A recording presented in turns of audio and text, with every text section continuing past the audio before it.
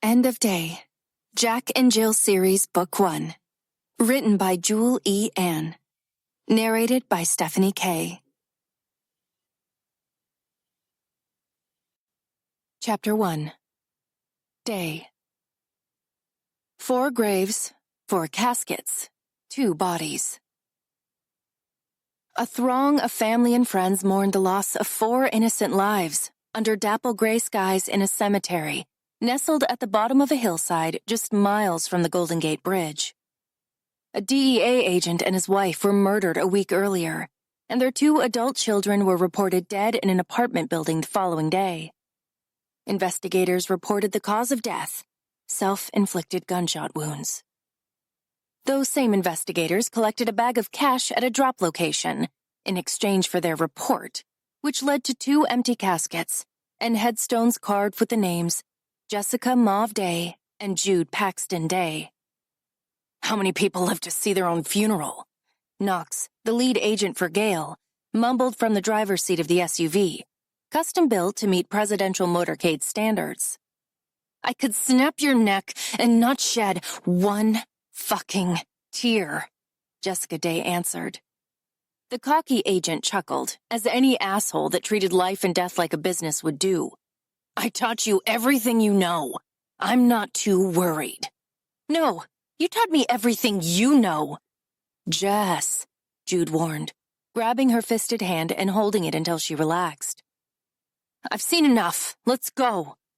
Jessica turned away from the window and closed her eyes as she released a slow sigh. Why couldn't she have a normal life? A husband who worked too much but adored her. A daughter with long black hair and an ornery son that loved to pull it. And a dog that dug up the flowers planted along their white picket fence. How could fate be so cruel? We're gridlocked. We won't be leaving early without busting up a few cars, which would make a scene. And the last thing we want to do is make a scene. Every word Knox spoke brought Jessica closer to the edge. She needed to hit something. She needed to hit someone. The most painful hour of her life passed with every second and felt like an eternity. Jessica didn't want to live to see her own funeral. She fought the urge to jump out of the vehicle and race to the casket. Her casket. Climb inside and let them bury her alive. At that point, no death would be as excruciating as the alternative. Living. Look at me. The uneasy tremble to her brother's voice made her skin pebble, hair standing on end.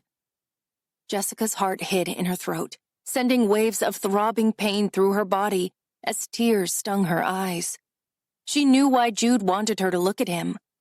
On the other side of the privacy-tinted window was her everything. How could fate be so cruel? Jess, don't do it. Just don't. Jessica looked at her brother the way someone would before pulling a trigger pointed at their own temple, lifeless and regretful. I have to see him one last time. The heartbroken shell of a woman turned toward the window, and there he was, surrounded by his family. Sunglasses hid his deep navy eyes that had pieced her back together as much as his most brilliantly spoken words. His signature tailored suit he wore was black that day. She cursed him for not being more original, a splash of flair in honor of her funeral. Her gaze drifted to his shoes. Inside she felt a blink of reprieve from the pain, a smile that didn't reach her lips. He was wearing those argyle socks. She couldn't see them, she just knew. Jessica knew that man. Jessica loved that man. And in that very moment, she said goodbye to that man. In another blink, the pain returned. How could life be so cruel? Jude squeezed her hand. He could come with us. I know. Her voice cracked under the weight of pain. He already thought she was dead. I can't take him from them.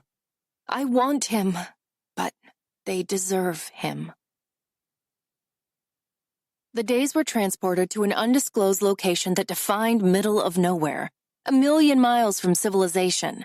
No cell phones, no television, no computers, no alcohol. They were dropped off by plane, literally dropped from the plane with parachutes on their backs. Jessica and Jude were members of Gale, guardian angels for innocent lives, and therefore they were experts in two areas: combat and survival. Weekly food rations were deposited from the same plane, like aid and sustenance to soldiers. But their war was not a physical war. The enemy targeted their emotions. There were no hidden cameras, but those 6 months living by themselves in a tiny cabin as they moved through the stages of grief felt like a cruel psych experiment. They mourned the loss of their parents and the loss of themselves. Cheating death more than once, Jessica had seen so much in her short life. Not once did she contemplate the worth of her own life. Not once did she think a single suicidal thought, until she said a silent goodbye to Luke at the cemetery. Jude spent months pulling her from the ledge, offering his shoulder, and sometimes beating some sense into her. How could the person she mourned the most be the only one still living? Unfortunately, there was no room for error in their new lives. Severing emotional ties would keep them alive. Time. It would not heal them, but with each passing day it hardened their emotions, leaving them feeling numb. Jude marked off each day on their calendar until the one with the star finally arrived. It read, Fin de journée, end of day. A knock at the door had them body-checking each other, desperate to see a different face after 6 long months. Greetings. Knox smiled as he stepped inside. Jessica never imagined feeling excited to see Knox. In all respects, she hated him. However, by then she would have welcomed the devil himself into their cabin. She loved her brother, but 6 months alone with him, living in such primitive conditions, tested her already questionable sanity. So, I see you haven't killed each other. Jessica and Jude shared knowing smirks. On several occasions, they sparred one blow shy of knocking the other one unconscious. Did you do your homework? Homework? Jessica looked at Jude. You mean there was more than just not killing each other? Knox groaned. God! Can't you two just do what you're told for once? We insisted on grief counseling and you refused it. We suggested Jude have all visible tattoos removed, and he refused that. Now you know damn well we asked you to give yourselves a past and plan out your future. Think of new professions or new skills you want to acquire. And you've not done that either? I'm tempted to put a bullet in each of your heads myself and call it a day. We picked out names. Jude grinned, eyes wide. He couldn't feign an ounce of sincerity in his expression. Well, thank fuck for that. Knox took a seat at the kitchen table and pulled a computer out of his bag. I'm going to go over a shitload of information with you. Our main goal is to keep you safe. So if you listen and follow the rules, there shouldn't ever be a problem.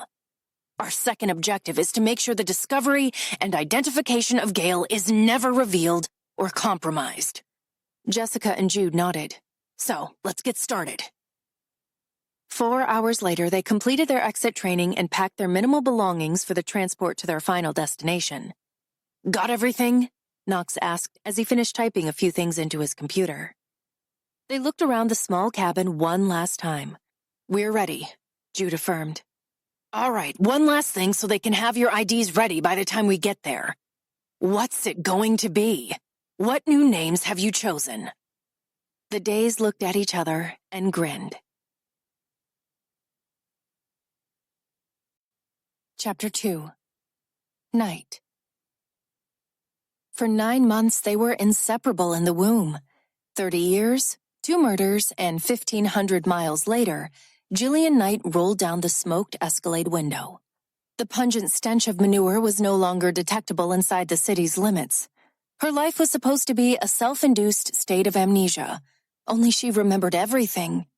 The therapeutic monotony of her job, samovar tea bar for plum puer and scones with her mom every Saturday morning, and strolling for miles with Jones, the greatest of all Great Danes, along the scenic trails on the high bluffs of Fort Funston, overlooking large sand dunes and the rolling waves of the bay.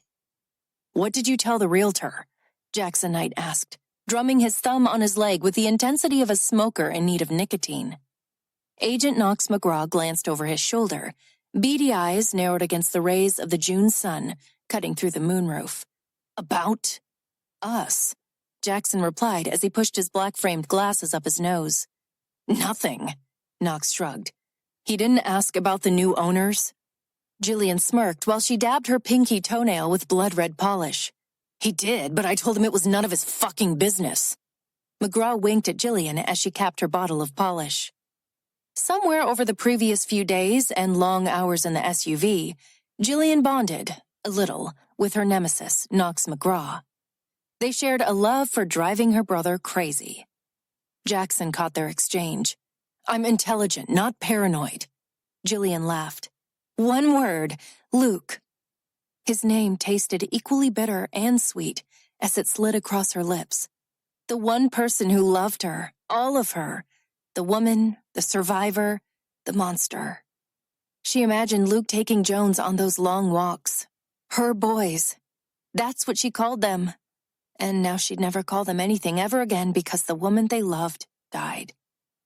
He snuck up on me. Jackson rolled down his window as the vehicle turned into the Peaceful Woods townhome development. He tapped your shoulder, she chuckled. Her dear brother was a hair trigger. She'd adopted sarcasm to hide her nerves. Jackson used the Japanese chokehold to hide his. When he sneaked up on me, Jackson narrowed his eyes at her. Jillian slipped her feet into her flip-flops, careful not to smudge her shiny wet toenails. In the grocery store! You had him on his knees an inch from his life in under a second. McGraw shook his head. Enough, you two misfit psychos. Out! Good riddance. Utilities are due on the 15th. I'd say try to stay alive, but you're not the ones I should be concerned about. So don't kill anyone but yourselves. The Knights stepped out of the vehicle that sped away the moment their doors slammed shut.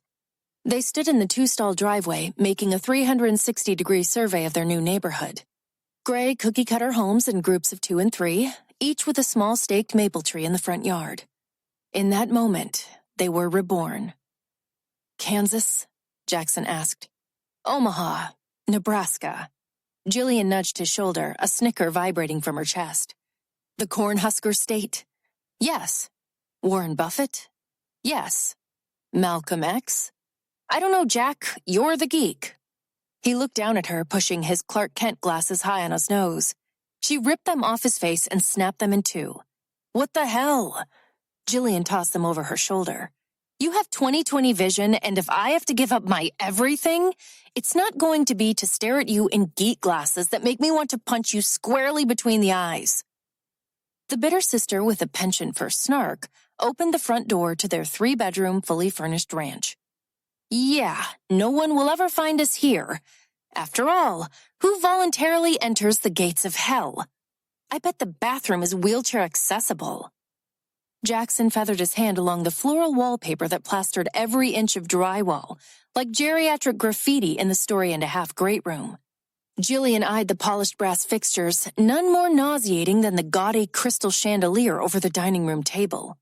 McGraw is going to die. Jackson nodded. I won't be getting laid here anytime soon. Not unless she's blind. Then again, I think you could manage to get laid in the front pew of a Baptist church during communion. Jillian wrinkled her nose, walking toward the master bedroom. It even smells like old people. And what is that smell? The bedroom was a replica of a 1980s Motel 6 room, complete with a dusty rose bedspread and a brass-framed knockoff of Monet's blue water lilies over the white wicker headboard. You know, Bengay and carnations. What's in the garage? Jackson walked past her. I told McGraw a Harley-Davidson for me and something sophisticated like a BMW or Mercedes for you. I miss my bike. Jackson turned, giving her a sad smile. It's okay. I miss Dad too. He would be pleased to see that your love for his hobby was genuine. Jillian nodded as he opened the door to the garage and flipped the switch for the fluorescent lights that flickered in protest with their last bit of life. So fucking dead. Jillian squeezed past him. Oh, God! Yep. Jackson chuckled until it grew into a full-out hysteria-filled laugh. She didn't share his humor. Her eyes flitted with disbelief between the pink Vespa with a cream seat and chrome mirrors and the eggplant PT Cruiser with wood panels. I'm calling him Woody. Jackson opened the driver's door and slid down into the tan leather seat, hands clenching the steering wheel. You should call your motorcycle Candy.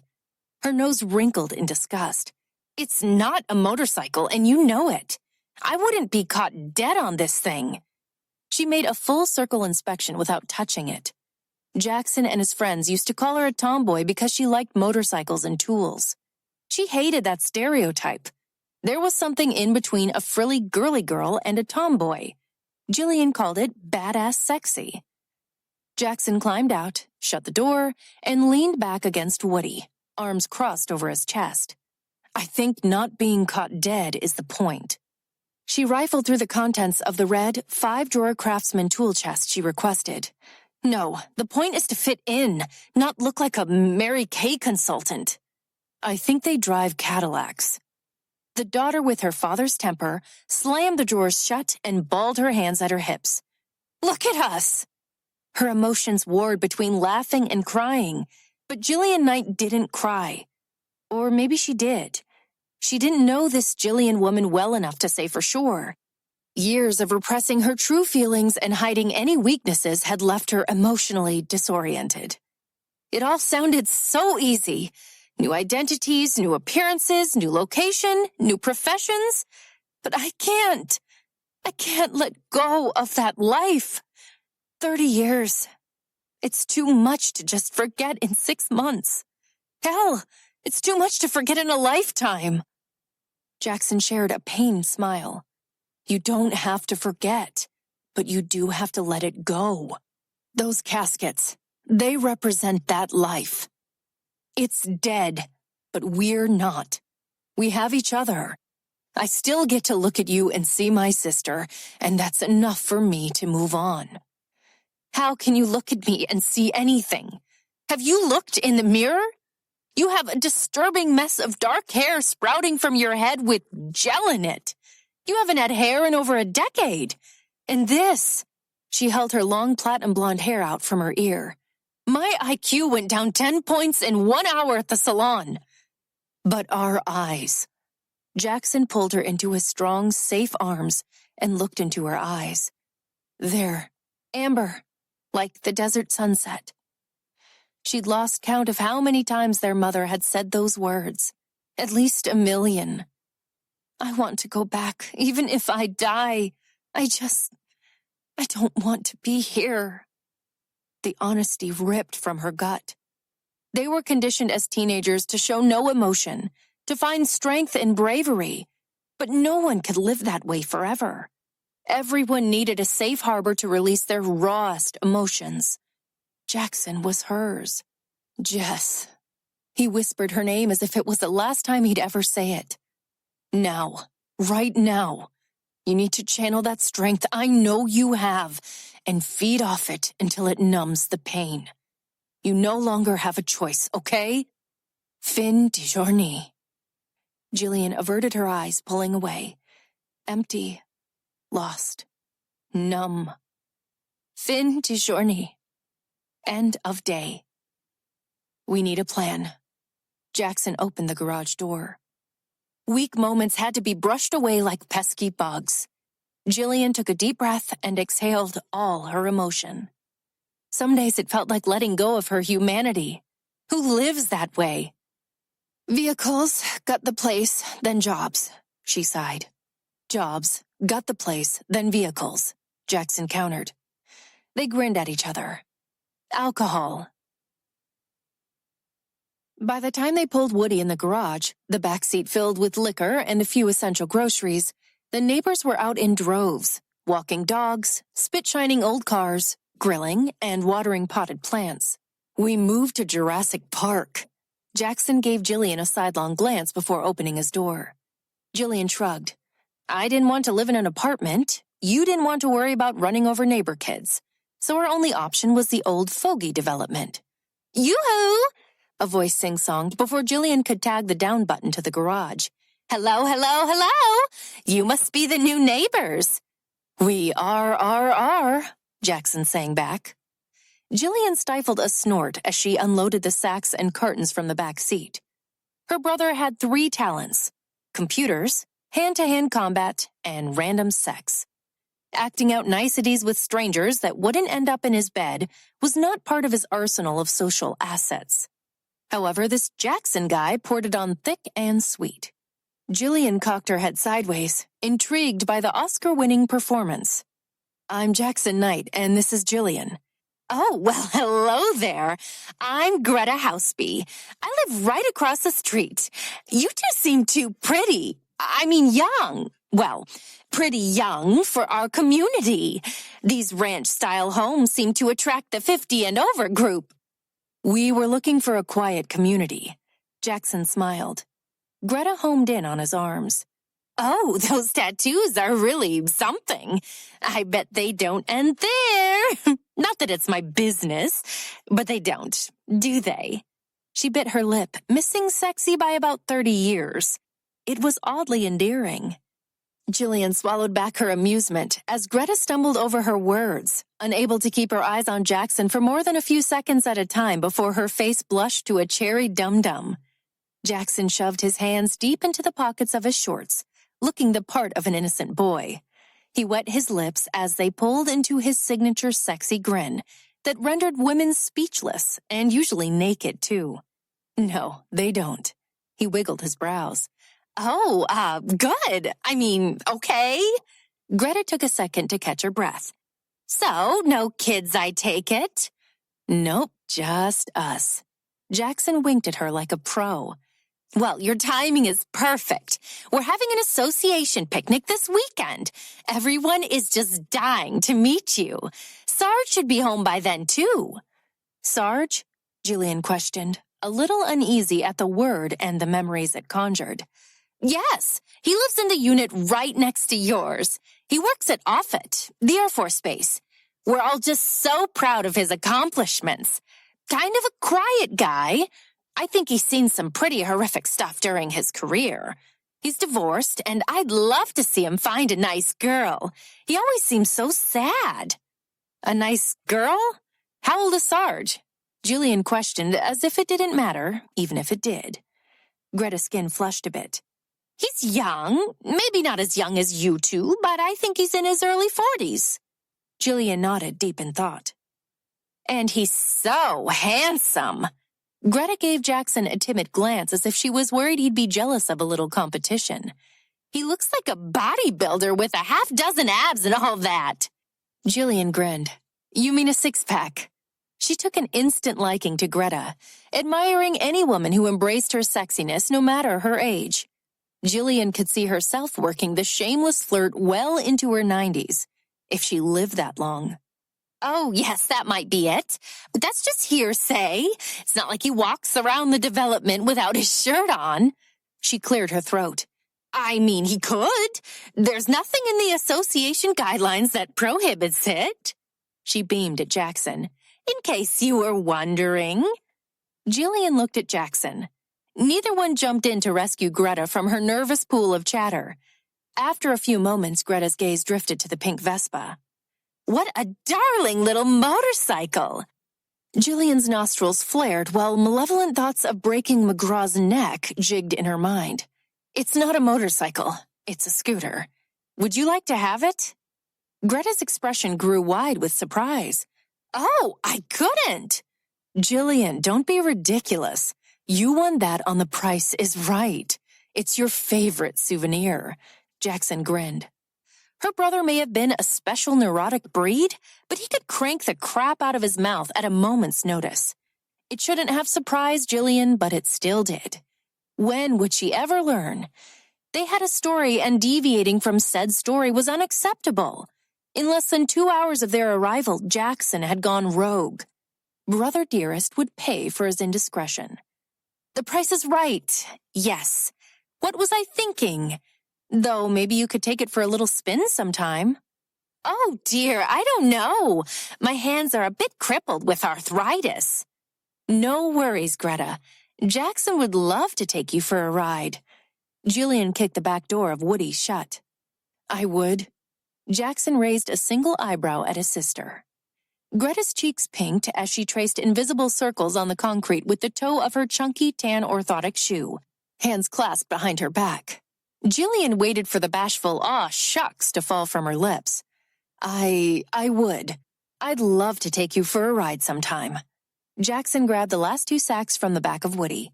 It's a date! Greta waltzed backwards. Well, not a date. We're all married, of course. But Marvin takes a nap between 3 and 5 every day, if that works for you. Not that I'm hiding anything from him. Bye, Greta. Jillian pushed the garage door button and re-entered the gates of hell. If Candy doesn't do it for her, I bet Mrs. Marvin Houseby would like the smooth ride of your Woody. You're going to get your ass handed to you later. I'm still pissed about you snapping my glasses. Don't even get me started on you pimping me out to the blue hair. Jillian popped the caps off 2 bottles of beer, then handed one to Jackson. I like her. I bet she's a real cougar. Jackson took a long pull. I don't know. The whiskers on her chin bear greater resemblance to a wild boar than a cougar. Jillian laughed. Can you hear that? It's Satan cackling as the infernal flames lick our asses because we're close, buddy. Really close. As we speak, there are babies being born that will be calling us walking fossils in 30 to 40 years. Your toenails will be yellowed and 6 inches thick. And I'll be using a tree spade to remove the whiskers from my boar chin. By midnight, Jack and Jill had finished 2 6-packs of beer and declared it was time to spar in the basement. This might not be such a good idea. Jillian hiccuped as her body swayed on its own accord. Jackson stumbled over his impaired feet while shoving all the furniture to the far side of the walkout basement. We don't have to go to work in the morning, he laughed. 'Cause we don't have jobs. And I haven't been this drunk in years, 'cause I used to be responsible. And I need to beat the shit out of you, 'cause you pissed me off today. The equally drunk and pissed off sister kicked out one leg then the other, sending her flip-flops flying. Fair enough, but if you mess up my nail polish, you'll be eating out of a straw for the next week. And I'm not holding back because that Price is Right shit was ridiculous. Jackson brought his fists up in front of his face. This is for my designer glasses. His first attempt was sloppy, but he landed his second. Their bodies were fit and cut to perfection. Their skills mastered. Sparring was their favorite workout and a necessary part of their survival. Only on the rare occasion did either one emerge with marks, cuts, or bruises. However, on that particular night, under the heavy influence of Heineken, the knights busted each other up as well as the drywall. Why is the floor wet? Jackson mumbled from his corpse position, knuckles bloodied. Heineken distracted the knights from wrapping their hands first. Propped against the wall like a rag doll, Jillian pried open the eye that hadn't caught Jackson's fist. I think Sarge has a fish tank. Scratch that. Had a fish tank. Jackson eyed the huge hole in the wall. Oops. Coffee. Lots of coffee. Then you patch the wall and I'll replace the tank and fish. Jillian moved to all fours and lumbered to vertical. Jackson took her offered hand. Where are you going to get fish and a tank in the middle of the night? Sam Walton's.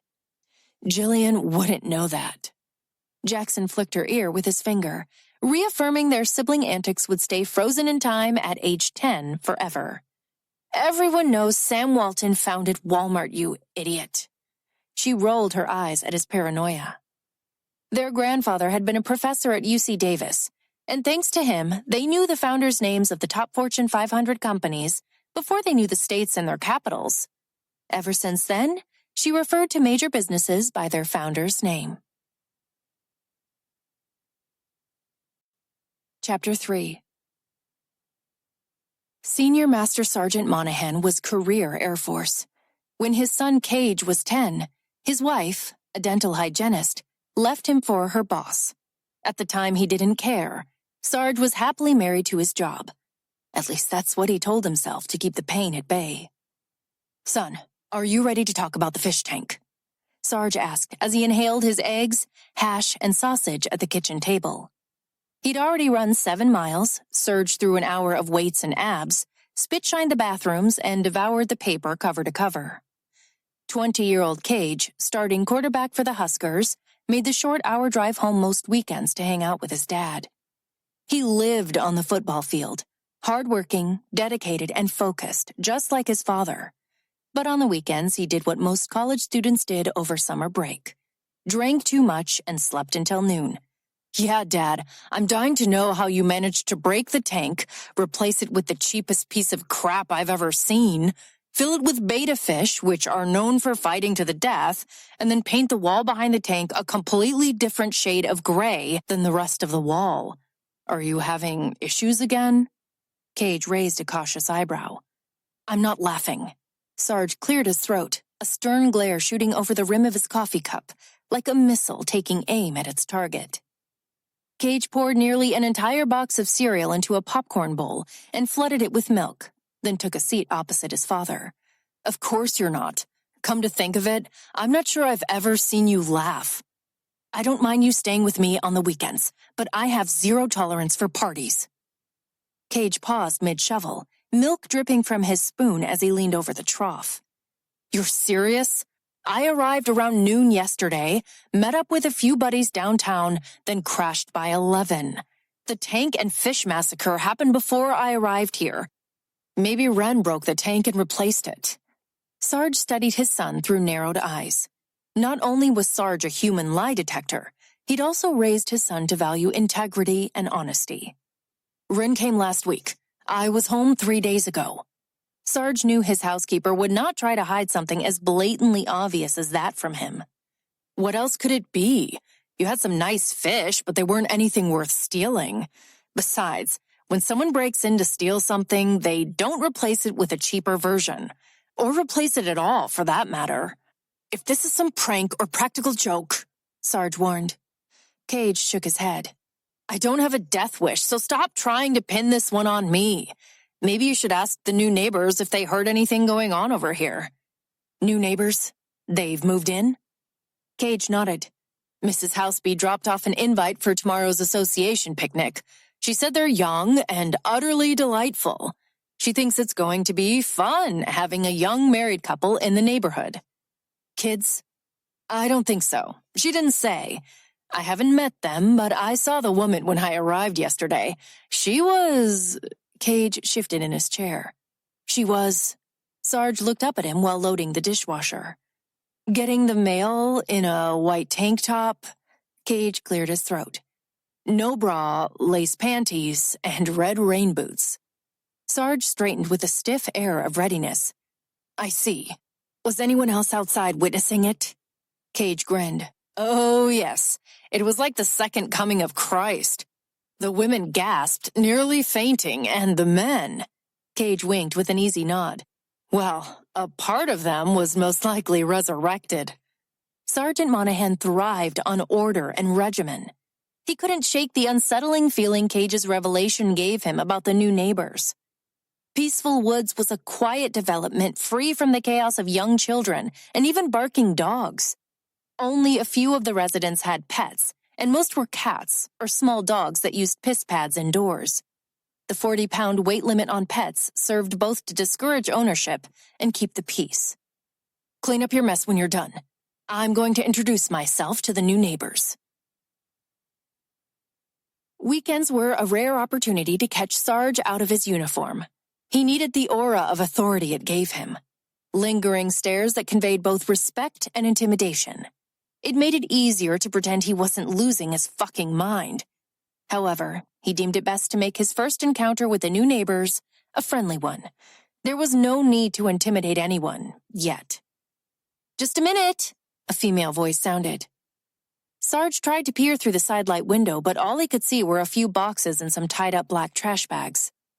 The door flung open, giving way to a woman who did not belong in Peaceful Woods. She couldn't have been more than $115 in weight, and maybe 5'2", with arms and legs wrapped in muscle and taut, tan skin. Her long blonde hair hung in messy strands over her chest. not completely concealing the fact that she wasn't wearing a bra under her tight t-shirt, and frayed denim shorts that would violate most public school dress codes. "Are you more of the welcome wagon?"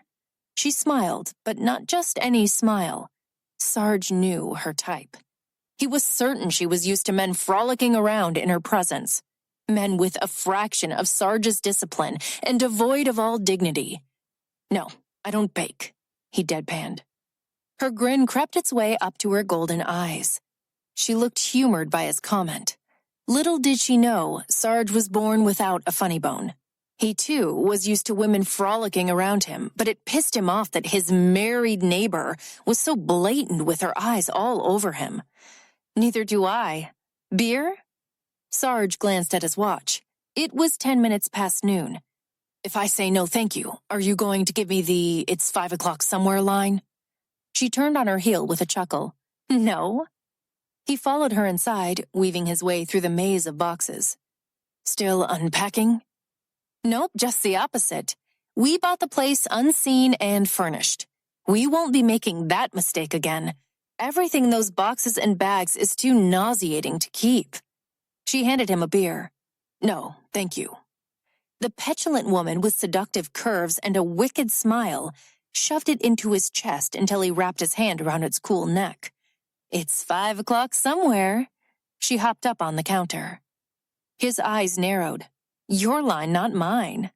Jillian winked, then took a long pull of her beer.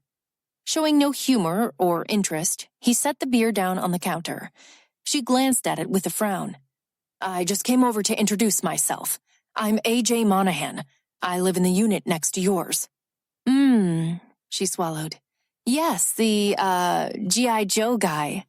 Greta speaks highly of you. In fact, I think you were her neighborhood crush until Jackson caused her fragile heart to go all aflutter." She chugged down the rest of the beer. AJ had never seen a woman drink quite like that. "Rumor has it you have the best abs in the neighborhood. Mine aren't too shabby either. Want to compare?" "Excuse me?" He shot her a piercing glare. Her uncensored personality was 3 times the size of her body. Jillian's eyes danced with mischief. "Maybe some other time, then. Jackson's out in the garage cleaning up his Woody. I'll have to introduce you two." AJ wasn't going to touch the Woody comment. "I'm a senior master sergeant, not a G.I. Joe guy." She grabbed AJ's beer and gulped half of it down, then wiped her mouth with the back of her hand. "Good for you. I'd hate to invite you to my wedding. It would be a real bitch trying to fit all that in calligraphy on a 5x7 envelope. So, what's AJ stand for?" He tipped his chin up. "How long's he been hitting you?" The not-so-innocent victim touched the mottled skin around her eye, then feathered her fingers down to the small cut on her lip. A devilish grin appeared. "As long as I've been hitting him." She hopped off the counter, landing so close to AJ, her chest almost touched his stomach. AJ retreated until his back pressed flush against the refrigerator. She moved with him like a slow dance. Her lips grazed his shirt at his sternum. The pint-sized man-eater inhaled a slow breath as if he were going to be her lunch. Then she met his gaze, peering at him through long lashes. "Why, are you going to save me from the big, bad wolf?" she whispered, then let her tongue make a lazy drag across her bottom lip. He'd always imagined the devil being taller. AJ didn't care that she most likely felt his erection against her stomach. It wasn't much of a compliment to her. Guys could get erections from tampon commercials. It was simple anatomy. "Doubtful. You probably deserved it." Pleasure spread across her face as she stepped back, taking another swig of beer. "I'm Jillian, and I'm sure you're right. I probably had it coming for one thing or another, but thanks for your concern." He stared at her, willing her to back off. Her complete disregard for his personal space pissed him off, even if his dick was having a lapse in judgment. "I wasn't concerned."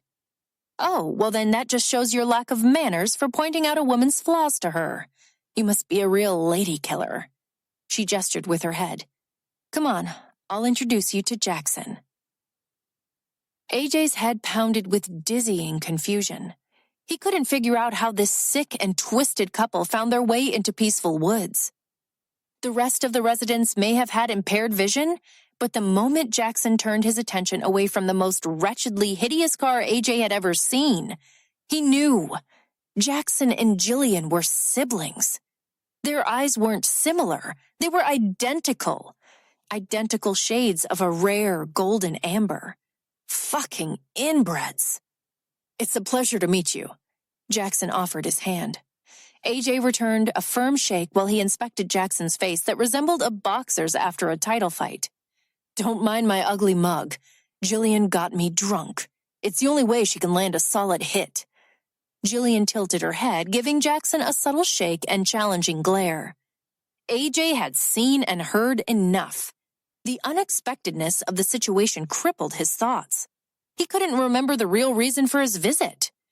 "Anyway," he cleared his throat, "I just wanted to introduce myself. I'm not home much, but my son is here most weekends, so maybe just keep things appropriate for his young eyes and ears." Jackson and Jillian shared an indecipherable look. Maybe amusement, but most definitely disrespect. "How old is your son?" Jillian asked. "Young," AJ replied with a matter-of-fact finality. "Young, huh? What two numbers is that between?" she goaded. AJ's heart hammered as he clenched his jaw, reaching deep for control. His brain was fucked up, but not without cause. Never before had a woman made him feel so enraged.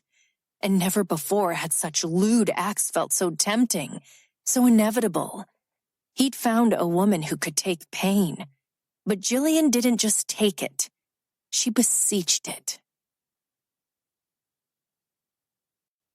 Chapter 4. Jillian's mind lingered on the image of AJ long after he'd vanished from her sight. It was obvious he made weightlifting his bitch, his definition a little more than just long and lean. The short black hair with a few highlights of gray, and his strong jaw bared resemblance to Hugh Jackman. His broad shoulders seemed to bear the weight of the world as much as his dark, intense eyes reflected it. Confusion set in. Did she want to lick every inch of him or beat the shit out of him just to see if she could? What did he look like in uniform, and would the sight of it awaken the demons? The buzz cut he kept would prevent her controlling hands from making claim, but Jillian envisioned her fingernails digging, ripping, and scarring the muscle terrain of his back, while his stormy eyes held hers, narrowing with every stab of pain. Pain she knew he would feel at her merciless touch. In the suppressed, rational corner of her twisted mind, she knew he defined wrongness and at least a dozen other synonyms. He woke something inside her that threatened her new existence. Was there enough room in her head for this Jillian woman and the life she was trying to make for herself? Was there room in her heart to build a wall, a tomb, around her past and start anew? She had to find out, because every day without Luke in her life felt like death, and there was nothing worse than feeling dead but still being alive. Maybe if she let her body move on, her mind would catch up. So, AJ's the sergeant? Senior Master Sergeant Monahan? Jillian stood at attention and saluted. A guy in uniform. Sounds like trouble, as in a mind-fuck of trouble. Jackson frowned as he turned and walked inside the house. Jillian followed. Maybe, but don't worry, he's not my type. I'm trying to rehabilitate my uniform fetish to strictly FedEx and UPS. Bigger packages. Jackson sighed like he'd been choking on the words he wanted to say, but decided to gut them back down. Let's rip this wallpaper off today. He pinched a peeling corner and pulled a small strip from the wall. I know what you're thinking. No, Jess, Jillian. Jackson closed his eyes. You don't. His pain was hers, too. They were bonded by so much more than blood. Jillian couldn't remember a time where she didn't sense his thoughts, feel his pain. She pressed her forehead to his back and wrapped her arms around him. You have a jaded history with older women, but I didn't get all judgmental with you when Greta showed such blatant interest. Jackson's body vibrated with laughter, and she melted into him, grateful for the break in tension. With one thrust, I'd snap her in half. They laughed. McGraw was right. We're going to ruin these poor old people. She handed him the wallpaper scorer. Here, score, mix, soak, strip, clean. They spent the rest of the afternoon de-elderizing the place. Their neighborhood turned into a multiplying herd of onlookers roaming past their house, eager to catch a glimpse of the mysterious young couple who seemed to be gutting their entire place. Knock, knock. An unfamiliar male voice sounded through the screen door. Jackson climbed down the ladder while Jillian tied the last trash bag of wallpaper scraps. Hey, not trying to bother you. I'm Stan Renner. Hi, Stan. I'm Jackson Knight, and Jillian is around the corner. Be right there, she called. No hurry. I live up the street, the only one with the 4-car garage. Did you stop by to see if we wanted to trade places? Jackson smiled. What? Oh, no. My garage is my man cave. It's temperature-controlled, finished floor, heated walls. Basically, it's the only thing that keeps me sane when my wife goes off on her rants about, well, everything. No, I'm just stopping because I'm the association president. Nobody else wanted the job, but that's neither here nor there. I think it's great the way you're updating the place, but you might not be aware of the fact that the garbage doesn't come until Wednesday. If it were only a couple of trash bags, I'd tell you just to keep them in your garage until trash day. But you've got a real mountain at the end of your driveway, and I just don't think you can leave that sitting there until Wednesday. I'm not trying to be a bad guy, but hey, Stan. Jillian enjoyed Stan's incessant rambling too much to interrupt, but she also loved her brother and felt the need to save him from President Stan. I'm Jillian. How lovely to meet you. Stan smoothed his hands over his salt and pepper hair that looked like it had once been curly, but suffered from the thinning and slow physical deterioration of time. Hi, I'm Stan Renner. He fell hard and quick, like most of Jillian's victims. His introduction was either naturally James Bond or simply a case of nerves. I apologize for the heap of garbage in our driveway. Jillian flipped her hair back over her shoulder, in case Stan wasn't working with 2020. As if on cue, those old man eyes slipped to her breasts that were enjoying yet another day of freedom from the confines of a bra. You know what? I'm just so tickled that you two are such diligent workers, which is hard to find in this day and age, that I don't see any reason why I can't bring down my pickup and get this hauled off for you. Oh, really?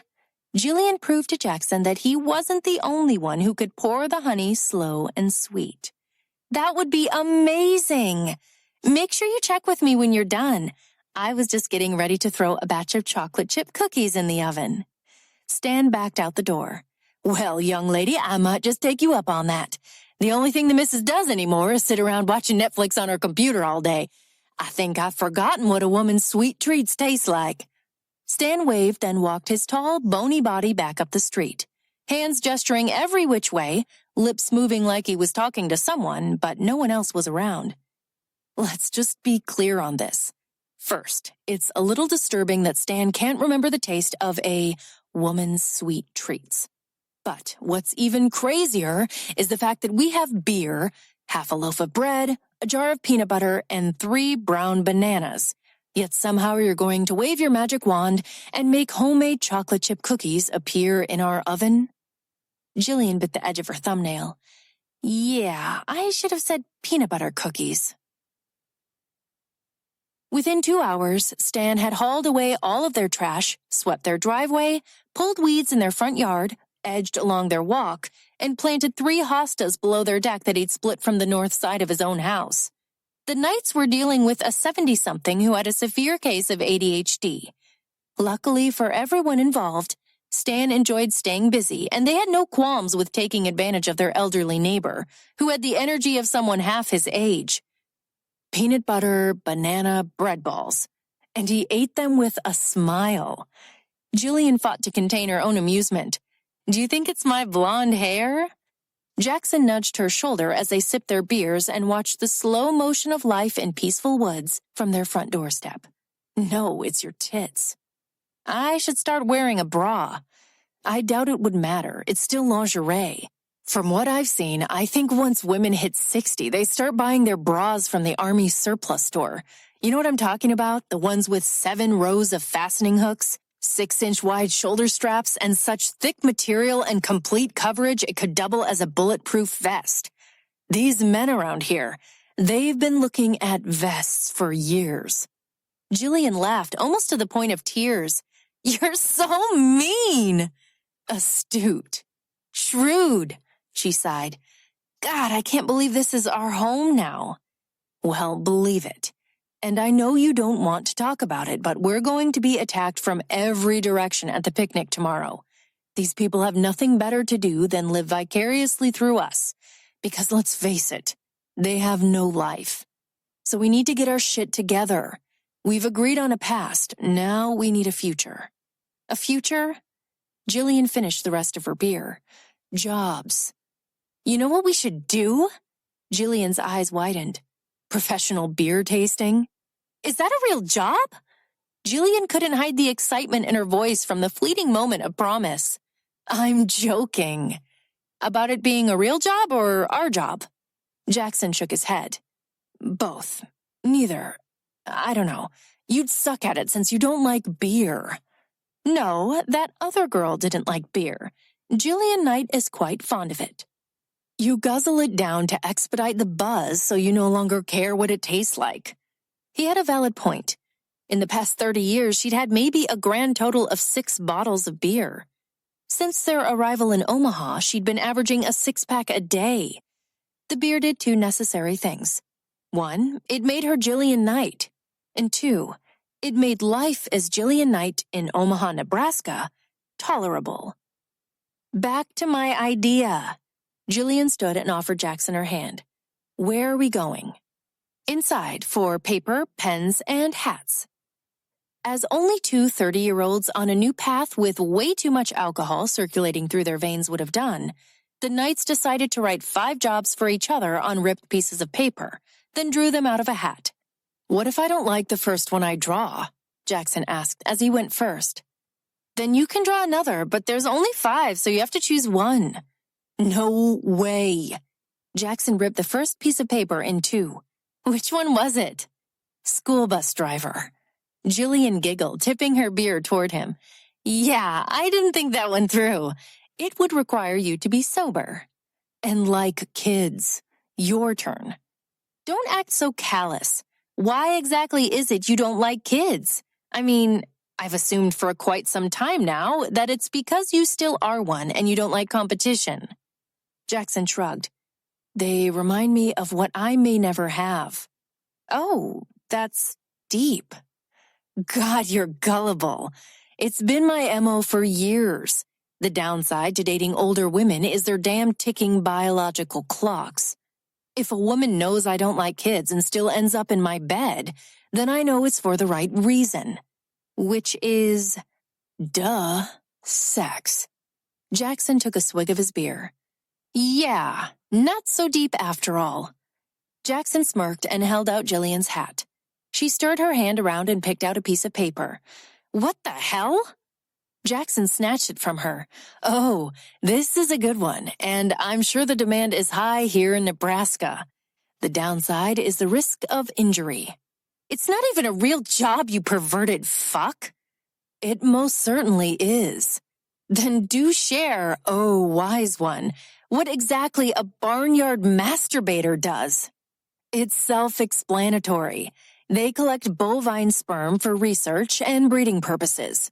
You can use a rectal electrifier to stimulate its release, or an artificial vagina on its penis, or a good old-fashioned manual stimulation. Jackson wiggled his brows. Bullshit. Jackson laughed. Technically, it's bull sperm. Give me your hat. I need to add some better job options. Jillian tried to take Jackson's drawing hat. Nope, too late. And just remember, we shook on it. We both agreed we would choose one of the 5 jobs, no matter what. Draw, Jillian grumbled, sitting back in her chair. Personal trainer? No way. Jackson narrowed his eyes at her. Don't even look at me that way. You cannot honestly say working as a personal trainer is worse than jacking off barnyard animals. It is if you spent most of your senior year in high school being jacked off by your personal trainer. She wasn't a personal trainer, she was a PE teacher. Jillian laughed. And don't act like you didn't like it. Luke said it's probably what started your older woman fetish. Nice to know you kept that shit confidential. They both paused for a moment. Just the mention of his name sucked the air out of the room, even in their inebriated state. Jackson held out Jillian's hat. Go. Jillian grinned as she read the paper. Pampered Chef? Is that company still in business? Absolutely. Then maybe you learn to cook. Not happening. Next. Jackson drew. Piano teacher. You'd be great at it. No jobs with kids. It's a half-hour lesson, not a commitment to be their big brother. Anyway, you could always teach adults. Jackson shook his head while Jillian took her turn. Sex toy party consultant. Jillian raised a lone brow. These home party jobs are usually evening work. Why don't I just turn tricks? The pay would be better. Patience. You still have 2 more options. Jillian kicked his shin. Prostitute is one of the last 2 options, isn't it? Jackson snickered. My turn. He fished a piece of paper from the hat. Discount mattress store mascot? Yes, you've seen them. The guys that dress up in a mattress costume and stand on the street corner? I bet it would increase your chances of getting laid. Jackson took a pull of his beer. I've got Woody. What more could women want? Jillian drew again. A psychic? She giggled as the endless possibilities played in her mind. I knew you'd like that one. I do, but I think it's best we stick with jobs that won't have disgruntled customers seeking revenge. You're probably right. Give me my last choice. Jackson unfolded the paper. A prostitute? You bitch! You put that one in my hat? Jillian hugged her stomach. There was nothing she loved more than getting the best of her brother. Don't act all offended. That was basically your life before. I'm just suggesting you get paid for it now. These suck. Jackson wadded the paper and tossed it back in the hat. Every single one. Yeah, because my choices are so appealing. Let's see what your last ingenious idea is. She pulled the last piece of paper from her hat. A surrogate? You think I'm going to spend the next 10 years fat, swollen, and pissing my pants every time I laugh? Jackson shrugged. What could be more beautiful than giving the gift of life? She flicked the piece of paper at him. Ending yours, you barnyard masturbating jerk. He sighed, eyes red and glassy. This is fucked. We shouldn't be doing this. This is our life. We should take it seriously. I want my old job, the one where I'm actually using my computer engineering degree. Join the club. Do you have any idea how many tests I took and how hard I worked? All for nothing? I say we just do it. You start your own business and I'll start retaking my exams. Jackson sighed. God, you're pathetic. You have a weak moment and I'm there pulling you back to reality. I have a weak moment and you're like, yeah, fuck it, bro. Let's jump off that cliff. McGraw said no to anything close to our old professions. It would give us an unnecessary hint of visibility, put us on the radar. Jillian slumped in her chair, finishing the last of her beer. I know. Karma hates us. We shouldn't even be here, but we are, so screw it. Money's not an issue, so for now, I say we live with reckless abandon, shunning all reason and responsibility. Accountability is overrated. Let's just be. Jessica and Jude Day had been overachievers in every sense of the word. Could Jillian and Jackson let go of their inner drive for success and just be? Not likely, but it was worth a try. Jackson slid her a pen and piece of paper. Okay then, you're right. It's too hard to choose. So, you pick the job for me, and I'll pick the one for you. Just like that? Out of the 5 choices I gave you, I get to pick the one? Yes, just like that. And I get to pick yours. The knights stared at each other in a drunken gaze showdown. Luckily, choosing random and meaningless professions didn't require sobriety. Fine.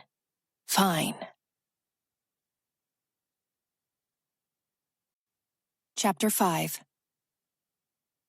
AJ looked for every possible excuse to skip the association picnic. He even entertained the idea of a self-inflicted gunshot wound. Unfortunately, Cage was still home, so he considered any form of self-mutilation to be extreme and a bad example. Everyone is going to hound you about the upcoming season and guilt you into getting them tickets for a game. AJ made his last appeal as he packed their plates and utensils in a brown bag while Cage loaded the cooler. "What's your deal? I'm usually being guilted into attending these things." He laughed at his father's peculiar mood. AJ shrugged. "No deal. What's your deal today? Why are you so enthusiastic about attending a picnic with a bunch of people from your grandparents' generation?" "Our new neighbors are close to my age." Once. AJ had met her once. Jillian was a goddamn train wreck. He couldn't get her out of his mind, and Cage's comment only aggravated AJ's already edgy mood. "No, she's not." They, AJ corrected. "They are older than you." "But younger than you. It's not like they're old enough to be my parents. I haven't met them, but they, or she, seemed pretty cool." AJ sighed. "You saw her in her underwear." "Let me repeat. She seemed pretty cool." Cage smirked. "Behave." AJ cursed God and the local meteorologists for the blanket of blue sky that kidnapped the 70% chance of rain. Cage pulled his red Husker cap over his unkempt blonde hair he inherited from his mother, along with his blue eyes, then grabbed the cooler from the back of the truck, sporting a shit-eating grin as the residents of Peaceful Woods greeted him like a celebrity. Smoke billowed from the large grill as the men huddled around it, while the women arranged side dishes on the picnic tables in the pavilion. The glaring contradiction to the scene was Jackson Knight, surrounded by the flock of women shoving food at his pretty boy face as they vied for his attention. "Sarge, where's your meat? We'll throw it on the grill," Dodge called. AJ raised his chin. "Cage is getting it." He grabbed a beer and navigated to the smoke. Cage handed him their brats, and AJ dropped them on the grill next to what he thought looked like the most pathetic excuse for a hot dog ever. "Watch it, Senior Master Sergeant. I don't want my tofurkey dog touching your big sausage, or I'll be tasting it all night." AJ turned. Jillian peered at him over the frames of her sunglasses that sat low on her nose. Stray hairs from her ponytail whipped in the wind as reckless as the rest of her. "It's a bratwurst. And what the hell is a tofurkey dog?" Hidden by his dark aviators, AJ's eyes roved her pint-sized body, barely covered by a strapless sundress that was a good 6 inches too short. Why did that bother him? Simple. His dick had lost all self-respect. "I don't eat meat. It's tofu." She winked and pushed her glasses high on her nose. "My ex-girlfriend is a vegetarian." Cage managed to physically and verbally squeeze his way into the conversation as he nudged AJ to the side. "Don't mind my old man. He wouldn't understand. I think he brushes his teeth with bacon-flavored toothpaste." "No, I don't," AJ grumbled. Cage winked. "It's a joke." He cupped his hand at his mouth. "But he doesn't understand what that is either." Jillian's smile grew exponentially as she held out her hand. "Jillian Knight, and you must be the young son." Cage took her hand with an eagerness that tipped AJ even closer to the edge. "Cage, and yes, I'm young, 20 to be exact." He looked around. "But that's not saying much with this crowd. I'll be 21 next month." "Well, I might have to take you out for a celebratory drink." Jillian teased the neck of her beer bottle along her blood-red painted lower lip. AJ cleared his throat. "You're married. To your brother, you incestuous whore." "I am?" Jillian raised up on her toes and looked around. I don't see my husband. I think we're good." She stepped closer to Cage. "It's just a drink. I'm not going to take your virginity." Cage adjusted his hat, and AJ suspected that wasn't all he needed to adjust. "I'm not a virgin." Cage wet his lips and chuckled a bit. Jillian moved her head in a conspiratorial side-to-side glance, then whispered, "Neither am I." Speaking of drinks, AJ gave Cage a firm squeeze on the shoulder. "Why don't you grab me another beer and go entertain the ladies that I'm sure are dying to chat with you?"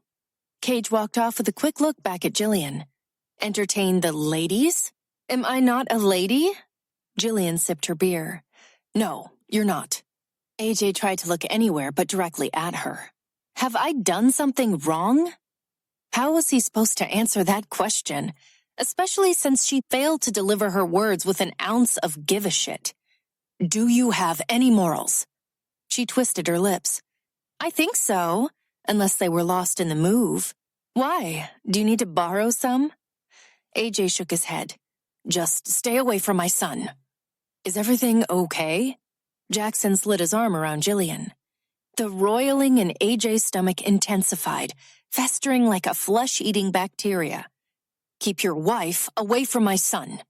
He brushed past them, enraged that he was the only one who didn't think they were God's gift to peaceful woods. "Here's your beer." Cage handed him another can and a plate for food. "Jillian's trouble. Just keep your distance." AJ mentally reprimanded himself. Cage was a good kid, but he also had a wild side that was drawn to trouble.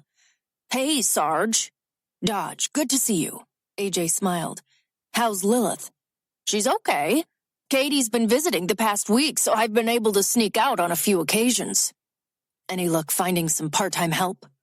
AJ was close to Dodge and Lilith. His father and Dodge had been in the service together, then lived next to each other in Portland for years, until Dodge was transferred to Omaha. His wife Lilith suffered from severe rheumatoid arthritis and Meniere's disease, which required constant supervision. "Until today, no." AJ followed Dodge through the food line. "Oh, yeah?" "Yeah, Jillian." AJ paused. "Jillian?" "Yes. She's offered to look after Lilith on Tuesday and Thursday afternoons." "Jillian Knight?" Dodge laughed. "Yes, what an angel." Angel? AJ had many words to describe his new neighbor, but Angel was not one of them. "Doesn't she have a job?" "Said she works nights." AJ glanced over a few tables at Jillian, who sat next to Stan Renner, throwing her head back in laughter as he talked to her using his animated hand gestures. AJ tried to sound casual with his words. "Did she mention what she does at night?" I couldn't say for sure. Something to do with a private consulting business, personal equipment sales of some sort. I wasn't following. After she offered to help out with Lilith, I couldn't concentrate on anything else she said." Dodge nudged AJ's elbow and lowered his voice to a whisper. "It's hard to concentrate around her in general. Have you ever seen anything quite like her? She looks like one of them superhero girls straight off the movie screen." Superhero. Another completely inappropriate word to describe Jillian. AJ had at least a dozen more accurate ones. Black Widow, Serpent, Man-Eater, Mindfuck, Wicked, Twisted, Deceitful, Satan. "You know what's even better?" Dodge continued as AJ's mind went where it always did with Jillian, to that very dark place. "She's offered to help Bill with the mowing while his son's wife is on bed rest until the twins are born." Bill and his son Todd owned a lawn and snow removal business. Since Bill lived at Peaceful Woods, his company was the obvious choice. However, AJ wasn't fond of his mowing method. Scalped the yards, so he didn't have to mow as often. On the flip side, the chemical company they'd hired made more money because the only thing that survived in the lawn after Bill mowed was the weeds. "Good talking with you, Dodge." AJ drifted through the rest of the picnic on autopilot, doing what he did best, keeping an eye on the enemy. The Knights left not long after the meal was over, but AJ and Cage stayed another hour, enduring the endless chatter over how wonderful the new neighbors were. AJ lost count of the number of times he had to swallow down his own vomit. "Oh, Sarge, I forgot to say something to Jillian and Jackson," Stan called. AJ scowled, jaw clenched, then turned around. "About?" "I hauled away some trash for them the other day, and I noticed there was a broken fish tank in the pile. Looked like a pretty nice one. Anyway, I was going to see if they had a new one yet. My daughter has one she no longer uses, and I'm sure she'd be willing to sell it to them for a decent price. Red. That's all AJ could see, and he could feel his pulse in the vein on his forehead. Something tells me they've already replaced it. But I assure you, I'll have a word with them about it. Great, let me know what you find out. AJ shot Cage a belligerent look, slit eyes daring him to so much as let his lips twitch into anything resembling a sign of amusement. Let's go. Chapter 6. The woman that attempted to settle in Jillian Knight's body would never have been able to sell sex toys. She knew the only people who required battery-operated plastic and silicone devices were lazy and unimaginative dolts who didn't have a clue how to use their God-given parts for pleasure. If a guy wanted her restrained during sex, he would have to physically overpower her. But in the spirit of new beginnings, Jillian decided she'd sell sex toys better than the Pope sold religion. Jackson left to get paint and more alcohol. They both agreed when their new job started they would cut back on the booze and act like grown-ups again instead of college kids during rush week. Jillian took the opportunity to soak in the huge master bathroom tub, in need of some peace and quiet to reflect on her new life. Much to her aggravation, the doorbell rang just as she settled into the steamy abyss, laced with her favorite fragrance, gardenia. Go away, she mumbled to herself with her head resting back, eyes closed. It rang again, and again at more frequent intervals until she was ready to break the finger of the perpetrator. Go the fuck away! The water sloshed everywhere as she stepped out and wrapped a satin robe around her soap-slicked body, cinching the tie with a few expletives whispered to no one in particular, then slapped her wet feet against the hard floor to the front door. What? She answered, throwing open the door. For the second day in a row, AJ stood on her front door stoop, wearing a pissed-off expression that somehow excluded his eyes, which took liberty with her body in ways that both exhilarated and frightened her. How stupid do you really think I am? Jillian narrowed her eyes, lips twisted to the side. Well, given your high military ranking, I would have said average to normal intelligence. But since you decided to incessantly ring my doorbell like a 5-year-old doped up on sugar, I'm now inclined to say somewhere between borderline deficiency in intelligence and feeble-mindedness. I have an IQ of 122. Where's your husband? He stepped into the house, forcing Jillian to retreat. She loved watching his whole body tense as his strong chest heaved with each wrathful breath. You tell me, Sherlock, where is my husband? Jillian rooted herself in place. She vowed that no man was going to intimidate her, not ever again.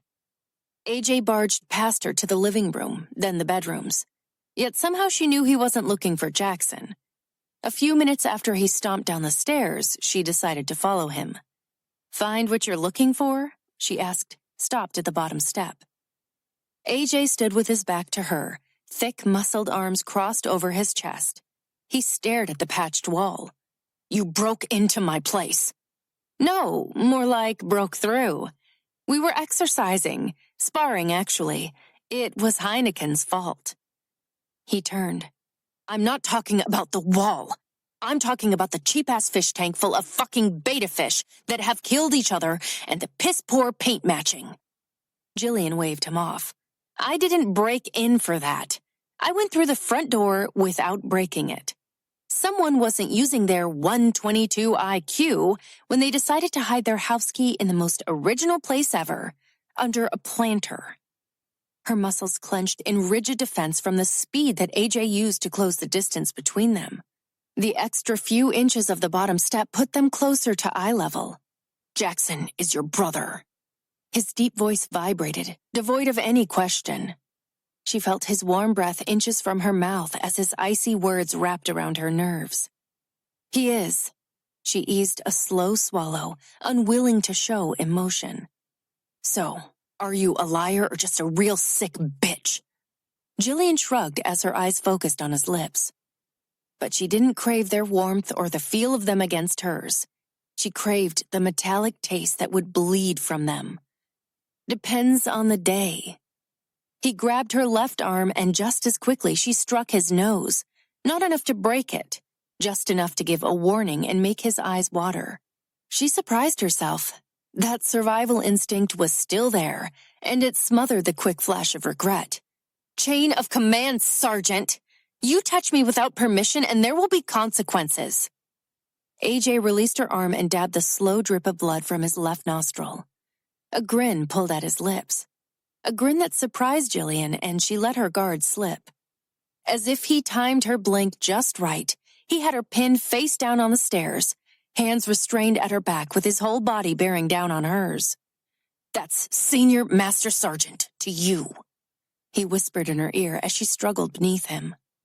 She gasped as he sucked and bit the back of her neck with bruising force, his erection pressed to her ass.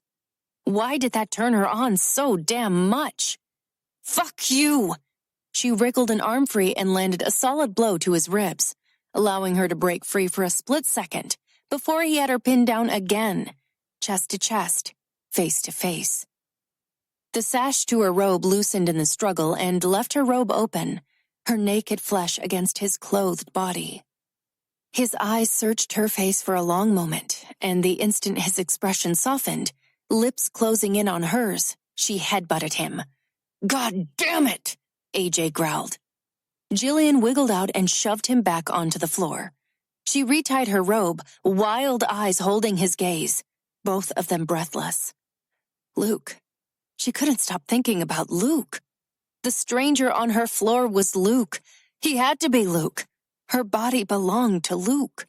He was her heart. Luke was her entire world. She closed her eyes and told her brain to stop. Luke was gone. Forever. Even if her mind couldn't accept that and move on, her body needed to. Jillian was not Jessica. Period. "Is it weird that your coveting the neighbor's wife thing turns me on?"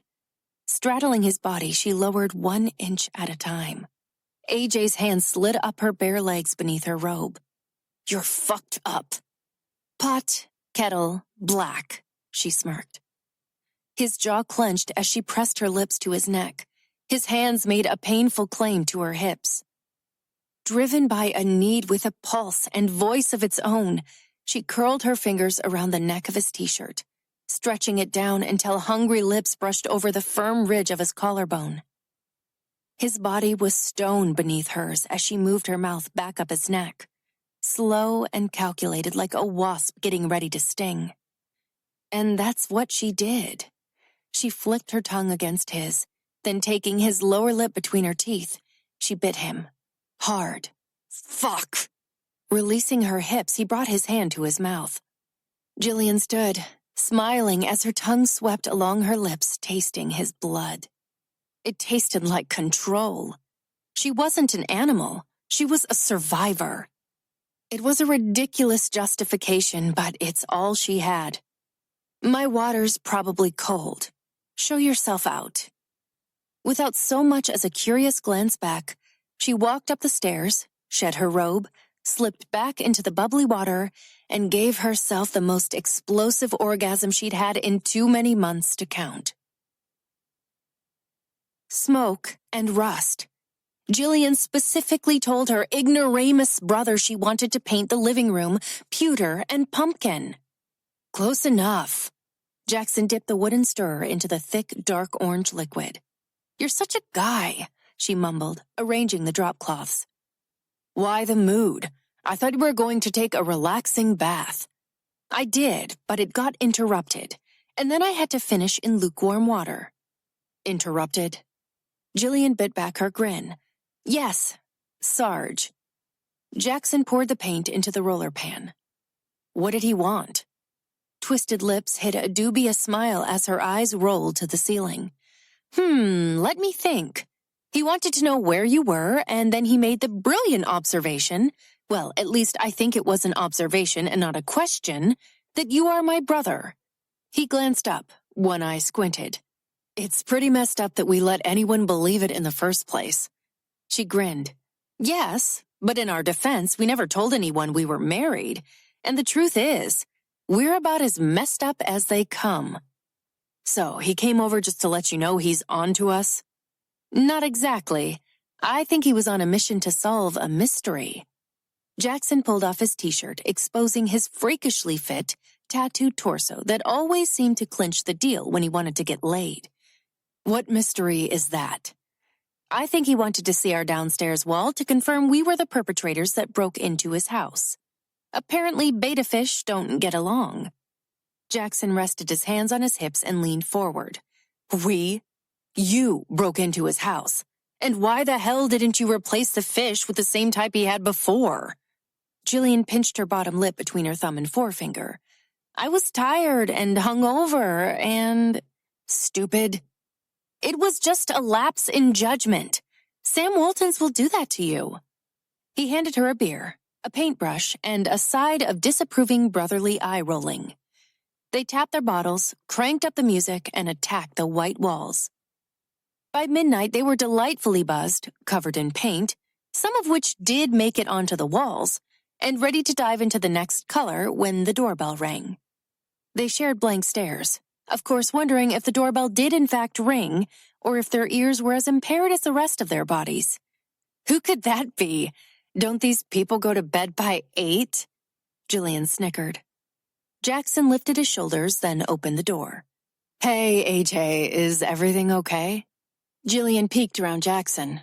With wide, glassy eyes, she checked out AJ's swollen lip and small knot on his forehead. Hers was concealed by hair. No, everything is not okay. It's after midnight, and you've had the music so fucking loud over here, I can't sleep. Jackson's lips puckered into an O as he grimaced. Sorry about that. I think we're ready to call it a night. He turned. Right, sis? Jillian's wry grin was meant for Jackson, but AJ's eyes narrowed into slits of displeasure, as if they were making him the butt of their joke. And maybe they were. But even in her foggy, relaxed state, she couldn't stop thinking about the heat from his lips, the taste of his tongue, and how his hand sliding up her bare legs took her halfway to her bathtub orgasm. Yes, we're going to bed, but not together. We only do that on April 10th, National Sibling Day. Oh, and Twins Day, which is coming up sometime in August, I think. But it's an unofficial day, so we don't always celebrate it. Jackson snorted out a laugh. She's full of shit. Jillian found her intoxicated eyes lingering on AJ's bare feet and large, defined calves. The right one had a serpent tattoo wrapped around it. She imagined tracing it with her tongue. I'm aware of that. Just try to be more respectful of the noise level. AJ cleared his throat. Jillian's eyes flicked up to his, but his quickly cut to Jackson's. Will do. Good night, AJ.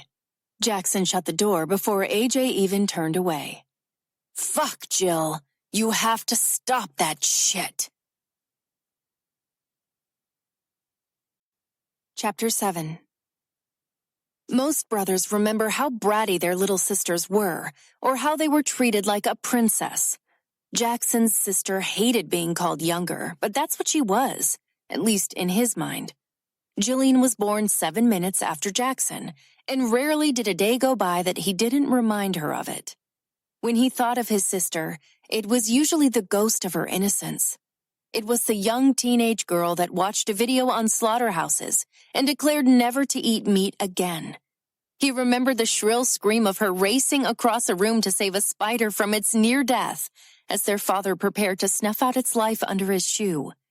She shooed him away, then coaxed the spider onto a piece of paper to set it free in the backyard.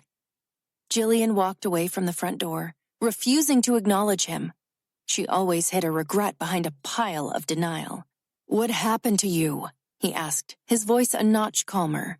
You're not that person anymore. You shouldn't even want to be that person. She died. Let her go. Jillian pounded the lid back onto the can of paint. I don't know what you're... Don't. You can lie to anyone, including yourself, but you can't lie to me no matter how hard you try. I saw him. Jackson grabbed her arm and turned her toward him, then brushed her hair off her forehead. Jillian blinked at the floor. You headbutted him. He grabbed my... You bit him. I saw the bite mark on his lip. She turned her back to him. Jackson sighed. This is your chance, Jill. You can be whoever you want to be. It's not perfect, I get that, but you can find normalcy. That part of you doesn't have to die. You were quirky and a little weird, but in a completely endearing way. Remember when Dad would go to Home Depot and you'd beg to go with him because you loved the smell of the place? Even when Mom told you it was just chemicals off-gassing, you didn't care because your other little secret was how you'd crack open the door when they filled the car up with gas because you loved the smell of those fumes too. Jackson grieved for his sister, what she'd seen, who she'd become. He suffered from his own denial. They were told she'd never completely recover, but he refused to believe it. She was too strong. He wanted to believe that she could prove everyone wrong. Do you remember when you got your first babysitting job, how you blew your whole paycheck at Staples because you had an addiction to office supply stores? I miss that girl. I miss you showing me a carton of sour cream and chive Pringles, an ice scraper, toenail clippers, a bulk box of red Bic pens, and a box of tampons. Then asking me if I knew where you got everything just so you could yell Staples before I had a chance to answer. Jillian turned back around. No, I don't remember because that girl is gone. She died. Let her go. She sulked toward her bedroom. What's going on with AJ? What is he to you? Jackson called after her. His sister had mad talent for compartmentalizing her emotions, almost to the point of OCD. Every situation had a little shelf in her head, and she never took more than one thing down at a time, never mixed feelings, always kept a sense of control. Sometimes she sounded like she was regurgitating lines from a self-help book. The problem was, when she couldn't mentally or emotionally handle a situation, she tried to physically control it. AJ was clearly one of those situations.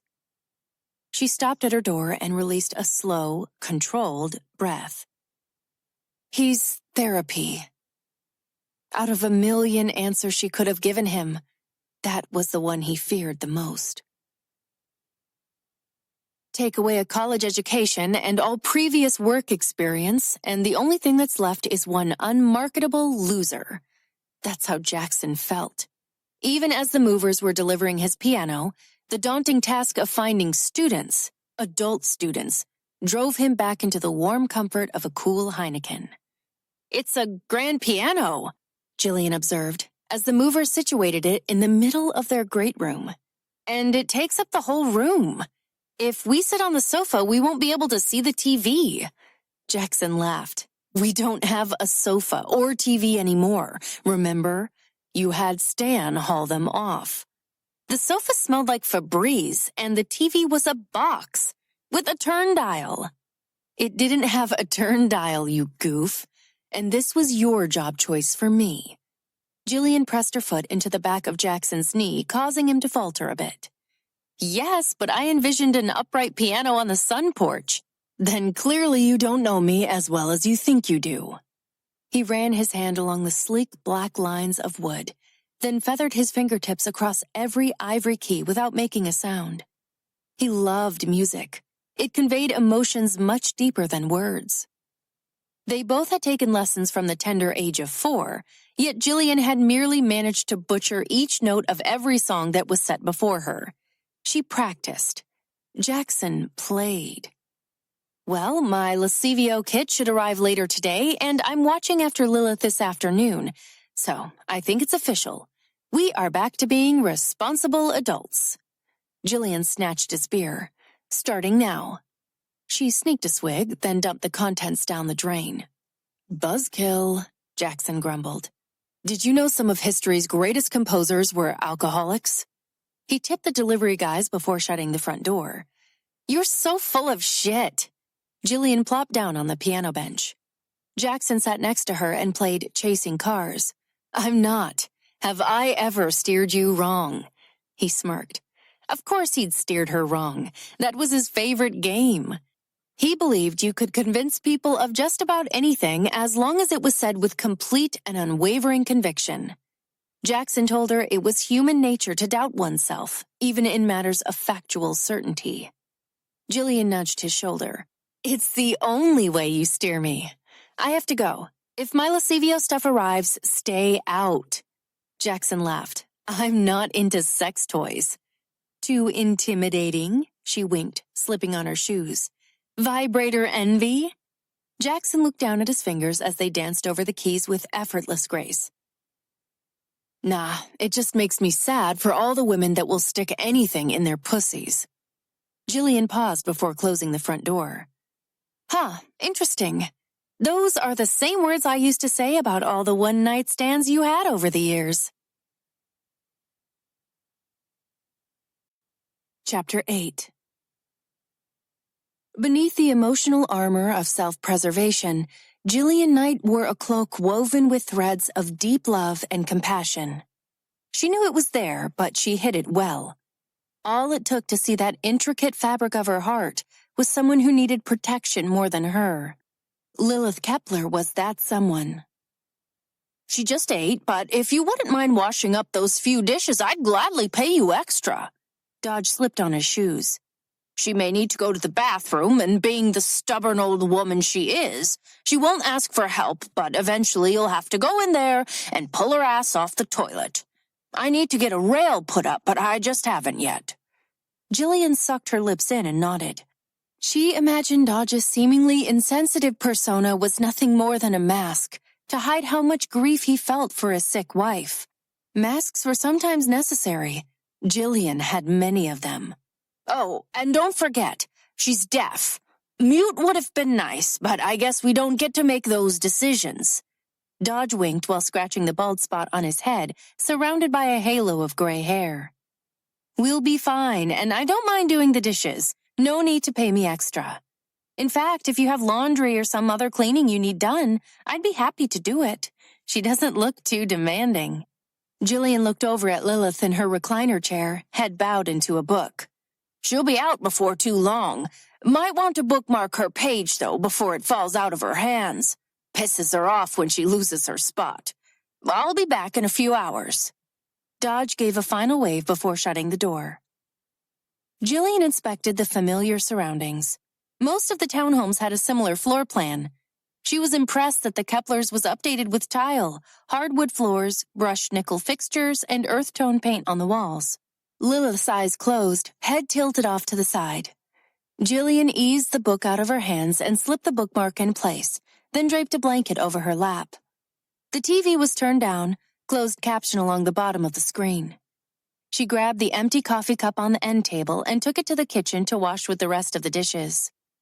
On the granite bar top was a silver-framed photo of a dog, a yellow Great Dane with a black mask. Pretty dog. She looked back, not knowing why. Lilith was deaf and sleeping. I had a dog once. Jillian began to fill the sink with hot soapy water and the silence with a story. I'm not supposed to tell anyone, but... She shrugged her shoulders. I think I need to. She grabbed the sponge and laughed. I bet you can keep a secret, huh? She didn't look back again. Jillian knew Lilith was nothing more than a warm-bodied statue that made her feel as if she wasn't just talking to herself like Stan did, even if she really was. Jones was white with irregular black patches over his entire body. He was small and pudgy with big paws and so ornery. But that's not where the story begins. Jillian closed her eyes for a brief moment. I was Jessica then. Jessica Day. Day. Jessica Day was an actuary intern by day and vampire by night. At least that was what she put under reason for visit on the health form she filled out at the office of Dr. Luke Jones, psychiatrist.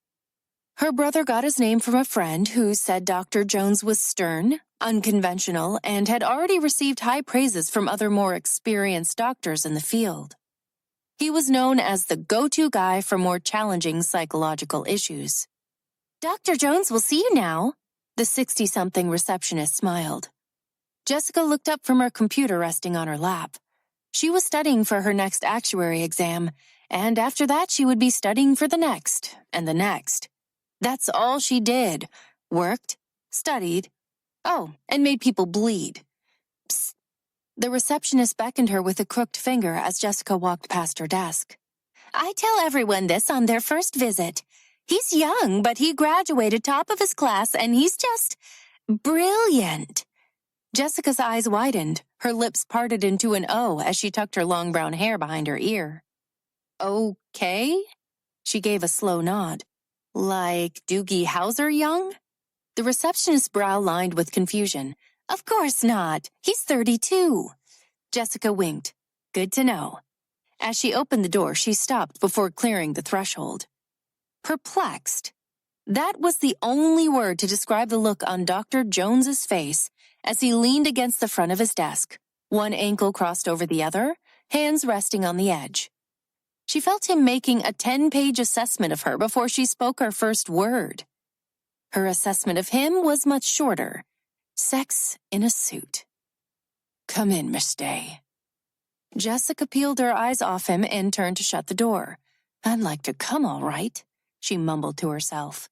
Turning back to him, she smiled. Dr. Jones exuded confidence with his neatly parted black hair, a gleam in his blue eyes that tracked her without a single blink, and the way he held his shoulders back, chin up. He pushed off the desk and offered his hand with an air of calm self-confidence. I'm Dr. Jones. It's a pleasure to meet you. His steadfast professionalism was reassuring and continued to feed her new, naughty doctor, troubled patient fantasy. Call me Jessica. She gave him a firm shake. A very firm shake. He raised a single brow, undoubtedly questioning the reason for her iron grip, but he didn't back down from her nonverbal challenge. Her body language said more than she did that day. Please, have a seat, wherever you feel most comfortable. He gestured to the chairs facing his desk and a brown sofa against the wall to the right by a fish tank. Jessica surveyed her options. Everything's covered in dead cow. You don't by chance have something in cotton or polyester, do you? She wanted Dr. Jones to feel distracted, slightly off kilter. She needed the upper hand. After all, that was the reason for therapy. He straightened his light blue tie that looked sharp with his steel gray three-piece suit. Jessica expected a slight grimace or some sort of stumble over his composure.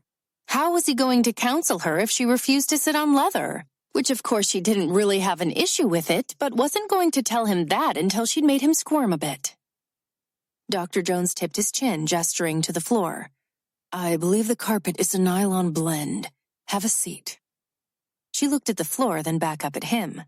He held her gaze with eyes that said checkmate. Jessica ran her hand along the leather chair in front of him. Feels like aged leather. I bet the cow died of old age before they claimed its remains from a large grassy field under the arch of a late spring rainbow. She stepped forward and slid down into the humane leather chair. Dr. Jones studied her for a few intense moments before sitting in the chair next to hers. He looked over her paperwork without so much as a pen tap or lip twitch. Every move he made was controlled, calculated, and immune to her provoking antics. Smooth. She thought of him claiming equal ground instead of the authoritative position behind the desk.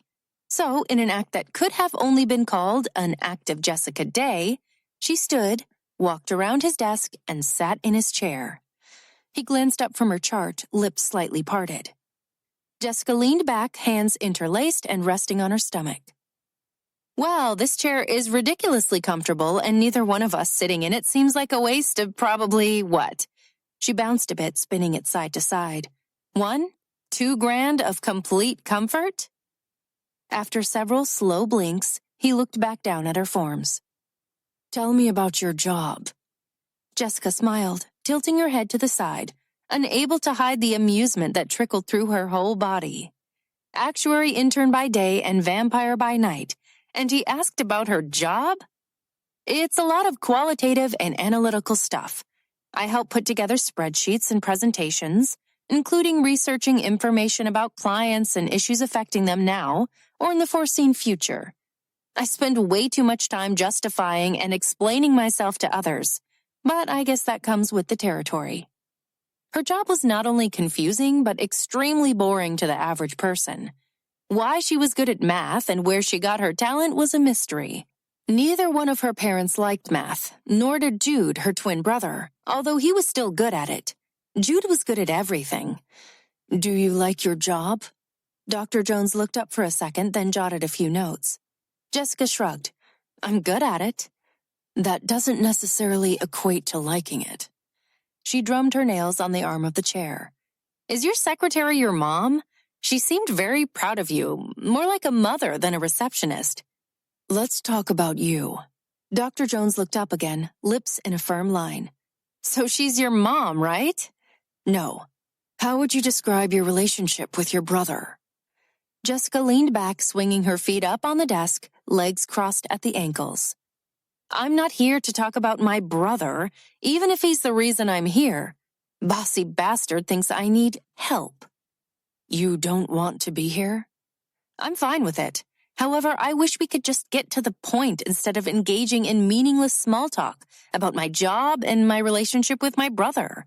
"And what is the point?" Dr. Jones folded his hands in his lap on top of Jessica's chart. She stared at his long fingers, wondering if they'd ever seen a day of manual labor in their life. Dr. Jones was handsome, but not ruggedly so. More preppy handsome, like a Hugo Boss model. Clean-shaven, neatly trimmed nails, and perfect white teeth. But he stood easily over 6 feet with broad shoulders, and those soft hands were large. Jessica imagined the body hidden beneath the immaculately pressed layers of his suit far exceeded handsome. "I can't be intimate with a guy until I make him bleed." Her gaze inched up to his face. Surely a whisper of a voice in his head screamed, "Cuckoo!" Jessica wrinkled her nose. "That's messed up, right?" Dr. Jones rested his elbow on the arm of the chair, his chin on his fist. He'd perfected the stoic thinker pose. "And why do you feel the need to do that?" "I need the illusion of control. Not the blood, because I'm a vegetarian." She twisted her lips. Maybe it is the blood. Do you think I have a vitamin deficiency?" "Why do you say illusion?" Maybe he'd address the possible vitamin deficiency later. "Because I don't need my lovers to roll over and play dead, and I don't need them tied up. It's really more of a healthy respect. Okay, maybe not healthy, but a mutual respect. 50-50. She rolled her neck to one side and then the other. 51-49. 60-40. Well, you get my point. I just need a guy to think I have control, even if I don't, which I usually do. My father has a high-risk job, so he's made sure my mother, brother, and I have the proper skills to defend ourselves." "I see. However, self-defense requires self-control. Making someone bleed just to prove a point is not self-control." Jessica spun in the chair a few inches so she could see out the window. Dr. Jones's 27th-story view of San Francisco Bay was stunning. "Don't you think there should be some law requiring all psychiatrists to have ground-level offices?" "Have you ever had suicidal thoughts?" Jessica turned her head toward him. "Is this about my control issue? As in, I probably feel the need to control my own destiny, including the way I die?" He jotted down a few more notes. "No, this is about your suggestion that I have a ground-floor office. I want to be sure you have no intention of throwing yourself out my window." She looked back out the tall glass panels. "That might be bad for business." "I was referring to the window. I don't own this space, I just rent it. I imagine replacing that window would be expensive and might prevent the owner from renewing my lease." Jessica grinned until she felt it tugging the corners of her eyes. Dr. Jones had a sense of humor, even if dry, which proved his approach to treatment was in fact unconventional. And that made Jessica happy. Very happy. Maybe you should include a damage deposit at the beginning of treatment. She spun back around to face him. His head was still bowed, left hand frantically working the gel-inked pen over the paper. "I just made a note to have my receptionist revise the new patient agreement later this afternoon." He kept writing, but looked up at Jessica, and for the first time he gave her a smile. In that moment, she was certain of only one thing. She needed him. Chapter 9. Night. 3 nights in a row of rain had the grass climbing to the sky on the first sunny day. A red-streaked tornado ripped through peaceful woods with a long ponytail of wavy blonde hair, aviator glasses, frayed denim shorts, a silver bikini top, and red rain boots to protect her legs while weed eating. The same boots she'd been wearing with her panties and tank top to get the mail on the previous days. Jillian Knight was subconsciously hell-bent on giving every man in her path a massive heart attack. They were, however, destined to die with a smile. Bill has run his mower into 3 different trees and the corner of one garage. Maybe you should throw on a t-shirt before he ends up in the pond, Jackson yelled. Jillian killed the weed eater and popped out her earbuds. Shut it. Jackson handed her a bottled water, then leaned back in his lawn chair positioned in the middle of the driveway. He'd taught 4 piano lessons already that day and was enjoying watching his sister work her 3rd job. Excited for your big night? Shut it! She twisted the cap back on the bottle. It's just sex toys. It's the job you picked for me. Besides, I'm only training. I don't make any money off the sales tonight. Is your mentor having you demo stuff? Jackson smirked. Shut it! My, someone's grumpy today.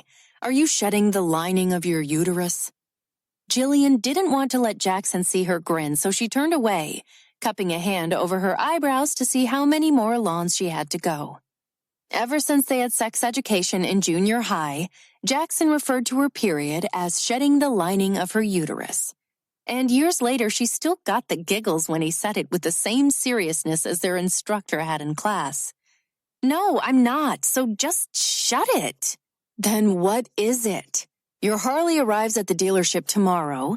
You have boxes of vibrators and nipple clamps at your disposal. Dodge said Lilith enjoyed you being there to watch her the other day, so that's going well. And you're making money as we speak while getting a tan. Dodge said Lilith enjoyed me being there? That's weird, she slept the whole time while I did the dishes and dusted the furniture. And told the deaf sleeping neighbor about her past. But she didn't share that bit of information with her paranoid brother.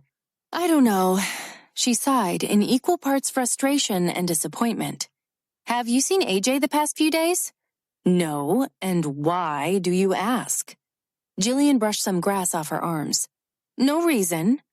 You don't ask for no reason, so what gives? We had a moment, that's all. Jackson chuckled. A moment? You're kidding, right? I don't think roughing him up then piercing his lip is considered a moment. Jillian noticed Bill gaining on her, so she slipped her earbuds back in and picked up the weed eater. It was for a few brief seconds between the roughing up and the piercing, but it was definitely a moment. Jackson shook his head, tilting it back with the contentment of a dog in the sun. It's too soon. It's never too soon to take your next breath. He's not a breath. He's a step backwards, and he has the marks from you to prove it. Jillian yanked the pull cord on the weed eater and finished her work. That breath pulled his black Jeep Wrangler into his driveway as Jillian hosed off her red boots. She flashed him a killer smile with the devil's wink when he glanced over at her. He turned ahead without acknowledgement, pulling the rest of the way in the garage. Jillian shut off the water and hustled across a short patch of lawn to limbo under the descending garage door, clearing the beam by just millimeters. Sarge. His visual assessment of Jillian started with her boots and ended with her sexy grin. Any other day, she would have been disappointed that he didn't share her enthusiasm, especially after their moment. But on that particular day, Jillian fought the onslaught of cold fear mingling with the heart-pounding blaze of adrenaline. She felt anxious, alert, and alive as he stood before her in his combat fatigues. His top was unbuttoned, revealing a fitted khaki t-shirt that hugged his hard muscles. Miss Knight. He shut the driver's door and slung his messenger bag over his shoulder. Do you need something? What does AJ stand for? She inched forward until they were toe-to-toe, red rain boots to tan combat boots. Jillian loved how her skin tingled in his proximity, how she felt dominated by his stature, but not submissive to his strength. "Your shorts are too short." The authoritative intonation of his voice felt like a tongue dragging over every pleasurable nerve ending in her body. "Too short for what? You, Sergeant Monahan? We don't have a clubhouse or swimming pool. Why the bikini top?" AJ clenched his fists as Jillian moved her feet between his. Her cleavage-bared chest pressed against his stomach. "Is my body appalling to you, Sarge? The old men in this neighborhood don't need to have their wives pissed at them all day because the new neighbor gets her mail wearing a little bit of nothing." His voice escalated with each word as it muffled into pure grit. "Sarge, are you upset about my mail-retrieving attire, or that I get the mail after you've already left for work?" He narrowed his eyes. "Because you've already seen more than the other neighbors." AJ maintained a scowl, but his deep swallow gave him away. "How's your lip?" The tip of his tongue instinctively glided over the small red spot that was still there. "Tell me, are you one of those kinky dominatrixes that like it rough?" Jillian twisted her lips and rolled her eyes, diverting her gaze from his. No, that's not an accurate assessment. Dr. Jones ruled out that possibility years ago." "And why is that?" She yanked his t-shirt from his pants and snaked her hand up a few inches against his taut, bare skin. It felt warm, unmarked, and tempting.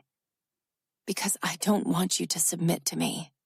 She whispered her words like a potion meant to cast a spell. AJ secured her ponytail in his fisted hand. "I assure you, words like surrender, succumb, and submit are only under the list of things I'm incapable of doing." Jillian smiled. She never considered her issue an addiction, but at that moment it was powerful and all-consuming. "I'm going to bring you to your knees, Senior Master Sergeant Monahan. Only if I'm straddling your body face down on the ground." Jillian heard Dr. Jones's voice in her head, but saw Luke's face. The duality was always present, the man who saved her and the one that set her free. She hated as much as she loved that one man possessed so much power over her. But he was gone, forever, and so was Jessica. "It's in here." Luke would kiss her forehead. "And here." He'd kiss her chest over her heart that had found love with his. "Not in here." He'd lace his fingers with hers and squeeze hard until her body was the first to surrender. That ability to surrender was the greatest power anyone had ever given her. And when Jessica died, she took that power with her. Jillian Knight could never surrender. When Dr. Jones's voice faded, all she could hear was her racing heart and shallow breath. The tension between Jillian and AJ could spark a blackout across Omaha. Her attraction to him was fueled by her past, but she couldn't make sense of his unnerving mix of hate and desire. Or maybe she could. She just didn't want to. As he held her hair tight, he lowered his lips towards her mouth. She inched her hands under his arms and up his back. There was nothing right about them. The distrust, thick. The fear, heavy. The sexual tension, suffocating. There was no closing eyes and melting into a moment of passion. He watched her. She watched him. When their lips touched, it went from soft to punishingly hard in an instant. Their tongues dueled like swords. Their lips vied for control. AJ jerked her ponytail back until she opened wider for him, and with his other hand he gripped her ass like he was trying to rip through the denim. Jillian yanked the chain off his neck, letting it drop to the floor. Her hands made swift, precise moves with his belt. With one quick, forceful tug, she snapped it completely out of the loops, a whip crack piercing the air. "It's here." That voice. AJ released her ass and cupped her jaw. His hand slid down to her neck and she could feel his fingers wrapping around, crushing her windpipe even though they were relaxed. Fear. "It's here." Jillian's hands navigated to his back. "Don't do it," her mind chanted. But her fingernails curled into his flesh on their own accord. AJ dragged his hand from her neck to her chest, between the exposed cleavage from her bikini top. She waited for him to push the material aside, exposing her hardened nipples, but he didn't. He left the heel of his hand pressed to her sternum. Her heart tried to beat it away, but he left it there until she swore she could feel his pulse surge against hers. Slipping. Her control was slipping as the moment blurred into dizzying confusion. "Fuck!" AJ growled as he shoved her back. "Knock that shit off!" Stumbling to a halt, eyes wide, Jillian opened her mouth to speak, but nothing came out. Any other woman would have been flat on her back with the force he used on her. She looked down, twisting her palms up and fisting her fingers. Blood. Her nails were smeared with his blood. She closed her eyes for a brief moment. I have to get ready for work." She smiled with childlike innocence as she wiped her fingers along her shorts, kissed him on the cheek like she didn't just dig a garden into his back, then slipped out the side access door. "I go for a run every night at 10 if you care to join me," she called, 2 seconds before the wind slammed the door shut behind her. Jillian Knight brought one thing with her that used to belong to Jessica Day: killer sales skills. The Lascivio consultant that trained Jillian at the bachelorette party found herself being schooled in the sales department. Jillian spent the whole night number crunching and making up statistics about nipple clamps and breast cancer prevention, vibrators and decreased yeast infections, and strap-on penises and longevity. Her mentoring consultant sulked with guilt that she'd allowed Jillian to sell the products under such false pretense, until Jillian made a quick calculation of the commission that the party brought in. Over $1,200. "Hey, working girl, did you bring home the bacon?" Jackson grinned as he finished playing a familiar Bach piece. Jillian loved listening to him play. Part of it was envy because she didn't inherit an ounce of musical talent, but most of it was honest adoration for his insane ability. "Tempeh bacon, and no, I didn't bring it home. But Sarah, the Lascivio consultant that trained me, her family is celebrating Bacon Fest thanks to yours truly." Jackson whistled. Jillian shrugged, gulping down a glass of water. "Sex sells. You, my dear sis, could sell purity rings and abstinence to pimps and call girls." "Speaking of call girls, what are you doing here anyway? Have you gotten laid since we arrived?" Jackson closed the lid. "I think this Jackson guy is going to keep his virginity for a while." "Excuse me?" "How many people get the chance to start over from scratch?" "Very few. So I'm saving myself. Maybe I'll find some nice girl who's not a virgin and would be willing to teach me about sex and intimacy." "You fucked half the West Coast." "I don't know what guy to whom you're referring." Jillian shook her head while unbuttoning her white blouse. "I'm going to change. I need a run and an escape from this imposter who claims to be my brother." "No sparring tonight?" "Maybe when I get back." "You're just upset that I'm making a change for the better, a true fresh start." Jillian stopped in the hallway. His words, even if not intentional, were a jab to her gut. "Here's the thing. I had it as good as it gets. I have nowhere to go but worse." She shrugged off her shirt and tossed it onto her bed. "Let's talk about it." Jackson stood at our door while she changed in her closet. "I can't talk about it with you." Jackson chuckled. "I'm the only person with whom you can talk about it." Lilith. She couldn't wait to be with her again because she was the one person Jillian could tell about her past without putting her safety in jeopardy and without judgment. "If I tell you how painfully hollow I feel inside because I miss Luke and Jones, then you're going to rationalize everything, reminding me that we had no choice. If we wanted to live, we had to leave. Then you're going to pour on the guilt about how I have you and how our bond is stronger than anything." Jillian came out of the closet with the posture of a rag doll as she sat on the edge of the bed to tie her running shoes. Truth. Every breath was a silent whisper of gratitude to her brother. She knew she was alive because he saved her time and time again. But right now, I don't want to be rational and I don't want to feel guilty. I just want to wallow in my misery of missing them. She sighed with defeat etched in lines across her face. Strength acknowledges weakness. It doesn't ignore it. She stood, looking up at her brother, no longer trying to hide the agony in her eyes. For now, I'm going to acknowledge it. And later, I will be stronger for it, okay? Jackson nodded, then pulled her into his arms. Fin de journée. I know. Fin de journée. Jillian slipped in one earbud. She still couldn't do both at night. Surrendering to the unknown wasn't possible yet, maybe ever. The pulsing music opposite the quiet darkness of abandoned streets and sleeping dogs was a needed escape from the cacophony of morning chaos that Jackson preferred when he jogged. The cooler evening breeze, the grinding beat, her past, and the nagging fascination of a certain uniformed neighbor fed the surging energy inside her, propelling her legs to the point of exhaustion.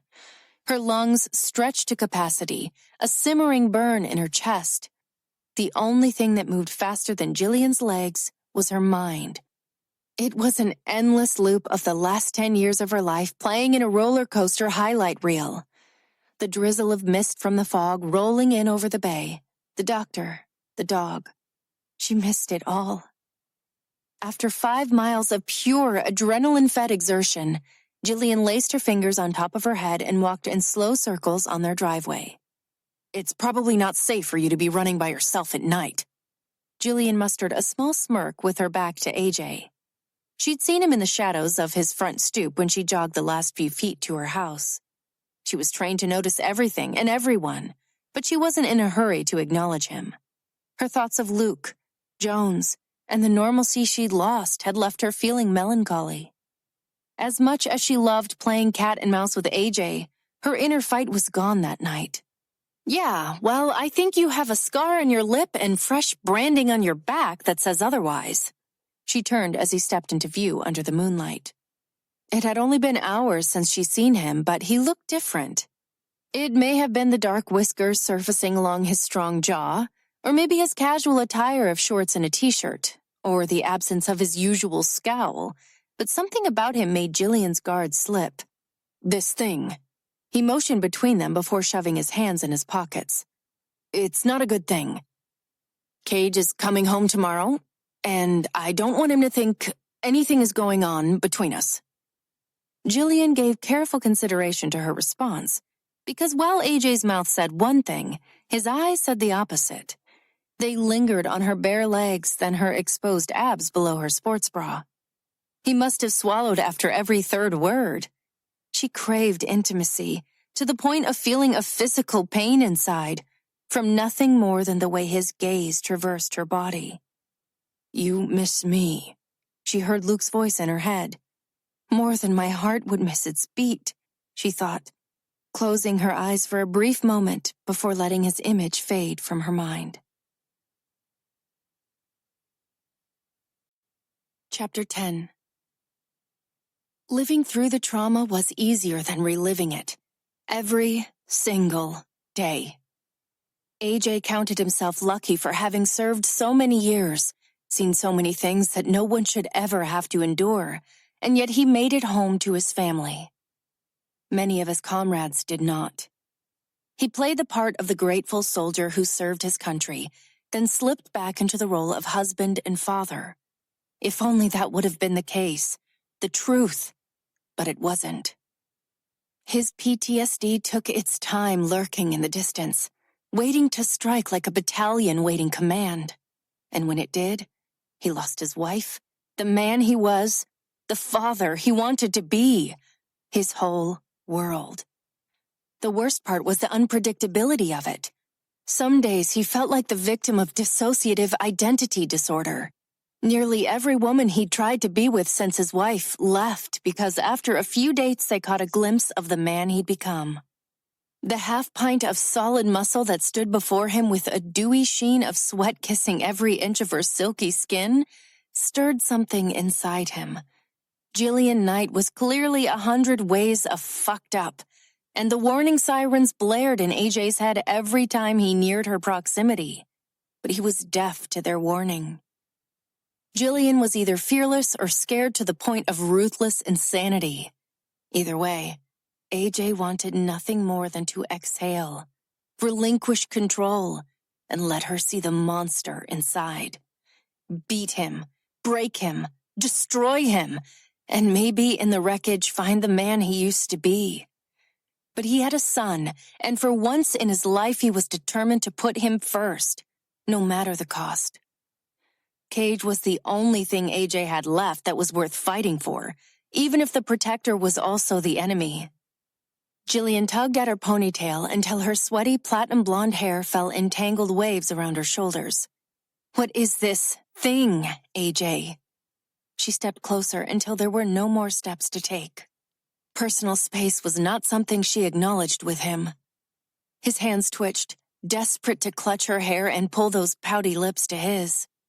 He knew their seductive taste, their arousing touch, and their demanding control. "Dangerous," he whispered. His fingers grazed the line of her jaw. She closed her eyes. With firm pressure, he dragged his thumb along her bottom lip. A storm raged inside that left him teetering on a razor's edge of control. On an exhale, her body froze at attention with the exception of her chest, that heaved with building intensity every second his touch lingered. She parted her lips, and he slid the end of his thumb over her bottom teeth. He swallowed and suppressed a guttural moan when she flicked the tip of her tongue against him. The hard pulse of his erection grew torturous. AJ knew what was coming, but some alien masochistic part of him needed it to justify the moment he willingly gave in to. Like an angry serpent, he hissed when Jillian clenched her jaw, but he didn't pull away. Instead, he curled his thumb until she released him. There was no blood, but the deep indents of her front teeth were molded into the pad of his thumb, and he felt confident his nail would be black and blue within days. He wrapped his lips around the tip of his thumb, and Jillian's golden eyes, the ones that only existed in children's fantasy books, shimmered in the full light of the moon. There was no way to read into her dubious expression. Did that twinkle in her eyes spell challenge or conquest? Either way, he knew for certain it glimmered with the element of surprise. "Dangerous, huh?"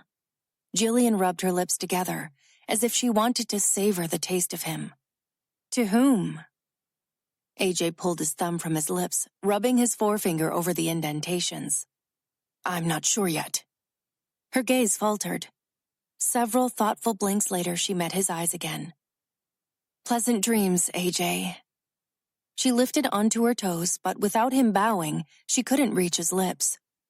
He closed his eyes in a silent prayer for control as she pressed her lips to the hollow of his throat. By the time he opened them and unclenched his fists, she was gone. The nightmares were rare, one every month or two, and even those were more often flashbacks to the months that led to the demise of his marriage. The anger, the fighting, the reflection AJ no longer recognized. It was the pain, if not the physical agony of the migraines that came at more frequent intervals, the emotional anguish over his inability to control his temper. One minute he raged out of control over Cage forgetting to make his bed, and the next he withdrew, sometimes leaving for days, sleeping on base or even in his truck. He was never suicidal. There were just times he didn't want to be found, didn't want human contact, not even a knock at his door. "Dad?" Cage whispered. "Yeah," AJ answered, his voice gravelly from lack of sleep and muffled from the pillow that covered his head to block out the morning light penetrating his shades like 1,000 knives to his brain. It's almost 10:30. Are you okay?" AJ cursed even the dimmest reflection of light as he peeked out from under his pillow to confirm the time. "Damn it," he mumbled to himself. "I'm fine." He wasn't fine. He was 2.5 hours late to work, and the devil was still drumming in his head. After pulling on a t-shirt and shoving his legs into a pair of jogging pants, he lumbered into the hallway. You look like shit. Cage grimaced as he handed his father a glass of water and a couple Advil. Sounds about right. AJ tossed back the pills. Bad one? AJ nodded, swallowing the last of the water. I've got to get to work. Take a sick day. That's what they're for. AJ pinned Cage with a piercing glare. I've never called in sick to work. He also hadn't ever had to jerk off twice in less than an hour before going to bed because a certain neighbor had him so painfully turned on. He thought the overdue release would have lessened the severity of his migraine, but it hadn't. Cage shrugged. Whatever. Jillian caught me when I arrived earlier. Jackson's working until later this afternoon, so she asked if I'd give her a ride to Dillon Brothers this morning. The Harley-Davidson dealership? Cage grinned. Yep, she ordered a bike for herself. Jillian rides a motorcycle. Jackson's one lucky bastard. Cage shook his head. Why do you say that? AJ brushed past him in desperate need of coffee. A wife that looks like a fitness model, wears virtually nothing, and rides a motorcycle? Not the stereotypical butch-looking broad that you usually see on a bike. I'm talking every guy's fantasy, times 100, and he's tapping that every day, probably more than once. Cage, AJ growled with his back to his son, nearly overflowing his coffee cup. Cage fought to hide his smirk. Sorry, he's gently making sweet, sweet love to her every day, probably more than once. His voice rose an octave.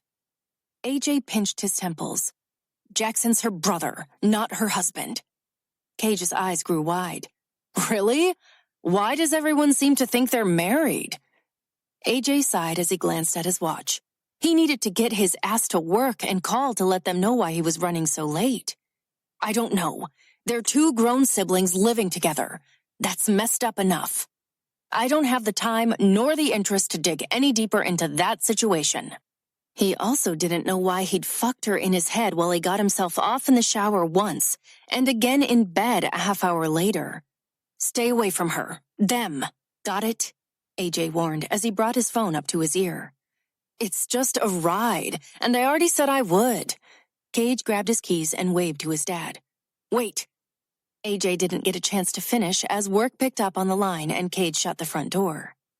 While he explained his situation, he looked out the front window. Jillian slipped on her sunglasses walking toward Cage's old black pickup. It was the first time AJ had seen her in jeans. Jeans that hugged her curves a little too much, and black leather boots. Cage held up one finger and jogged back to the house as AJ ended his call. Forgot my phone. He took the stairs 2 at a time. AJ endured the excruciating pain of the sun to go have a few words with Jillian, who was waiting in the truck. Sarge, she said, looking not the least bit surprised to see him as he opened the door. Playing hooky today? She eyed him in his casual attire. I told you to stay away from Cage. Don't sweat it. The only thing I'll be mounting today is my Sportster Super Low. Jillian applied lip gloss in the visor mirror. And even that ride will be cut short since I'm watching Lilith this afternoon. AJ grimaced while bowing his head and clenching one hand on each side. Boy. The Advil wasn't touching the pain, and his coffee threatened to come up as a wave of nausea hit him. Jillian flipped up the visor. He's a young man and... She looked over at AJ. Are you okay? AJ hissed in a breath as he clenched his jaw. Jillian unbuckled and turned toward him, resting her hands over his. AJ? He held his breath, fighting to keep the nausea at bay, not wanting to vomit or pass out. Jillian slowly wedged her hands under his, and with a pressure that wasn't normal for a woman's hands, she massaged his head, thumbs digging into his temples with small circles. He left his hands resting over hers as he moaned like a wounded animal. Migraine? Yes. He seethed against the pain. She continued to massage his head, and as much as he wanted to fight it, he let his body begin to relax into hers. The pain was still murderous, but the nausea started to subside. Dad? AJ jerked away from Jillian, and the sudden movement shot daggers through his brain. Fuck! He squeezed his eyes shut and stumbled toward the house. "Here's some money and a list of things I need from Home Depot for Dodge and Lilith's bathroom. I've got your dad." She caught up to AJ and wrapped an arm around his waist, guiding him into the house. "What about your motorcycle?" Cage called. "Another day." Jillian helped AJ down the hall. "Go. I don't want your help." Pain bled from his voice, intensified by the humiliation he felt having Jillian help him. How could a fucking headache turn into such a degrading moment? "Shut up." Jillian pushed him past his bed into the master bathroom, leaving the lights off. The glass block window allowed enough light to see. AJ had a large tiled walk-in shower and she turned it on to hot. "Go." It came out as a desperate plea. "No." Jillian wrestled his shirt off. The unbearable pulsing in his head rendered him incapable of fighting her any longer. She pulled down his pants and helped him step out of them. Then, leaving his briefs on, she nudged him toward the shower. "Sit." He stepped inside and slid down the wall, knees bent, head cradled in his hands as the nearly scalding water rained down on his head. AJ wasn't sure if it was the pain of the hot water distracting him from his head, but within seconds he could breathe again. The throbbing eased to just bearable. Jillian toed off her boots and removed her clothes, leaving on her bra and panties. No one had ever taken care of AJ like that before. His voice caught in his throat, trapped by confusion. He wanted her to leave, but needed her to stay. As if defying a law of nature, his body shivered when she kneeled before him, squeezing between his knees and taking his head in her strong, capable hands. He rested his forehead on her chest as she pressed her fingers into his scalp, magically landing on every pressure point. "Feel good?" she whispered, so close he felt her lips brush his ear. "Yes." He breathed out on a slow sigh.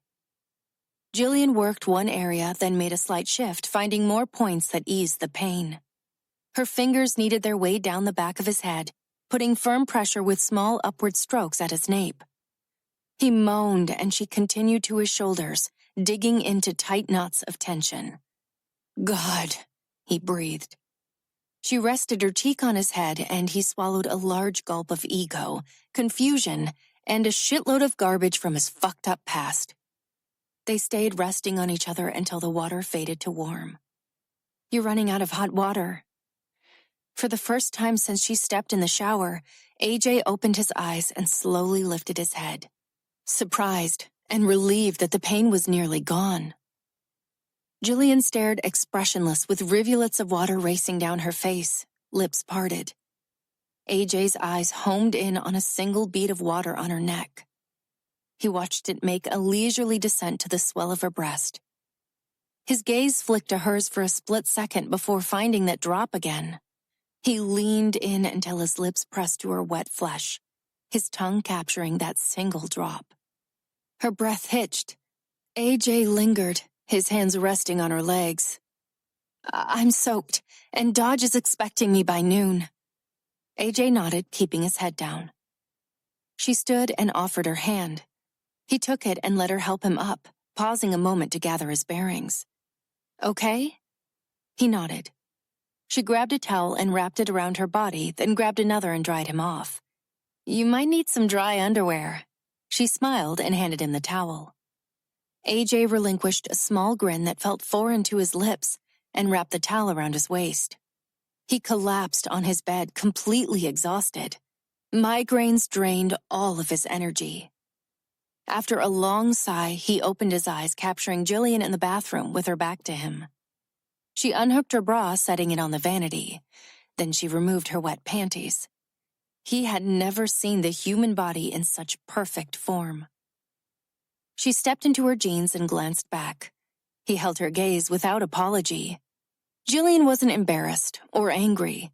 She looked sad.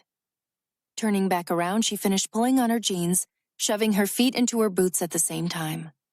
He closed his eyes. Nothing about the morning felt like reality to him in that moment. When the edge of his bed dipped, he opened his tired eyes again. Jillian traced the pad of her thumb over his eyebrow. "What does AJ stand for?" she whispered. He closed his eyes again. Why do you live with your brother? He felt her lips curl into a smile as she pressed them to his forehead. Feel better, Sarge. Chapter 11. Jillian sneaked in the garage door. There was a car in their driveway, which meant Jackson was in the middle of a lesson. She tiptoed to her room, trying to avoid the 2 creaky spots on the wood floor. Is it raining? She jumped, whipping around. Jesus, you scared me. Jackson, not Jesus. Why is your hair wet? He looked at her hand. And why are you carrying your undergarments instead of wearing them? Where's your student? Bathroom. Are you going to answer me? He crossed his arms over his chest. Are you seriously wearing those stupid glasses? Jackson pressed his finger to the white-taped bridge of his black, non-prescription glasses. They make me look professional. Pfft, they make you look like something for sure, but professional is not the word. She turned, heading to her closet. Jill. Yes, it rained, she hollered. One of those pop-up storms. I saw it on the horizon, so I pulled over and stripped down to my bra and panties so my clothes wouldn't get wet. You know what a pain in the ass it can be trying to peel off wet denim. I dressed again in the garage when I noticed you had a student. Screwing AJ is a bad idea. He peeked his head into her closet as she shrugged off her shirt. Jillian covered her breasts with one arm and tossed her shirt at his face with a menacing scowl. I'm not screwing AJ. But if I were, I'm quite certain it would be the best idea I've had since we landed in this whole big mess. Jackson? A female voice called. He adjusted his glasses. We're not done talking about this. Jillian rolled her eyes after he left. She had done a good deed that morning, one that warranted a merit badge, not an interrogation.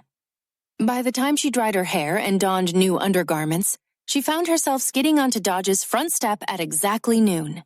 She would have been there sooner had Stan not stopped her to talk about the upcoming board meeting that he thought she should attend. There was an open spot for treasurer, and he'd asked if she was good with numbers. Jillian shrugged and said she was competent in basic math skills. That was all he needed to hear, and somehow she got the impression the job was already hers. Just what she needed, another job. Hey, young lady! Dodge greeted her with his usual exuberance. Hi, Dodge.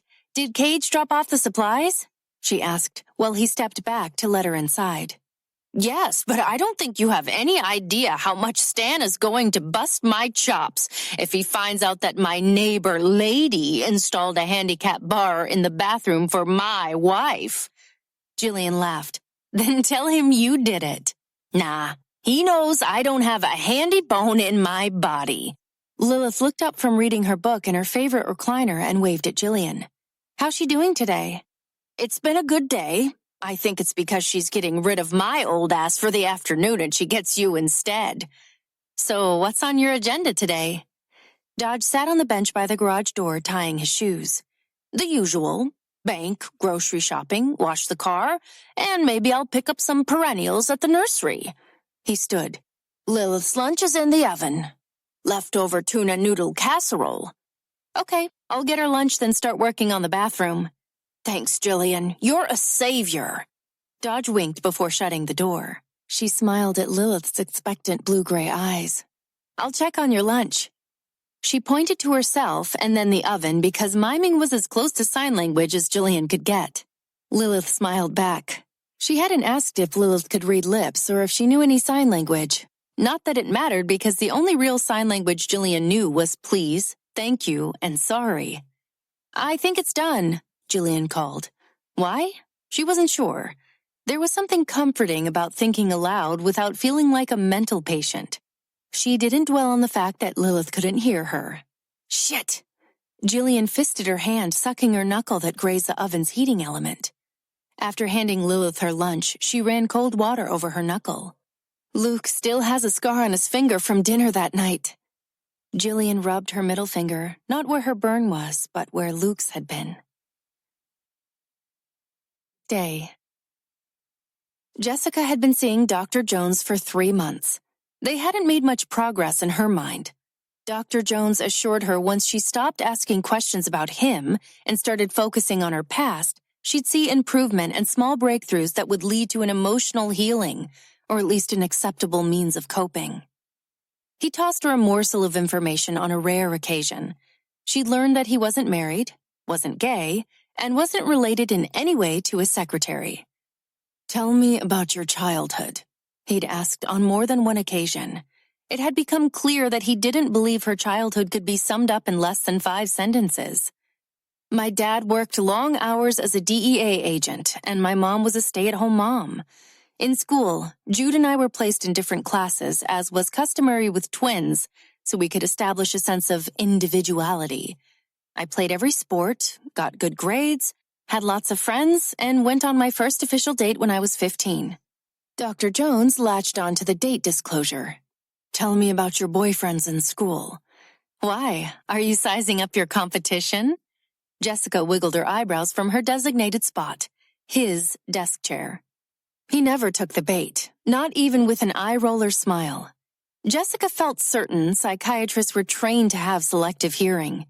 Then again, she also considered the possibility that it was a guy thing.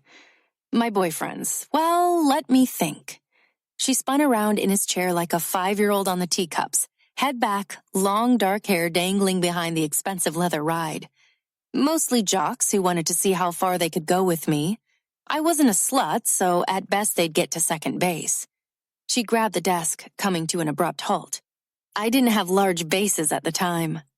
Jessica waited for Dr. Jones to react, but as usual, nothing. She grinned and shoved off the desk, sending the chair whirling again.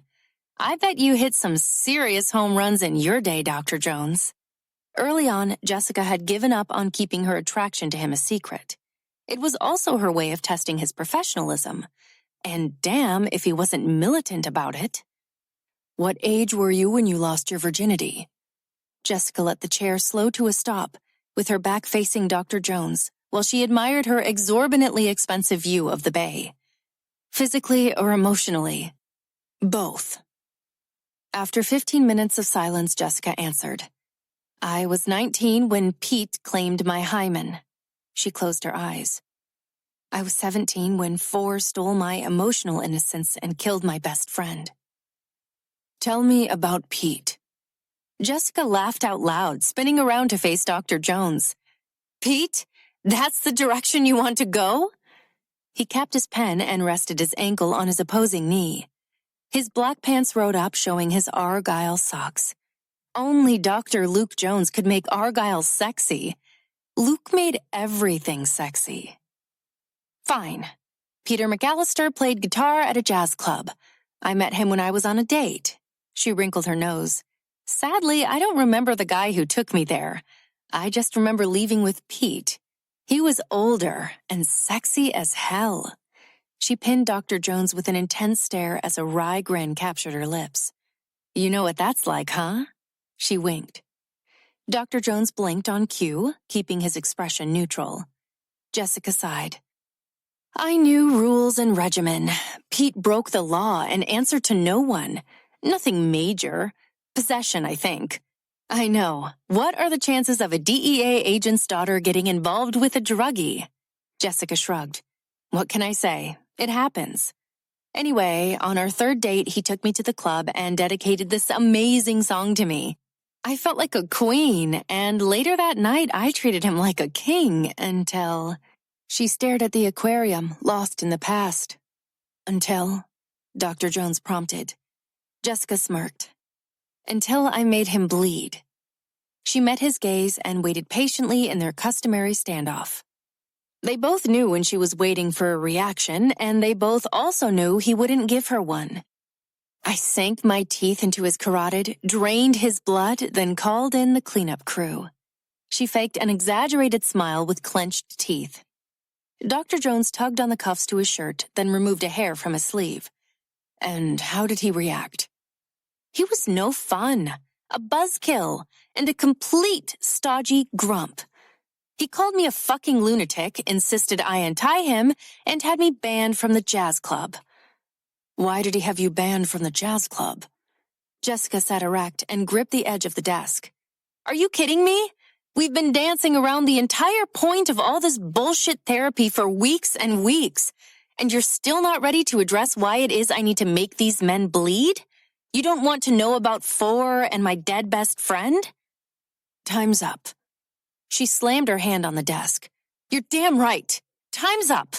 We're finished. She grabbed her purse and stomped to the door.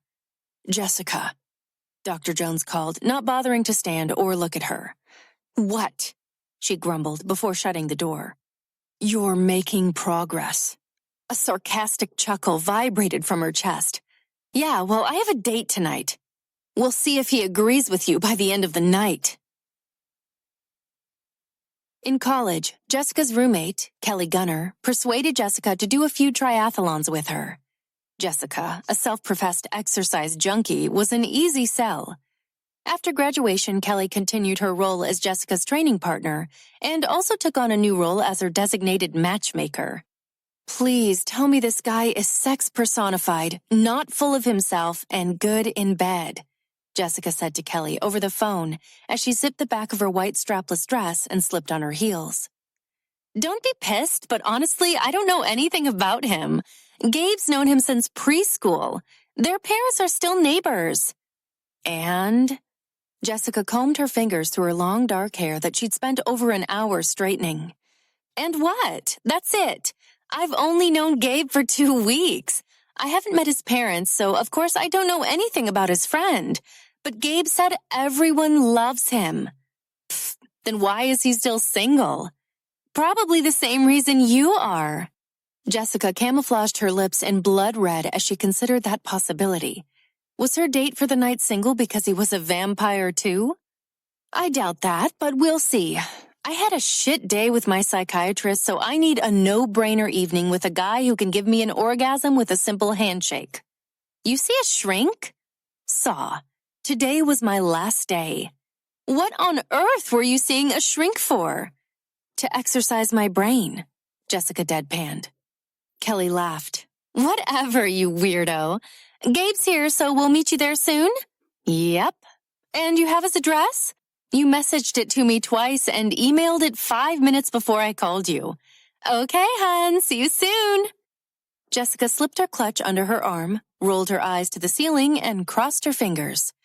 Please, please, please let this guy be normal, very hot, and not afraid of a little blood. Before she opened her door, she sensed God giving her an affirmative wink. The double date that night was at said date's place, a 20-minute drive from Jessica's apartment. It was the epitome of a blind date, more like a blind, deaf, and mute date.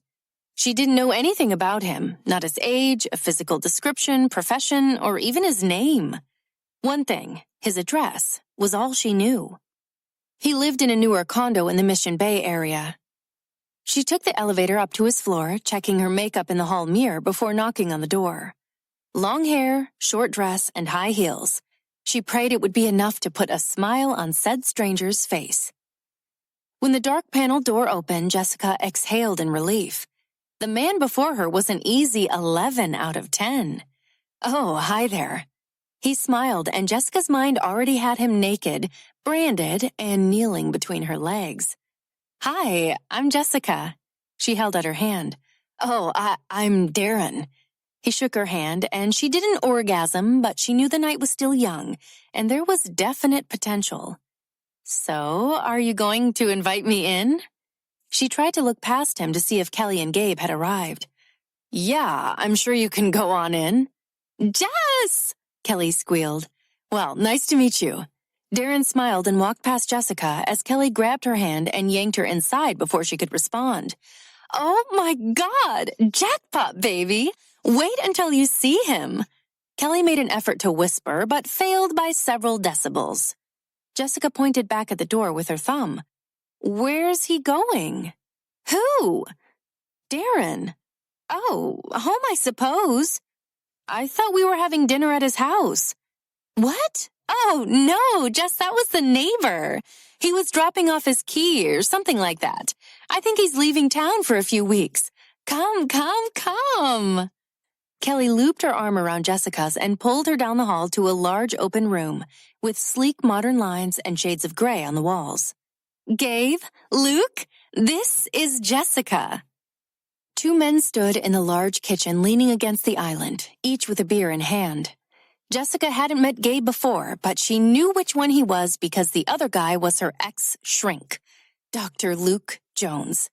Nice to meet you, Jessica. Gabe held out his hand. This is my friend Luke. Dr. Jones was no longer wearing his signature three-piece suit. He'd traded it in for dark jeans and a light blue button-down shirt, with the sleeves rolled up to his elbows. The only thing that felt familiar was his stone poker face, never giving away anything. Jessica smiled while shaking Gabe's hand. Nice to meet you too, and Luke, is it? Jessica offered her hand. Luke accepted it with a pleasant smile. Yes. His eyes tensed a bit as Jessica held his hand with bone-crushing intensity, reminiscent of their first encounter. It's Dr. Luke Jones, Kelly gushed while wrapping her arm around Gabe. A doctor, huh? Jessica raised her eyebrows at Luke. I'm a psychiatrist. Luke took a sip of his beer, eyes tracking Jessica's every move. Jessica accepted the glass of wine that Kelly handed her. So, not a real doctor then. Luke smirked. I think 4 years of undergrad, 4 years of medical school, and a 4-year residency qualifies me as a real doctor. But you're not saving lives or anything like that, right? Luke was a volunteer firefighter when we were in college, so he's definitely had his days of saving lives. Now he just deals with the crazes of San Francisco. Gabe was kind enough to jump in on Luke's behalf. Luke cleared his throat. For the first time ever, Jessica sensed his discomfort, his humanity. She wondered if crazies was Luke's description or Gabe's assumption. So, what do you do, Jessica? Gabe asked. Waitress during the day, strip at night. Gabe choked on his beer. Kelly patted his back while shaking her head. No, she doesn't. Jessica's a brilliant actuary intern. She does 2 to 3 triathlons with me every year, and she teaches self-defense classes at a battered women's shelter. Kelly laughed. Well, come to think of it, Jessica's a shit cook, so she spends a lot of time eating out. And when we shared an apartment in college, she used to run around the place half naked like her body physically rejected clothes. So I suppose the waitress/stripper scenario isn't too far off. Jessica shrugged and took a sip of her wine. It didn't matter what she did. The night was a shamble of wreckage. She thought of the wasted hour on her hair, the dry clean-only dress getting another night's wear, and the expensive perfume she only wore when her vagina needed some manly attention. Isn't Luke's place amazing? Kelly kept the conversation flowing in a non-confrontational direction. Jessica looked around. I suppose it's tidy enough. Kelly and Gabe laughed at her comment that wasn't meant to be funny. Luke, not so much. I'll give you a tour. Luke smiled. Yes, we'll meet you out on the balcony when you're done. The view is amazing. Kelly pulled Gabe toward the French doors. Jessica and Luke stared at each other until the door clicked shut. This can't happen. Luke set down his beer. If you choose to tell them you're my patient, that's your choice. But legally, I can't tell them. Whoa! First, I'm not your patient anymore. I've done the financial risk assessment, and based on our progress, I should have ended treatment weeks ago. Second, this is nothing. Jessica gestured her hand between the two of them. So don't get your overstarched flannel boxers bound in a wad up your tight ass, thinking anything is happening. Jessica glanced over her shoulder at 2 sets of eyes peering in at them. She smiled. Now, weren't you going to show me what all my money has bought you? Luke drummed his fingers on the counter in a steady beat of contemplation. We'll make it through the evening, and after you leave, I'll tell Gabe you're not my type. Not your type? She mumbled to herself, following him down the hall. Apparently his type was submissive giraffes with weak personalities. Jessica inherited her mother's vertically challenged gene and her father's strong but colorful personality, which was often intimidating to men. It was possible the blood fetish played a minor part in her one-and-done dating streak. Bathroom, guest bedroom, office. Luke droned with zero enthusiasm. Master bedroom. Jessica veered off the tour into his bedroom. The view of the bay was nearly as amazing as his office. The bedding on the king bed was a mix of white, grays, black, and a few pillow splashes of blue. Everything was a perfect geometric configuration of modern design and immaculate order. "This is my bedroom." Luke stood in the doorway. "I know, that's what you said." She dusted her fingertips over his dresser, then the foot of the bed, mesmerized by how turned on she felt being in his personal space. "You have OCD." "I don't. I'm simply entertaining guests tonight." "In your bedroom?" "It's on the tour." Jessica continued to his large walk-in closet. "That's not on the tour." It didn't matter to her. The light automatically came on when she opened the door. With the same delicate touch, she ran her hand down the sleeve of one of maybe 20 flawlessly ironed dress shirts. From a dark wood cubby, she pulled out a folded hoodie and brought it to her nose. "You're in my closet, smelling my clothes. I think you're crossing a serious line, Jessica." She turned, hugging his sweatshirt. "I hate how good you smell all the time." Luke leaned against the doorframe with his hands casually resting in the back pockets of his jeans, shoulders pulled back, shirt hugged to his defined chest. "It's been distracting me for the past 3 months." She took calculated steps toward him. Luke tracked her every move with spine-tingling intensity. There was a predator and its prey, but neither one showed signs of submitting to the lesser role. "My apologies," he whispered. "Liar." Jessica rested her hands on his chest.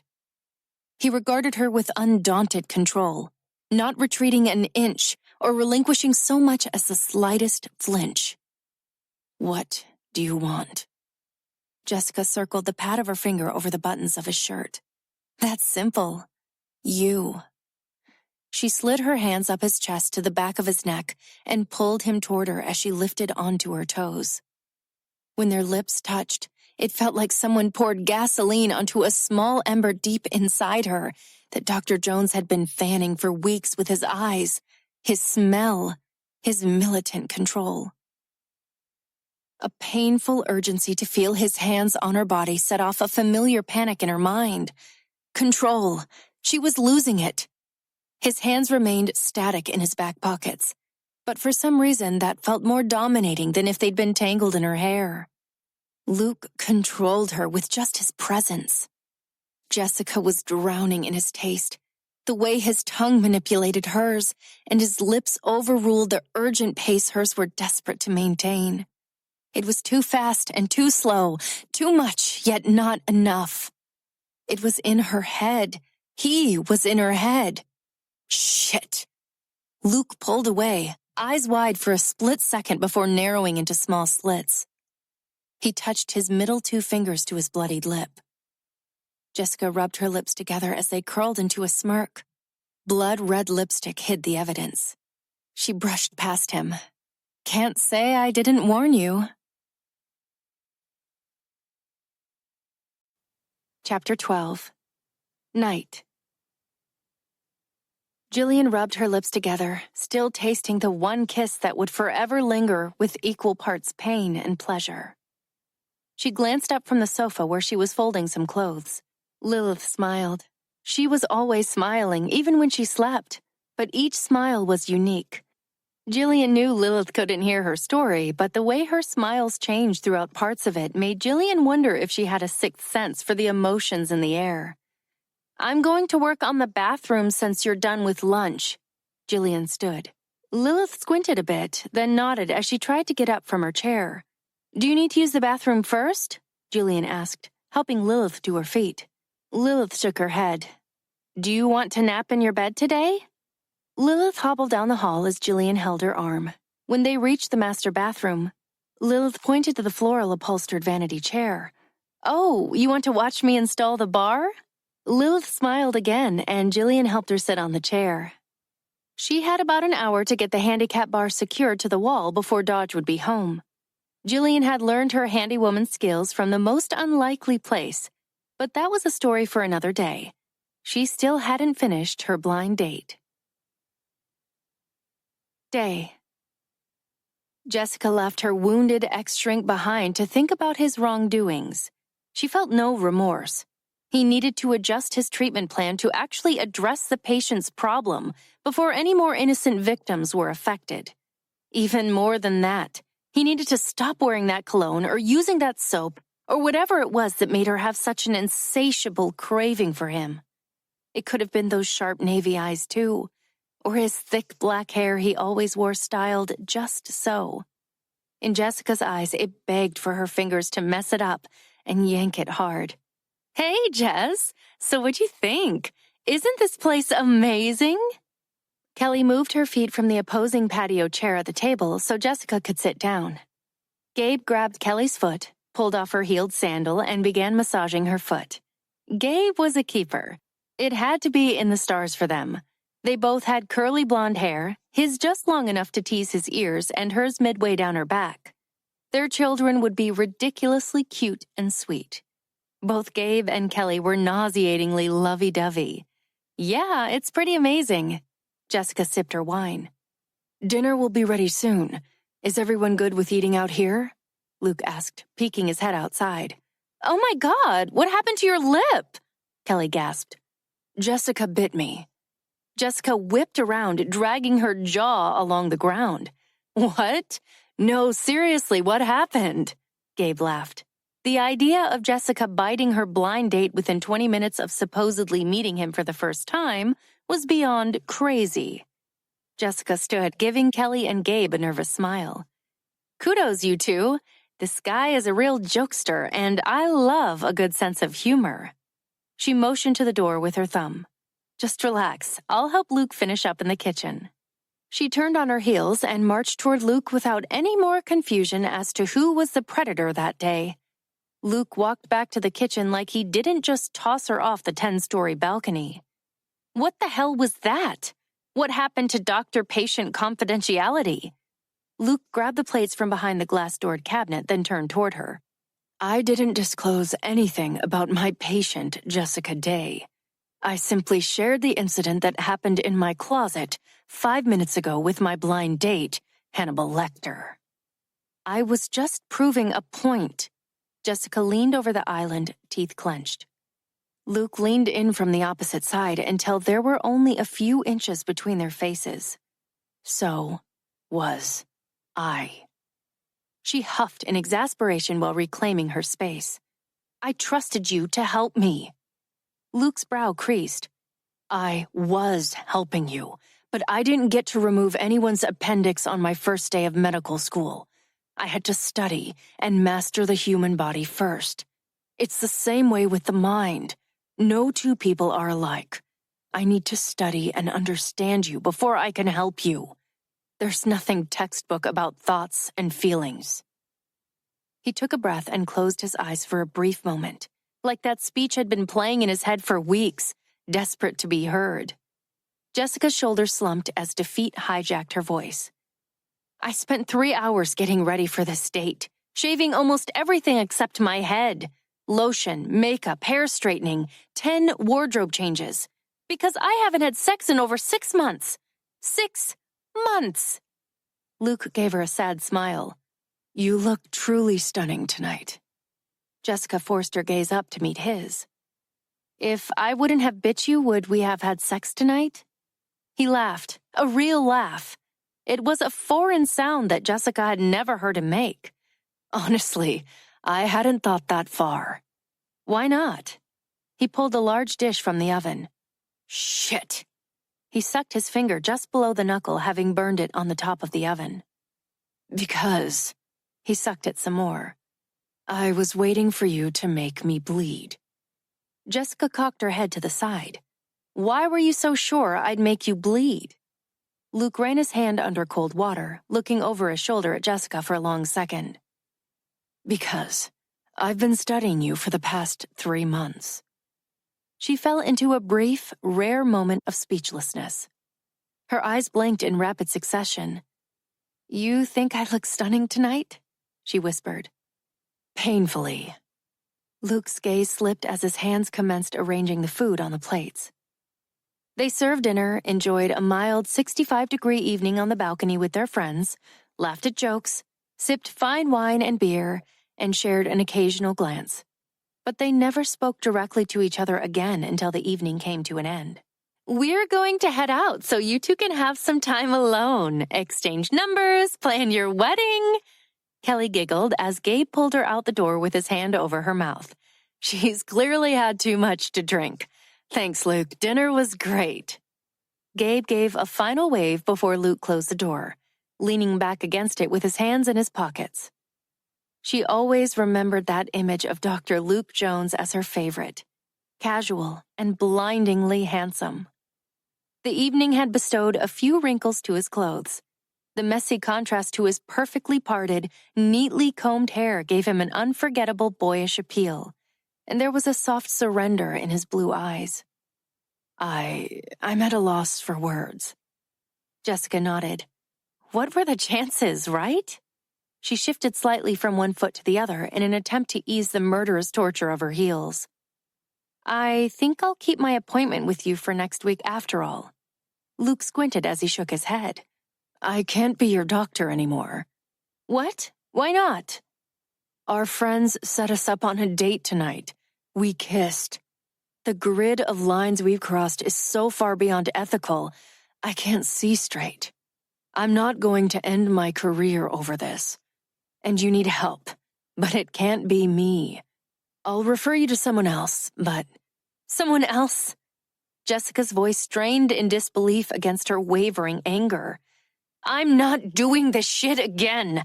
I've spent the past 3 months with you, opening up to you, being studied by you.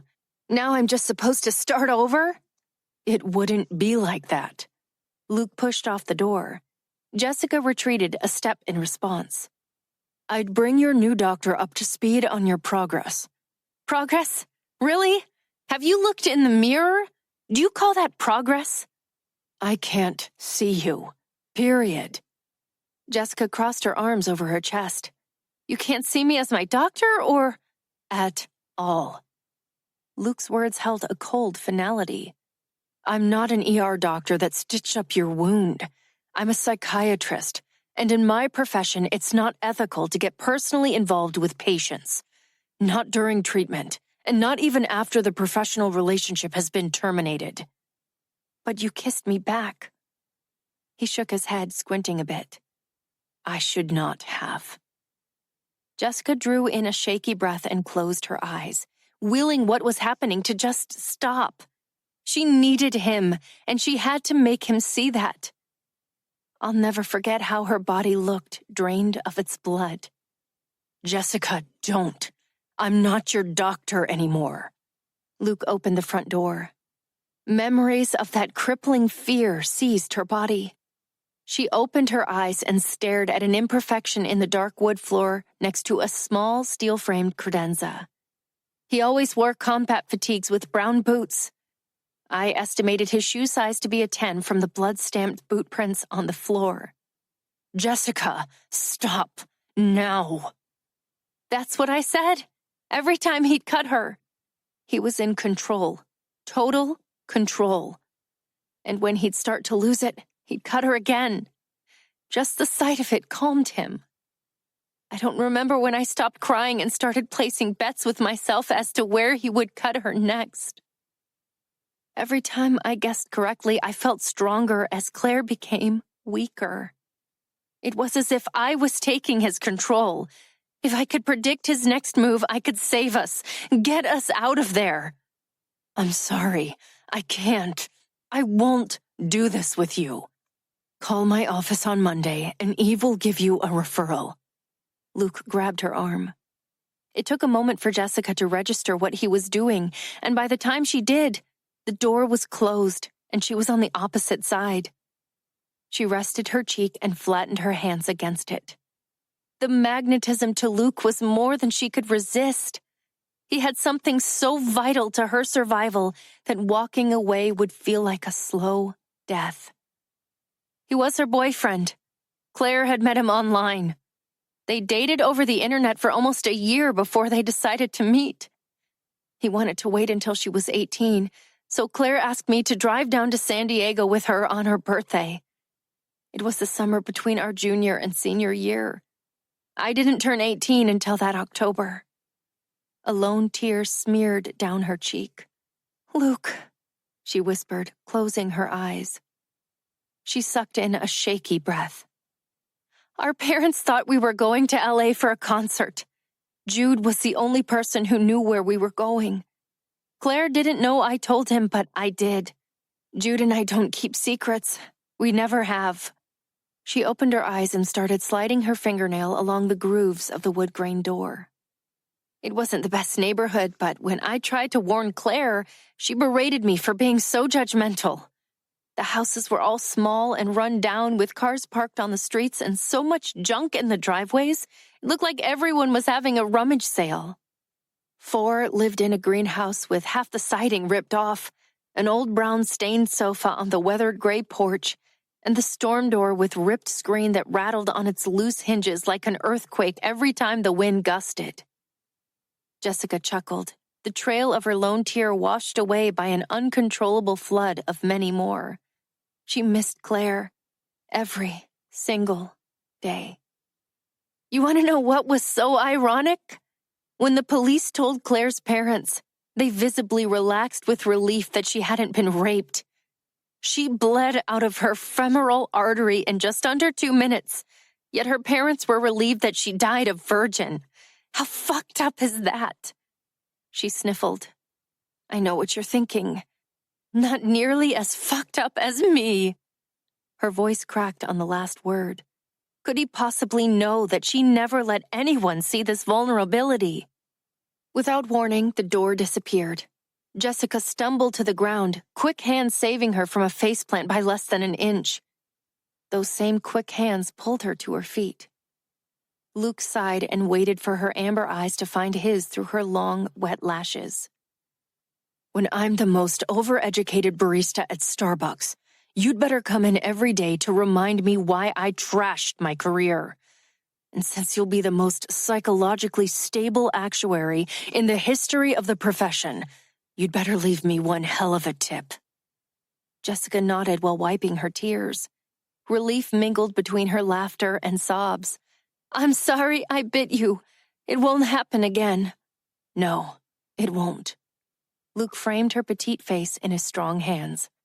"Because if it does, I'll have you muzzled, put in a straitjacket, and committed to a mental institute. Are we clear?" She swallowed with a slow nod. No." He shook his head. "I'm not your doctor. You will see me here 3 times a week. No more, no less. You will clean my apartment and tell me about your past. I will listen and offer friendly advice. There will never be an exchange of money. You will never come to my office again. You will never tell anyone. As far as Gabe and Kelly are concerned, we just didn't have that much in common. Are we clear?" "Can I call you Jones? Just Jones?" "I like it." "No." Jessica sighed. "You're no fun." She pulled from his grasp and opened the door. "Jessica." "Yes?" She turned. "That's another thing this will not be." "Huh?" "Fun." Chapter 13. Night. Jillian finished installing the handicap bar minutes after ending her story for the day. "Hey, look at that!" Dodge stood in the doorway admiring Jillian's handiwork. "I think she'll be able to use the bathroom by herself now." "Thank God for that! There's nothing worse than pulling her ass off the toilet after she shot out one of them toxic loads. I think the meds are messing with her plumbing. I sure as shit won't miss breaking that seal." Jillian looked at Lilith, who was smiling at her without regard for Dodge's crude and cool comment. "Your husband doesn't think his shit stinks. Typical guy." Jillian winked at Dodge. "Come here, I want to show you something before you go." Dodge waved Jillian toward the back door. "Bye, Lilith." Jillian helped her up from the vanity chair. "Thank you," Lilith said, and it was the first time Jillian heard her speak. "You're welcome." Jillian gave her hand a little squeeze. As soon as she opened the garage door, Jillian froze, speechless. "Just got the new rims on today. What do you think?" Dodge sat in a golf cart that occupied its own garage stall. But it wasn't just any golf cart. It was red, with a white top, red and white painted rims, custom white leather seats, and a red N stitched into the back of them. The rest of the body looked like the Cornhusker apparel store exploded onto it. Decals, a flag, and a built-in Cornhusker cooler on the back. Wow. I didn't know you golfed. Oh, I don't. Jillian raised her eyebrows. Okay, so what's with the golf cart? I'm a Cornhusker fan. She laughed. I can see that. My knees have gone to shit, so I use her to get around the development, mainly to get the mail and stuff like that. Jillian peeked around the garage door opening to the grouping of mailboxes. Yeah, that has to be a good 15, 20-yard walk. 19 and a half to be exact. Stan measured it for me a while back. We were just curious. And you pack a cooler to get the mail? Dodge grinned. Nah, I just sit out here with Stan and shoot the breeze or watch the games. He gestured to the TV in the corner of the garage. Sometimes I take a cold one down to Stan when he's working outside, hand trimming his lawn or sweeping the street with his big push broom. Jillian smiled. She didn't just relocate to Nebraska. She landed on an entirely different planet called Peaceful Woods, which ironically had no woods at all, rather small, algae-infested ponds behind each grouping of townhomes. Well, I'm going to head home now. Want a ride? No, I'm good. She winked at Dodge, who had retrieved a beer from his cooler. Beer for the road? Jillian didn't have to sell sex toys that night, so she shrugged. Why not? Thanks. Dodge tossed her a can. Thanks again for everything, young lady. You're welcome. She raised her can to him before heading down the street. After popping the top, she took a big gulp. It was cold and tasted only mildly gross after her long and unexpectedly emotional day with AJ, then reminiscing about her blind date with Dr. Luke Jones. Jillian! A familiar voice called as she neared her driveway. Cage stood behind a grill. Hey, early dinner? He smirked. Late lunch. What you grilling? Steaks, and not the kind made from soybeans. Sorry. Don't be, I'm good. She held up her can of beer before taking another sip. Cage laughed. Looks healthy. How's the big guy? He flipped the steaks and closed the lid. Grumpy. He didn't end up going into work today, so now he feels guilty. Jillian handed Cage the rest of her beer. Here, drink up. I'll go cheer him up. Cage sat in the folding chair next to the grill and tipped back the can for a long swig. Good luck with that.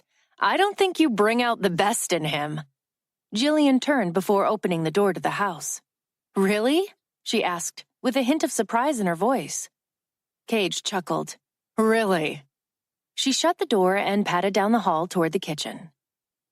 Better not be burning my steak, AJ called from the kitchen with his back to Jillian as he sliced vegetables and slid them off the cutting board into a large salad bowl. I love how protective you are of your meat, she whispered, sliding her hands under his shirt and around front to his chest. AJ stiffened. What are you doing? Trying to ungrump you. He turned. That's not a word. She stepped back and leaned against the opposite counter. Thanks for the grammar tip. How are you feeling? He cleared his throat and turned back around to continue working on the salad. About that. What happened earlier, it shouldn't have happened. She rubbed her forehead. Jillian wasn't sure when she became such a guilty pleasure, but she had always been Luke's, and AJ, with that statement, joined the list too. Because I have a date tonight. She pushed off the counter. Well, that must mean you're feeling better. Good for you. She headed back to the door. I have one too. The statement came out of nowhere, an ego knee-jerk reaction, but it was too late. She had to own it. AJ started to say something, but she shut the door before he could finish. Hey, young buck, what are your plans tonight? Cage retrieved the steaks from the grill, setting them onto a plate. Not sure yet. Why? I think you should take me around town and show me the nightlife in Omaha. What do you say? She continued walking to her house. Like a date? Jillian grinned to herself. If your dad asks, then yes, definitely a date. Will I be getting lucky tonight? A giggle bubbled from her chest. Sorry, but I don't have to tell my dad that, right? I'd be disappointed if you did. Jills, get your ass down here. I need to hit something. Jillian rolled her eyes, smirking as she slipped off her shoes. Let me change my clothes, Jax. After a quick change, she joined her brother downstairs for some friendly sparring. My 4 o'clock student raped my piano. I didn't think it was possible for such a hideous sound to come out of Black Beauty. You named your piano? Yes, hit me. Jillian pulled one arm across her body, then the other, stretching her shoulders. Anxious? Restless, agitated, I don't know. Jackson rolled his neck. You need to get out of the house, have some fun, get drunk with purpose. And what purpose would that be? She jabbed at him, but he was too quick for her. To get laid. You're much more charming once you've had a few beers. Jackson landed a kick just below her ribs. I think I wrote the book on getting laid. She swept his leg, landing him on his ass. Don't be cocky. He jumped back up. You and I, we're going out tonight. Jillian ducked and weaved to avoid the knuckles aiming for her jaw. Can't, she breathed. I already have plans. Plans? A date of sorts. He teed his hands. Time out. A date? Of sorts. She guzzled down half her glass of water. With whom? Cage. The neighbor boy? He's a young man, but yes. Jillian could see the lecture being composed in her brother's incessantly churning brain. And before you go off about it, I can assure you it's nothing. He's just showing me around town. Jackson cocked his head, hands rested on his hips. Did he ask you? She shrugged. I don't remember. Her grin called her out before Jackson had the chance. Liar, you asked him, didn't you? Why? There has to be a reason. He's not your type. Jillian shot him a scowl. Then what type is he? Young, weak, and not Luke. He plays football. I'd hardly call that weak. You know what I mean. She sighed, lips pursed. This is about AJ. You're trying to piss him off by going out with his son. Or are you trying to make him jealous? I think we both know Sarge isn't going to be jealous. Jackson nodded. Pissed. He's going to be really pissed. But why? We had another moment this morning. She leaned back against the wall with her arms crossed over her chest.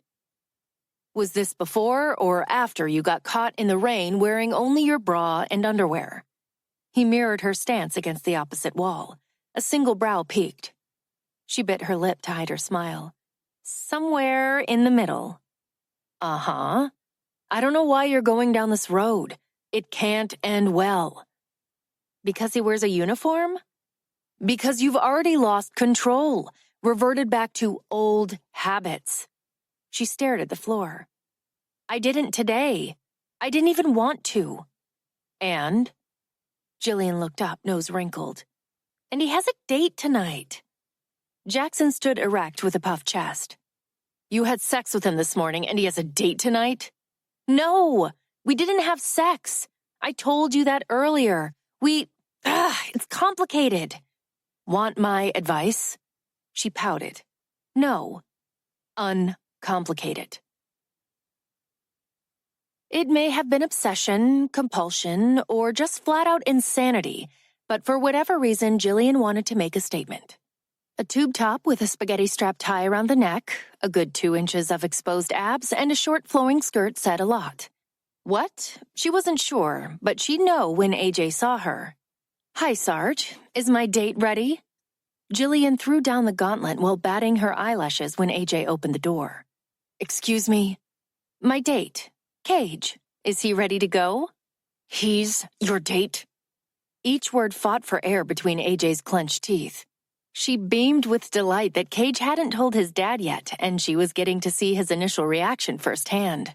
Every young, firm inch of him. AJ stepped outside, closing the front door behind him. What the hell is going on? Is this some joke? It's dinner, a private tour of Omaha, maybe a thank you kiss goodnight, second base tops. Is this about this morning? AJ leaned in closer, his voice low, the dam of control cracking. Because I didn't ask you to do anything for me. Wow! Aren't you the self-centered bastard? The world doesn't revolve around you. I'm going out with Cage tonight because I want an evening out and he's fun. Clearly something that is completely foreign to you. Jillian stepped closer, not willing to back down for a second. And as far as this morning goes, fuck you. Fuck you for being too stupid and stubborn to ask for help, and fuck you for not having the decency to just say, thank you. Cage opened the door. Is everything okay? Jillian flipped in a single breath, finding her happy face for Cage. Everything is perfect. She grabbed his hand and tugged him out the door. Remember what I said about you not getting lucky tonight? Cage took a nervous glance back at his dad as they walked toward his truck. Yeah? Well, I might just change my mind. Jillian liked Cage too much to risk taking him to clubs or bars since he wasn't 21 yet. After he gave her an hour tour of Omaha's hotspots, they settled for casual dining on pizza. So, starting quarterback, that's pretty awesome. Cage had the most endearing blush. Yeah, last year was my first season to start. Are you hoping to go pro, or are you going to settle for a low-key, respectable job where all the women aren't stalking you? He laughed. I'm not sure yet. I'm studying for a degree in elementary education, so one life would be polar opposite of the other. Oh, that's unexpected. I rescind my earlier comment. You're going to have girls stalking you no matter what. Women dig strong, sexy guys with a soft side. She chuckled. And nothing says soft quite like the male elementary school teacher, especially kindergarten or first grade. Cage nodded, face still rosy with embarrassment. So, what about you? What do you do? Well, as you know, I help Dodge with Lilith 2 days a week and the perfectly trimmed yards in the development, which I'm sure you've noticed, she winked, are the fine work of yours truly. And I've also been doing some home parties. Home parties? Jillian smirked. She knew Cage was about to go from rosy face to inferno red.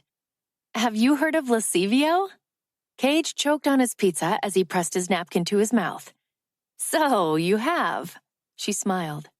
Cage nodded while he cleared his throat. Sex toys, he whispered. I like to think of them as PPDs, personal pleasure devices. How did you get into that job? She twisted her lips.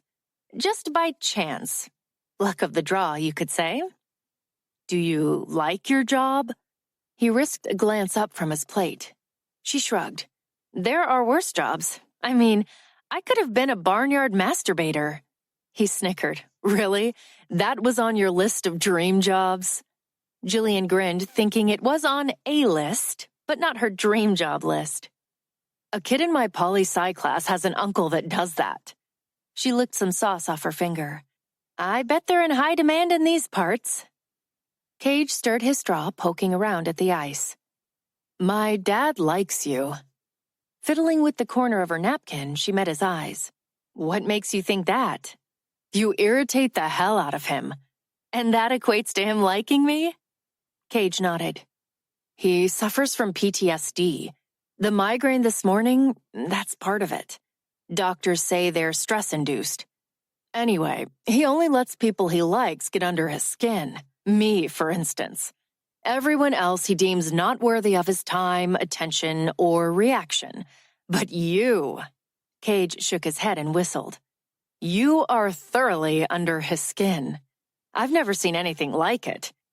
You were gone by the time I got back this morning, but he didn't even go into work, and he's been a hair trigger all day. Jillian let his words simmer for a few minutes before she decided to ask the question that had been on her mind all evening. His date tonight, is she serious? No. She's the sister of one of his buddies from work. They go out maybe once or twice a month. I'm not sure, but I wouldn't call it serious. I think he uses her for a convenient hookup, but don't tell him I said that. Jillian didn't know how she felt about AJ hooking up with a woman 10 hours after he'd stared at her naked body. "Excuse me." Cage held up a finger as he answered his phone. The confusion in his face and clipped one-sided conversation led her to believe he was talking to someone about later that night. I sort of have plans." He looked up at her.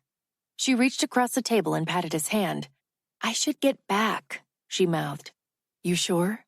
he whispered, holding the phone away from his mouth. Jillian nodded. "Okay, sure. In about an hour? Cool. See you then." When they arrived back home, Jillian hopped out of his truck. "Thanks, young buck. It was fun." She blew him a kiss and smiled. Cage shifted the truck into reverse before she shut the door. "Probably means I'm not getting lucky now, huh?" Jillian grinned. "Depends. Who are you going to meet up with?" Cage smirked. "Good point. Good night." The dangerously sexy neighbor waved as the innocent young man backed out of the driveway. His fading taillights were replaced with blinding headlights. Jillian squinted against them as they drew near. The moment she recognized the Jeep, she wished she would have hurried inside. AJ stared at her, devoid of any discernible emotion, like he was looking at a lamppost. She was too busy playing her lamppost role to question why he parked in the driveway, or notice the passenger door opening at the same time he opened his. "Jillian," AJ greeted in a monotone voice. That's when the woman from the passenger side walked around the front of his Jeep and slid her arm behind his waist. Jillian smiled at her, not him. "Lovely evening. You two just get back from dinner?" The blonde, with plenty up top and a spare shoved in the trunk, furrowed her brow at AJ, then met Jillian's pointed gaze again. Yes. Do you live here? AJ didn't tell me he had new neighbors. I'm Karen, with a C." Jillian stepped into the grassy easement. "Nice to meet you, Karen with a C. I'm Jillian with a J." She shook her hand. Karen homed in on Jillian's biceps. "Damn, girl, you've got some serious arms. I'd kill to have those." AJ frowned at Jillian. Jillian smiled at Karen. Truthfully, Karen's body was beautifully all-woman. Nice curves, soft and feminine. Jillian's curves were rigid and defined, lacking any sort of softness. She had sex appeal, but lacked that classic, graceful beauty. "Are you married?" Karen asked. "Yes, to my brother." AJ shot Jillian a raised brow that she opted to ignore. "Oh, I didn't realize that was legal." Jillian slipped off her heeled sandals, relishing the feel of the cool grass as she curled her toes into its soft blades. "It's not, but we've been together since, well, birth, so we consider it a common-law marriage. Neither one of us had to change our name, and I don't know if it was a sharing the womb thing or what, but the sex is incredible." AJ rolled his eyes, and it was the closest thing to showing a side of humor that Jillian had ever seen from him. Karen looked like someone just shoved the end of a shovel up her ass, so Jillian decided to put her out of her misery. "I'm bullshitting you." An uneasy smile touched Karen's lips as she looked up at AJ, who had yet to join the conversation. "Oh, you had me. That's funny, I think," she mumbled. "Karen, why don't you head inside? I'll be in just a minute. I have a neighborhood matter to discuss with Jillian." "Oh, sure. Well, it was nice to meet you." Jillian winked. "You too, Karen with a C." AJ wasted no time before his face transformed into a scowl. The kind that could be molded into a villain's mask for Halloween. "Oh, stop." Jillian shook her head. "You're such a killjoy. You have no idea how bad I want to wipe that ridiculous frown off your face. And don't think I can't. You took my son on a date and then insulted mine." "Whoa! Insulted your date?" "You insulted her intelligence with your bullshitting." Jillian reared her head back in laughter. "Oh my God! You are the only one who insulted her by I-fucking me with her on your arm. If she were that intelligent, she'd be thumbing it home to get away from your cheating ass." AJ stepped closer, but Jillian would not be intimidated by his size or growly demeanor. "I'm not with Karen, so cheating is a non-issue. And B, I wasn't fucking you. You were. You still are. Jillian tipped her chin up in defiance. A sense of foreboding hung in the air as he squinted at her a split second before yanking her arm toward his garage door. He typed in a code and pulled her inside before pausing the door to send it back down. Jillian covered his hand that was clenched around her arm. As her heart began to race, her fingernails began to breach the first few layers of his skin. Her eyes locked to his. AJ clenched his teeth, his breath heavy, his intent clear. Do it. The rest of Jillian's body relaxed as just her hand curled with strength and complete control, drawing blood. AJ closed his eyes, opening them again when she relaxed her grip. They both stared at the micro pools of blood clotting at the surface. He grabbed the back of her head. Their lips collided with anger and raw need. Jillian ripped open his shirt, sending buttons scattering in every direction. She moaned, clawed, and ignited from his touch.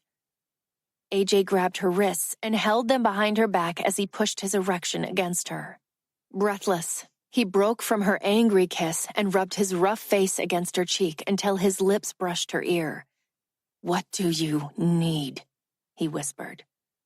Short, quick puffs of breath escaped her parted lips as she wriggled her hands free from his. She pushed down on his shoulders. AJ lowered to his knees in front of her. Jillian fisted the material of her skirt over and over until it was gathered near her waist. He looked up. She looked down. Their breaths were the only sound mingling with the sticky summer air. The tension in the garage could be felt like the crack of lightning and crash of thunder vibrating everywhere, with the eerie descent of a midsummer storm. AJ curled his fingers around Jillian's panties and slid them down her legs, keeping his eyes fixed to hers. He gripped the firm muscle tissue of her legs and pressed his lips to her. Jillian swallowed hard, flattened her hands to the drywall, then curled her fingers until a dusting of it began to collect under her fingernails. Her skirt fell over his head like a mechanic under the hood of a car. God, did she need to be serviced. His tongue eased along the apex of her legs. Her head fell back against the wall with a soft thump, eyes closed, fingernails chiseling small divots in the wall. It was the closest she'd felt to Luke in months. His voice whispered in her head. "You can touch anything but me." As AJ teased her opening and massaged her clitoris with expertise, she bit her bottom lip until she tasted her own blood. Another coping mechanism that she'd given up, but once again needed. Jillian needed so much more, but she took what AJ gave her and knew that it would be enough. It had to be enough. The pressure built with momentum. Jillian wanted to let go as much as she wanted to hold on. She tried to pull away as he pushed her closer to the edge, but her silent pleas to wait just a little longer went unheard.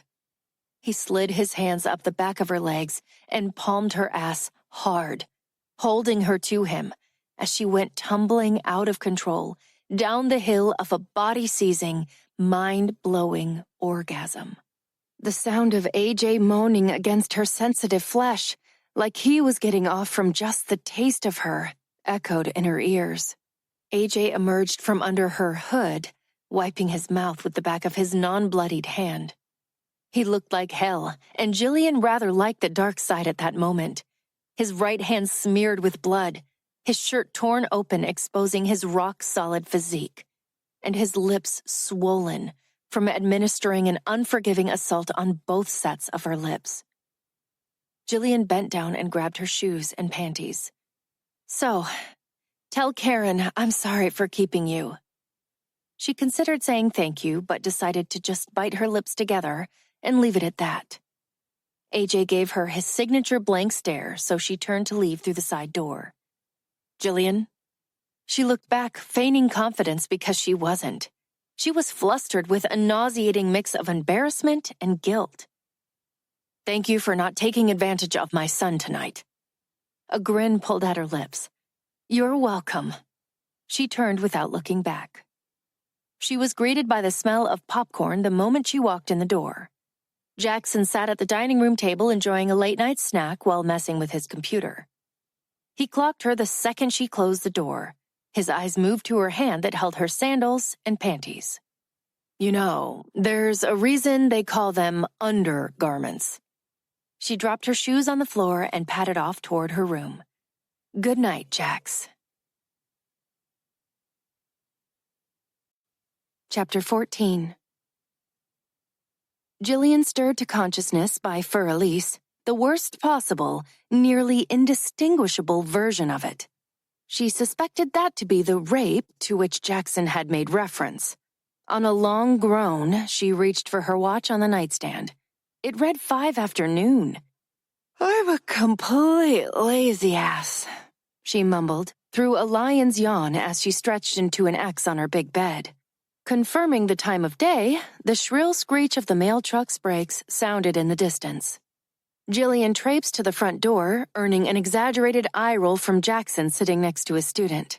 She stuck her tongue out at him before stepping into the sweltering sun, wearing only her threadbare tank top, hip-hugger panties, and, of course, red rain boots.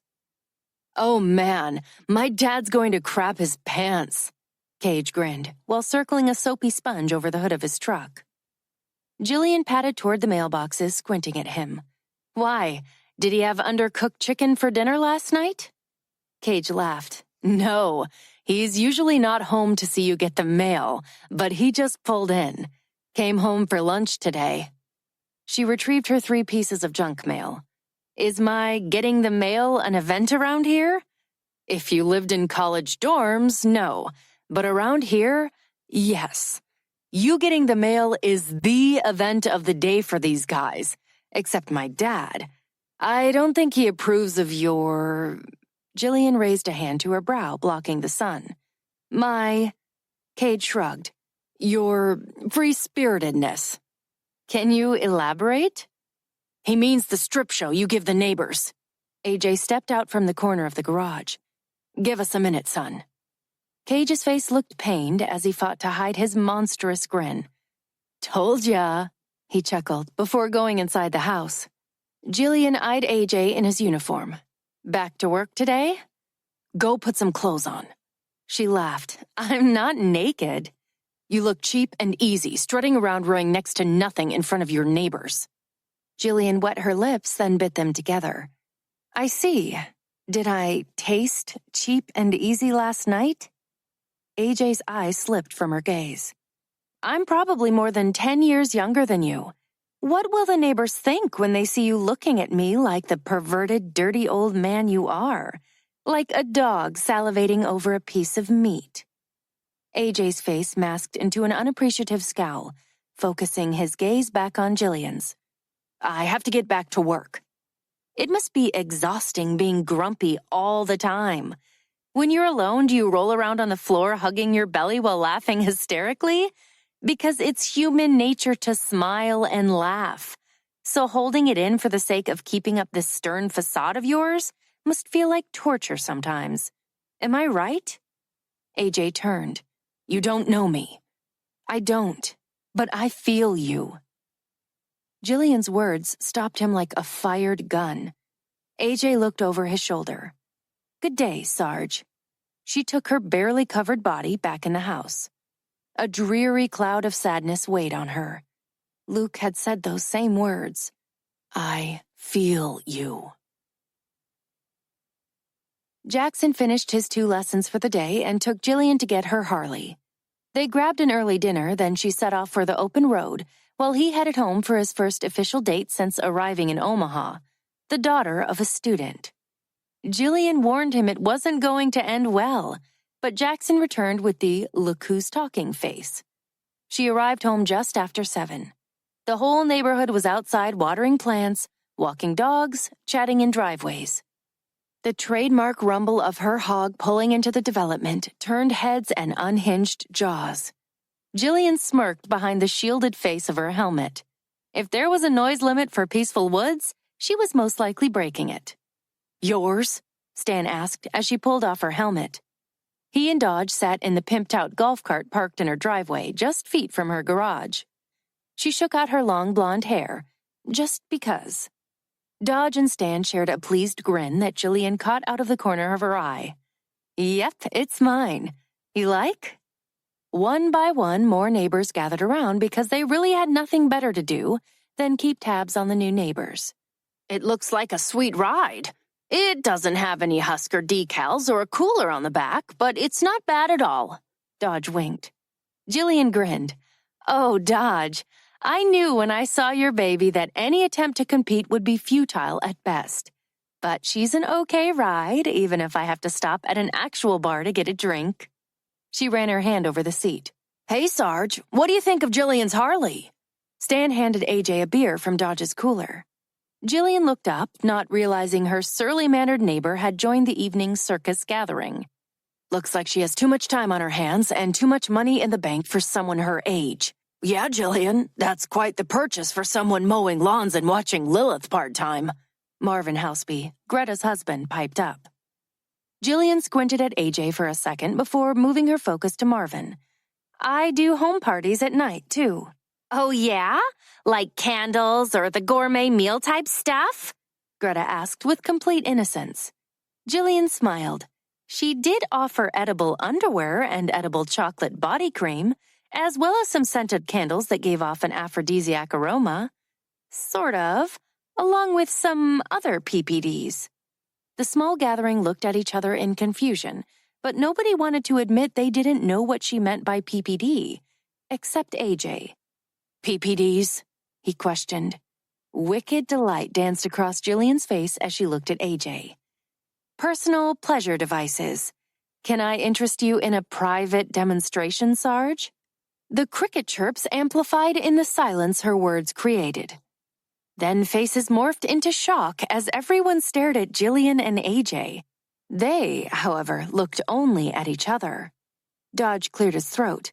Gotta get back to Lilith. I told her I'd only be gone 10 minutes.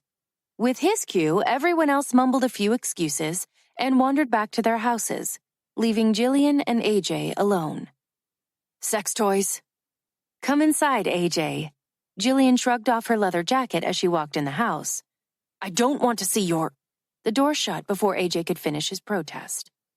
Jillian snagged an apple from the counter and washed it.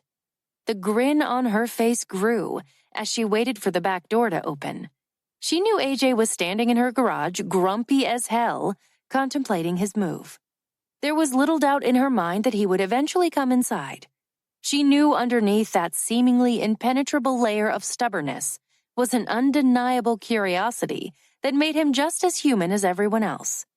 You realize half the damn neighborhood thinks you're married, and now you've got them thinking there's something going on between us. AJ let his cheery self into the house. Is there not something going on between us? AJ helped himself to a seat at the table. Jillian plopped down in the chair next to him, propping her boots up on his legs. He frowned at her boots. What do you need, AJ? She threw his words back at him. Do you want to go downstairs and duke it out? Do you want to fuck me doggy style until I howl at the moon? Do you need me to suck you off to help relieve a bit of that pent-up anger you carry around all day? His jaw twitched as he stared at her with such intensity it nearly cracked her own facade. Yes. Just one word. Jillian paused mid-chew, waiting for more, but he offered nothing. She continued eating her apple. What did you see that messed you up so bad? Who said I'm messed up? She chuckled. Fair enough. Why don't you ask me out on a proper date? Flowers, cloth napkins, fine wine, a chaste kiss goodnight? AJ raised a suspicious brow. Chaste kiss? Has a guy ever given you a chaste kiss and lived to tell about it? So, you won't ask me out because you're afraid of me? I fear no one. Jillian's eyes widened. Wow, lucky you. AJ shoved her boots off his legs, then dusted off the non-existent dirt. What do you fear? Jillian finished her apple, core included, then tugged off her boots before drawing her knees to her chest. Where to begin? I don't trust women with more than 3 children under the age of 8. They have to be ticking time bombs. I've seen it at the grocery store. One in the cart screaming with his hand stuck between the metal bars, one under the cart eating cookies out of the box that hasn't been paid for yet, and another bear hugging her leg because he didn't get the pack of gum he wanted, and one in a carrier latched onto the breast, but occasionally popping off to look around, and the mom doesn't realize her body is in letdown mode, so she's spraying breast milk everywhere. Jillian met AJ's gaze, and although his lips were set in a hard line, she swore his eyes sparkled with a glimmer of amusement. She continued, "People who drive ice cream trucks. I mean, come on. Parents tell their kids not to talk to strangers or take food from strangers, yet they send them down the street with a $5 bill in hand, chasing some old truck that probably has 3 kids gagged and bound in the back already. It's like they're saying, 'Hey, here's $5, take my kid.' And don't even get me started on people whose second toe is longer than their big toe." That's when it happened. As hard as he tried, AJ couldn't stifle his laugh any longer. Jillian took advantage of the moment by climbing onto his lap. He had a smile that was boyish yet handsome. She rested her hands on his broad shoulders and pecked at the grin that lingered on his lips. He tensed when she drew his bottom lip into her mouth, trapping it gently between her teeth. Then she released it and kissed him with a patience that threatened to drain her last bit of control. Making someone bleed just to prove a point is not control. Luke's words calmed her urge. Jillian pulled back even as AJ's mouth continued to reach for hers. "Take me out on a real date." She felt his heart thumping against her chest, his arousal between her legs, and his quick breaths against her face. "No." He claimed her lips once more with demanding force, his tongue as desperate as his lips. Before Jillian could bring the moment into focus, his hand slid up her shirt, and he moaned when he discovered she wasn't wearing a bra. He pushed her shirt up and released her lips. Jillian hissed in a breath as he sucked her nipple into his mouth. Closing his eyes, he took pleasure in her body. The woman in her, the Jillian in her, wanted to let go and feel her own pleasure, but she couldn't. The recent rebirth of her life had left her lost in self-discovery. Passion wasn't love, and love wasn't passion.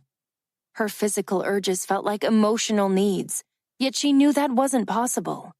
She'd been several pieces away from solving a puzzle, and then some bully came along and wiped all 5,000 pieces onto the floor, like the ruins of a small town after an EF5 tornado.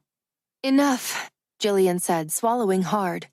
AJ continued, "Enough." Jillian raised onto her knees until her right one was applying firm pressure to his crotch. "Damn it!" AJ jerked his head back and grabbed her waist to lift her off him. "What is your deal?"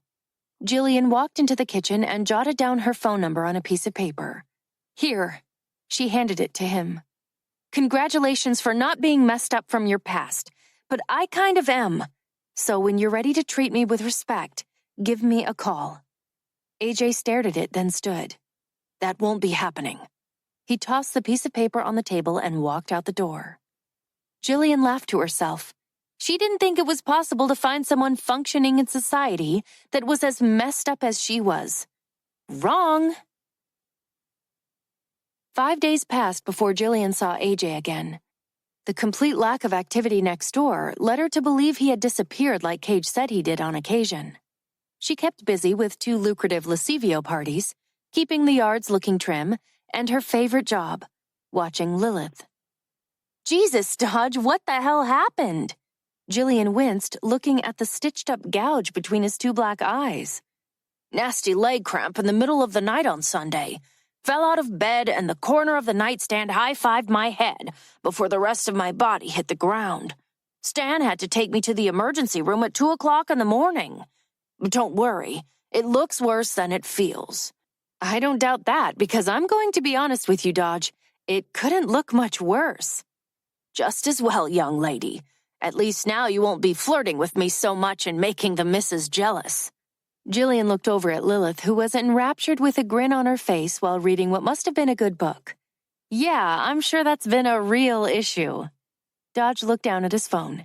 Stan should be picking me up soon. You two ladies have fun. Where are you off to today? Lumberyard. Stan's going to get some boards and stain them to match my headboard. Then he's going to build a railing for the side of my bed that locks in at night to prevent future injuries. Jillian grinned. Like a baby crib. No, like a hospital bed. Okay, whatever makes you feel better. Dodge shook his head and laughed. Jillian giggled to herself as she walked to the laundry room to see if there were clothes that needed folding or ironing. She brought the ironing board and pile of shirts to the kitchen so she could keep an eye on Lilith. The first shirt she laid on the ironing board was missing a button. Missing button. What are the chances you have a spare one? Jillian smiled to herself. Not that it would matter. I can hang kitchen cabinets and weld pipes, but the simple task of sewing on a button is something I've never mastered. But ironing, I can do. Chapter 15. Day. Jessica Day was getting a second chance at life, a glimpse at normalcy again, all thanks to the good Dr. Luke Jones. Of course, she was bound by verbal contract to no longer call him Doctor, or Jones, or Lucas, or Lukey, or Lulu, or anything other than plain old Luke. It was like the sun refusing to shine after the rain, leaving the rainbow invisible. She felt certain that he popped little kids' balloons, gave out toothbrushes at Halloween, and went to bed before the ball dropped on New Year's Eve. Their first unofficial counseling session resulted in her cleaning his kitchen sink and oven, then removing all the dishes from the cabinets and wiping the shelves down. Everything was spotless before she started, which made her job that much more difficult because he insisted she go through the motions like some sort of Mr. Miyagi training. She, in turn, got to talk about whatever she wanted to discuss or share. For some reason, since the night of their agreement, she hadn't been in the mood again to talk about the kidnapping or anything related to it. Jessica found herself running 10 minutes late for their second meeting as she raced across town after work. You're late. Luke greeted her with a frown as she slipped off her heels. Astute observation, genius. I also forgot a change of clothes, so tonight can we stick to meaningless chores that can be performed in a tight skirt? Do you sew? Luke asked while walking toward his bedroom. No. Do you iron? Why? Do you have some Boy Scout badges that need to be ironed onto your button-down khaki before the next meeting? Boy Scout badges are stitched, not ironed on. And no, that's not why I'm asking. The dry cleaners understarch your whitey-tidies? Your hang low swaying despite your robotic gait? Nice try. I cleaned out my sock drawer and found some old dress socks that I'm going to donate. But they're a bit wrinkled, so you're going to iron them for me. Well, really more for the lucky recipients. You've got to be kid. The moment she turned the corner to his bedroom, she saw the ironing board set up with a huge pile of Argyle socks next to it. Some of the pairs are the same design, so make sure you match right and left ones together. Luke sat in a leather chair by the window with his feet propped up on an ottoman. Are you high? There's no such thing as right and left socks. She held up 2 matching socks as if to prove her point. Luke glanced up from the crossword puzzle he was working on. Those are both left. Oh my gosh! I knew it! I knew you were a whacked-out OCDer. I can't believe they gave you a license to practice psychiatry. He stood and took the socks from her. See how this area in both of these is worn thinner than the rest, both on the right side under the big toe? That's how you know they are 2 left socks. He handed them back before resuming his position by the window. She plugged in the iron. You need to get laid. Normal people don't think like you. When was the last time you had sex? Luke ignored her.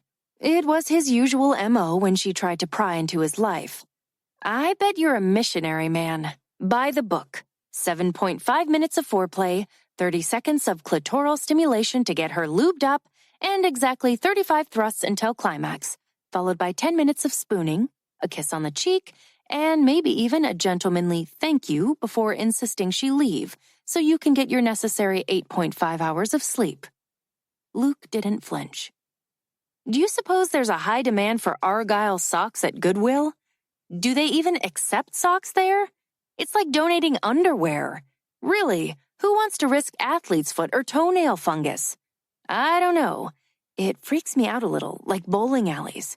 You ever get a pair of rental shoes that are still warm inside? How about hotel rooms? Talk about crazy. I know the sheets and towels are washed, but at what temperature? When you dry your face with one, do you ever wonder how many butt cracks that cotton has slid through? Luke submitted a quick glance. Of course you do. After all, I'm ironing your right and left socks for Pete's sake. An hour later, Jessica completed the last set of socks, then wrote off another useless hour of her life that she could never get back. Most of that hour was filled with silence. I'm trained to kill people with my bare hands. Jessica plopped down on Luke's bed with her fingers interlaced behind her head and legs crossed at the ankle. Luke glanced up in her peripheral vision, but Jessica kept her gaze fixed to the ceiling. I can't share any more information such as how and why, but I can say that something shifted when I realized the power I had. The thing is, I didn't feel empowered. There was this transformation. I went from trusting to fearing to an unavoidable distrust. Now I trust very few people, and the person I fear the most is myself. I'm constantly on high alert. When I walked into your office for the first time, I noticed you, but I also noticed all possible exits, places you might be concealing a weapon, and all objects I could use as one. Do you feel safe right now?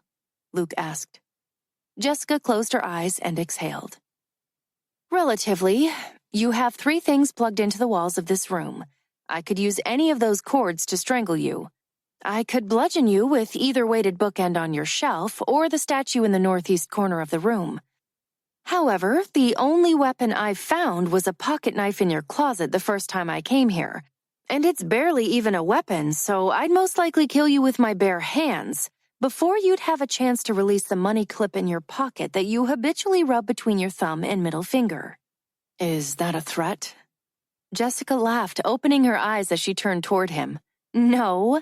She rolled her eyes to the side and pursed her lips. Well, maybe. If you ask me to iron your socks again, I cannot be responsible for my reaction. Have you ever killed anyone? Jessica's smile slipped. If I told you, then I'd have to kill you. So, you're a secret agent? She flipped onto her stomach, resting her chin on her crossed arms. If I said yes, then it would no longer be a secret. Come on, Jones, you're losing your focus. Don't let me feel smarter than you or our time together will be over, and I rather like hanging out here. Luke, he corrected. Lucas. Luke. Lukey. Luke. Lulu. I mean it. Luke showed another rare moment of teetering emotion. Jessica chuckled. What are the chances of us having sex? I've never done it missionary, but you could possibly counsel me through it. He refocused on his crossword puzzle, filling in a word in pen. Less than 0%. So, not in my favor, eh? Why not missionary? Jessica smiled in delight that Luke continued with the topic of conversation. I'm sure you already know, but if you want me to say I need control, then sure, I need control. But the truth is, I'd control any sex position you want to put me in. Jessica winked as Luke gave her a fleeting glance. I just don't want you thinking you have control, even if I know it's not the case. Pisses me off to see the smirk on a guy's face when he thinks he has control. Tell me why you need control. Luke continued with his crossword. In bed? Yes. Someone has to have it. Why? Because someone initiates it. So, if I initiate sex with you, will I have control? There's only one way to find out. Jessica wiggled her eyebrows at an ill-humored Luke. Fine, she huffed. So, you're telling me when you have sex you're not in control? Depends. On what? She sat up straight with her legs crossed. The level of intimacy. Love versus sex? Yes. So, you've been in love? Have you? Come on, Jones. Answering a question with a question? You can do better than that. Luke. And yes, I've been in love. Tell me about the men you've loved. Jessica was once again impressed with his swift and accurate diversion. I shared the womb with one and was conceived by the other. We've never had sex. I bet you'd charge me extra for that added problem. Luke tossed the newspaper on the side table along with the pen. And exactly how much am I charging you now? 30 pairs of iron socks, which, let's be honest, who owns 30 pairs of socks? Do you do laundry once a month? And then there was a complete kitchen cleaning.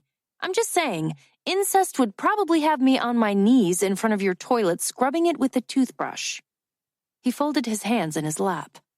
That was the longest answer ever for what could have been a simple, "You're not charging me anything and I've never been in love." Wow, are you counting my words now? If I kick you out early, are you going to give me a month's worth of useful information in under 10 minutes on the other side of my door? He glared at her. Jessica leapt off the bed. Real professional, asshole! I can't believe the Board of Medical Examiners granted you the right to fuck with people's minds and emotions. I'm not your doctor, Jessica. Luke held steadfast to his composure. Then you're a shitty friend. She stomped out of his bedroom. I'm not your friend either, he called after her as she marched toward the front door. Jessica whipped around as Luke caught up to her. Then who or what the hell are you? Luke shook his head. I'm nobody. Just a guy that wants to see you get better.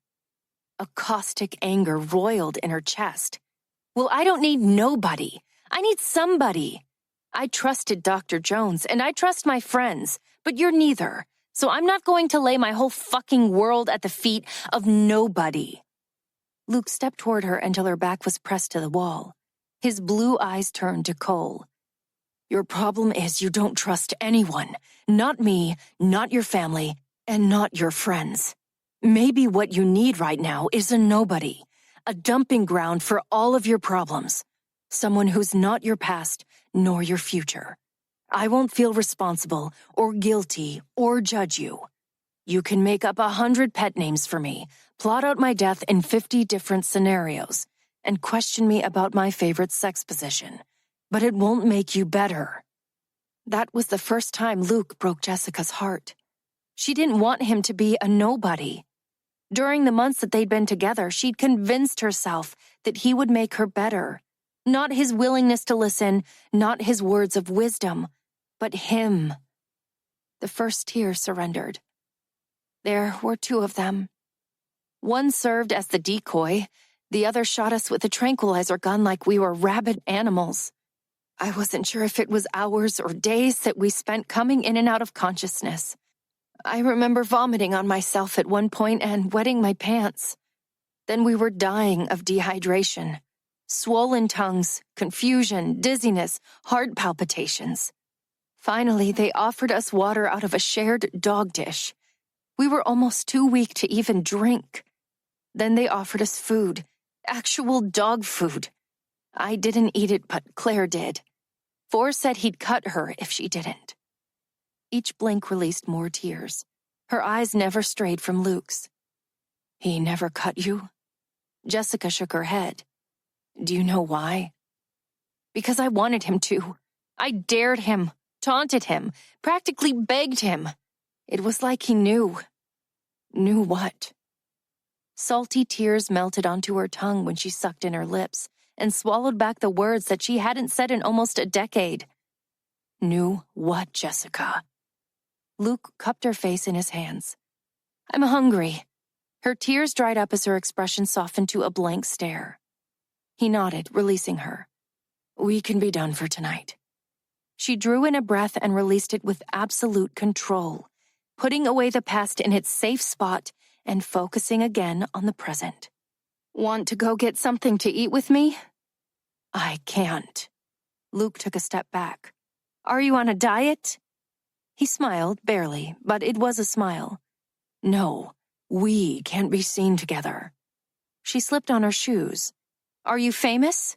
Because I'm not, and the only people who know both of us are in New York for the next 2 weeks. So unless we happen to pick the same restaurant as your receptionist, Eve, then I think we're good. Jessica's area of expertise was risk assessment, but Luke's overthinking and excessive contemplation made her reserved personality look utterly reckless. Never mind. She slung her purse over her shoulder. I'll eat by myself or find somebody who might enjoy my company. Don't sweat it, Luke. Jessica. She stopped inches from shutting the door. He pulled it back open. Pizza delivery? We can eat out on my balcony. Is this pity? She squinted. It's pizza. What kind do you like? She stepped back inside and kicked off her shoes. Are we making out later? No. She brushed past him toward the French doors to the balcony. In that case, red onions, banana peppers, fresh garlic, and pineapple. Pineapple? Did I stutter? We'll go half and half. Thin crust okay? Nope, thick. She stepped outside and drew in a shaky breath. Sharing her past felt like an emotional game of Jenga. How many pieces could he extract before she'd completely collapse?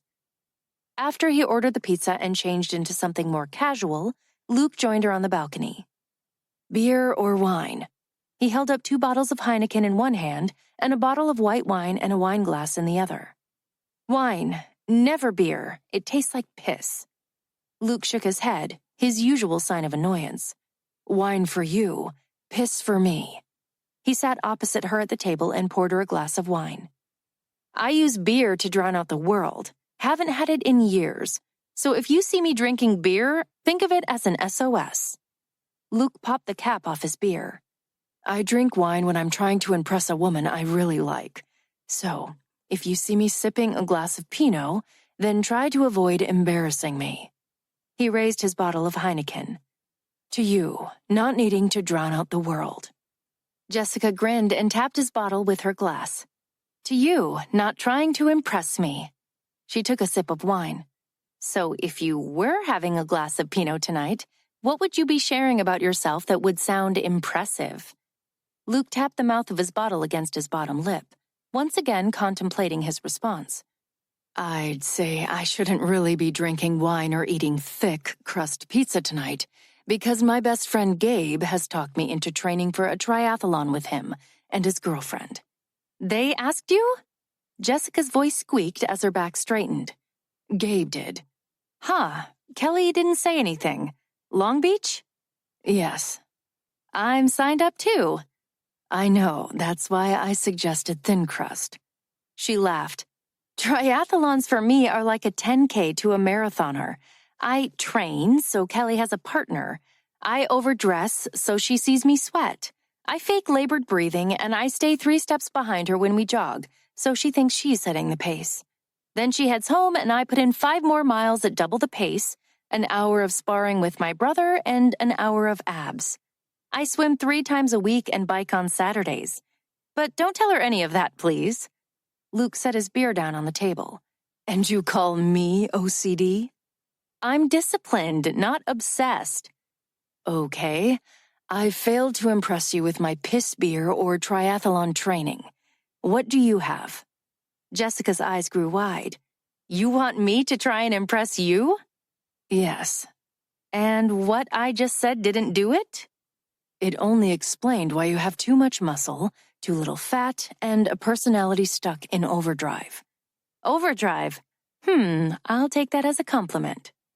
Luke shrugged while smothering his smirk that confirmed it was not a compliment.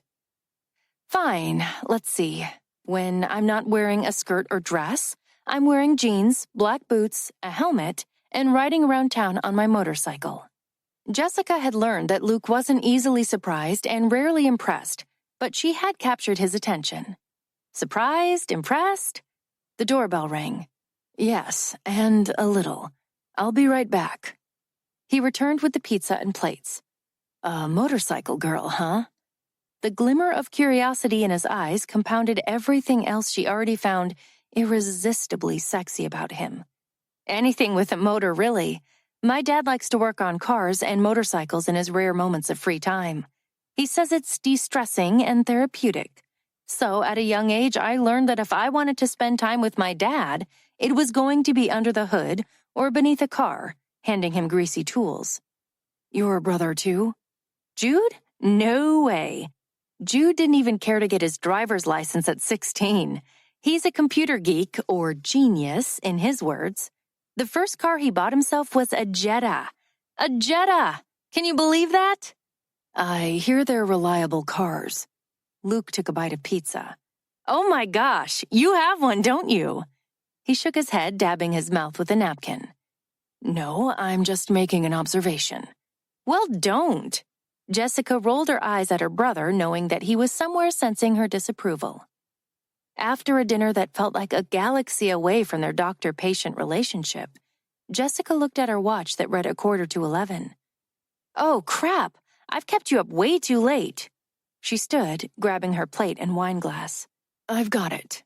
Luke took them from her, and it's fine. His face tensed into a signature contemplative look that Jessica had come to recognize. He smiled, but it was almost painful looking. I've had a nice evening with you. Jessica opened the balcony door for him and risked a quick glance. Me too. Thanks for dinner and everything. You're welcome. He set the plates on the counter and walked her to the door. I'll see you in a few days. Luke nodded, shoving his hands into his back pockets. Good night, Jessica. She stopped before shutting the door. I gotta know, the socks? That was a game or lesson, right? You don't really iron your socks, do you? He smirked, but just barely. Leaning down next to her ear until his lips gently brushed it, he whispered, Good night. Then he pushed the door the rest of the way closed. The deadbolt clicked as she stood in the hall, eyes closed, skin tingling with goosebumps, fingers ghosting over her lips that curled into the most smitten smile ever. Chapter 16. Night. In the spirit of why the hell not, Jillian accepted a working lunch date with Rick Willie, the boss of her most recent Lascivio party hostess. Rick, by any other woman's standards, was a handsome, successful bachelor. He had a good old boy look with his $10 haircut, Lee jeans, and boyish smile. Rick ran a multi-million-dollar construction business by day and immersed himself in the world of kinky sex toys by night. Enter Jillian. Thanks for lunch.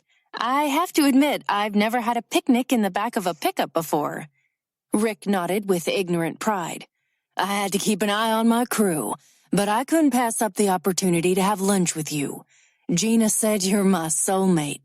Thought you might like seeing me in action, dominant and in control of my crew.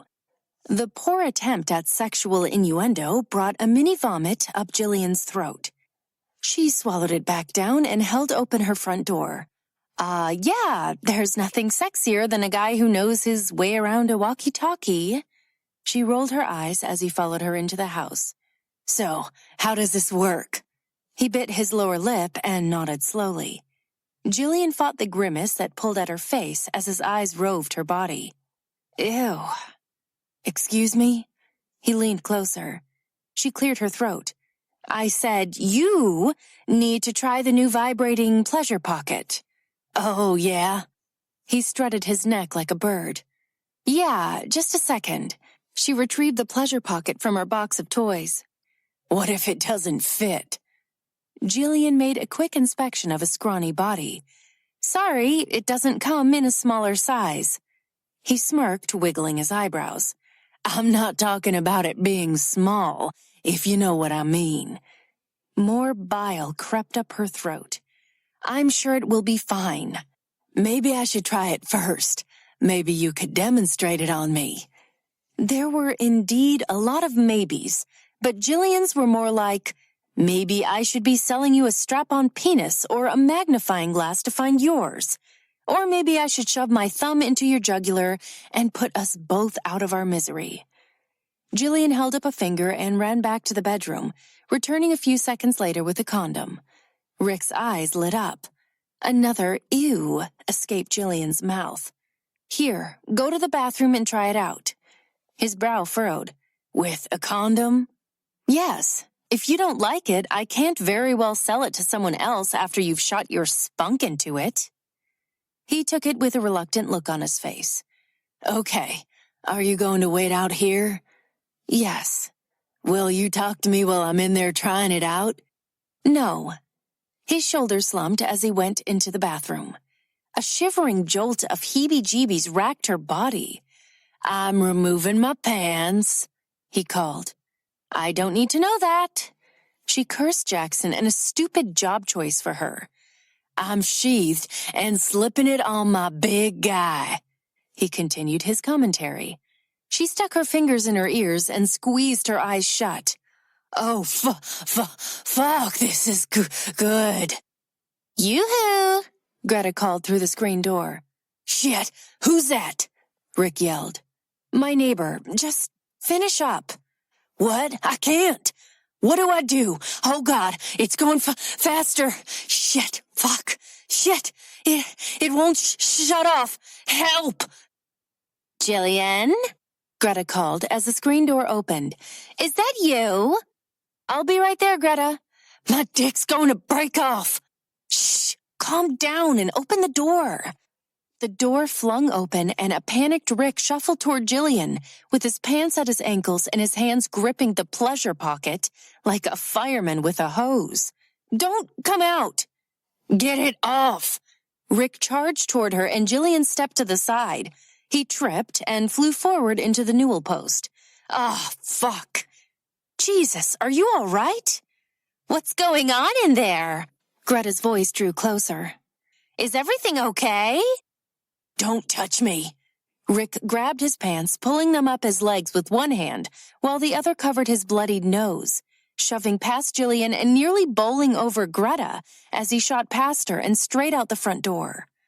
Jillian smiled at Greta as if nothing happened. Hey, Greta, what's up?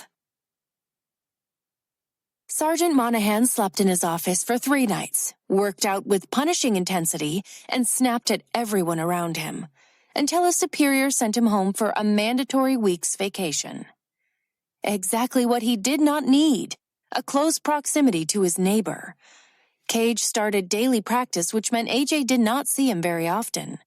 As much as his son pushed his buttons, he also knew how to handle AJ's episodes of anger and pain.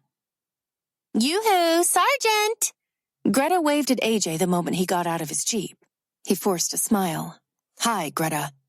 Oh my, I just feel terrible. I made a complete inaccurate assumption and now I feel obligated to set the record straight before any rumors get started around here. Not that we're a bunch of gossipy people or anything. No, of course not.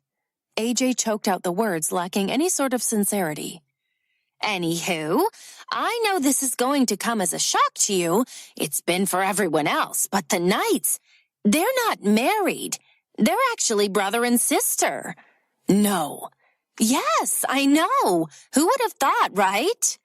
Yeah, who would have thought? So, how did this get brought to your attention? Well, it's rather embarrassing, but Stan's wife, Lynette, saw Jackson kissing some woman in the driveway that was not Jillian. So, she told Stan, Stan told Dodge, Dodge told Marvin, and when Marvin told me, well, my heart just broke for poor Jillian. In spite of her questionable attire and, well, evening profession, we've come to adore her. She's done so much for Lilith, you know? So I gathered up my courage, made a batch of fudge, grabbed a box of tissues, and paid Jillian a visit when Jackson's car was gone. And what did you say? AJ widened his stance and crossed his arms over his chest. Funny thing, actually. The front door was open, so I hollered through the screen door, and the next thing I knew, there was this big commotion, and the strange guy came running out, tugging up his trousers, and blood was dripping from his face. Then Jillian came to the door looking as calm and collected as ever. Who was he?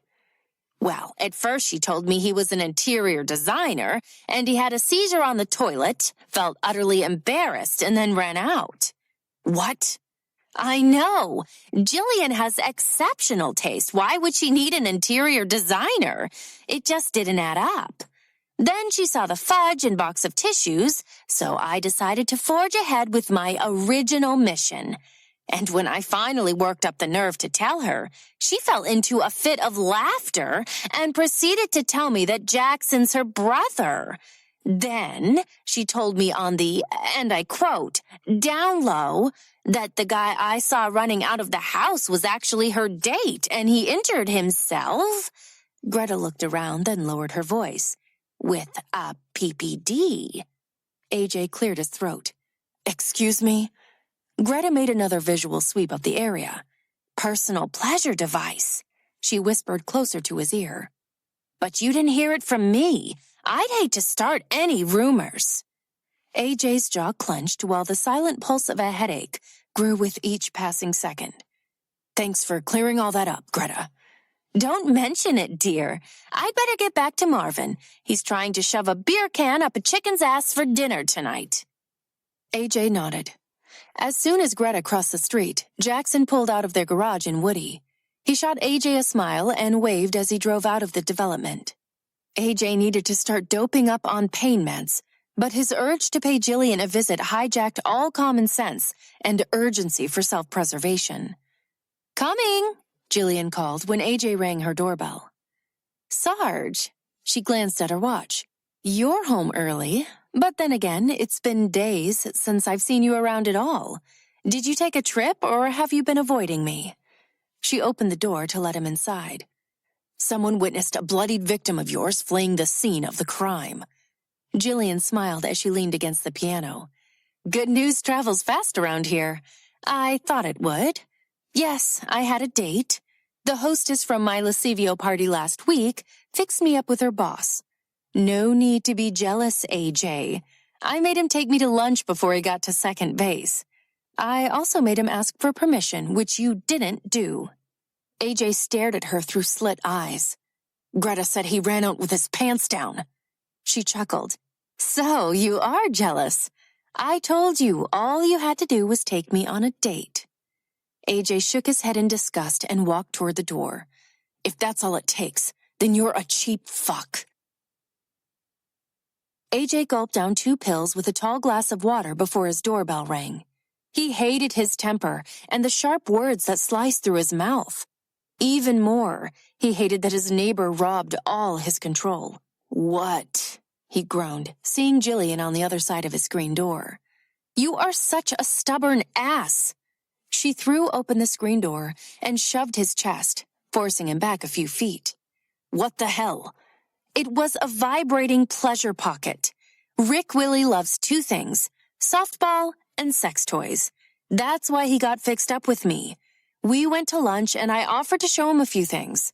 He was interested in the masturbation aids, so I sent him into the bathroom with it and a condom. A few minutes later, Greta hollered into the house. Rick flew out of the bathroom door with his pants still around his ankles, thinking the pleasure pocket was malfunctioning. Then he face-planted into the newel post. Before I could help him with his bloodied face, he ran out the door. AJ shook his head and stepped farther away from Jillian. I don't care. Well, I do. I'm so sick of you going from hot to cold with me. Like I'm some Snow-White virgin with you, but the moment you think I'm with some other guy, I become the neighborhood whore. It's been well over 6 months since I've had sex, AJ. So stop with your narcissistic bullshit, because I'm sure you've planted your dick in plenty of women over the past 6 months. Shut up. Don't tell me to shut up. Jillian stepped closer. Shut up. The most inevitable explosion happened in that moment. Their lips collided and the pain was stronger than the pleasure, but the undeniable need trumped everything else. AJ slammed Jillian into the wall and removed her shirt with brute force. She fought back, shoving him against the opposing wall, sending a framed picture crashing to the ground. Their bodies pinballed from wall to wall as each vied for control. AJ's pants were yanked down with expert hands that clawed at his briefs until they too were tangled at his ankles. AJ fisted her hair with both hands as she licked a trail up his leg, tracing his line of muscles while a dark, predatory look burned in her eyes. An involuntary jerk of his hips pushed his strained erection closer to her as she dragged her tongue along his hip bone. He needed her mouth sheathed around him, but she wrapped her hands around his wrists as he tried to bring her head to the place he wanted her mouth. Jillian shook her head. Not yet. She pushed up his shirt and traced his flat, dark nipple with the tip of her tongue before sinking her teeth into the taut skin of his pectoral muscle. Fuck! He groaned against the burn, yanking her hair until his mouth was on hers again. She stroked his erection, then cupped his balls with a firm grip. Shit, not yet. He broke their kiss and rested his forehead against hers, whispering his plea through labored breaths. Not yet. Now. She narrowed her eyes and slid her hand up his shaft, circling the pad of her thumb over the bead of cum on the head. Damn it. He pumped himself into her hand over and over, thinking each time would be the last, thinking he'd find the control to stop. Jillian shoved him away, leaving both of them breathless.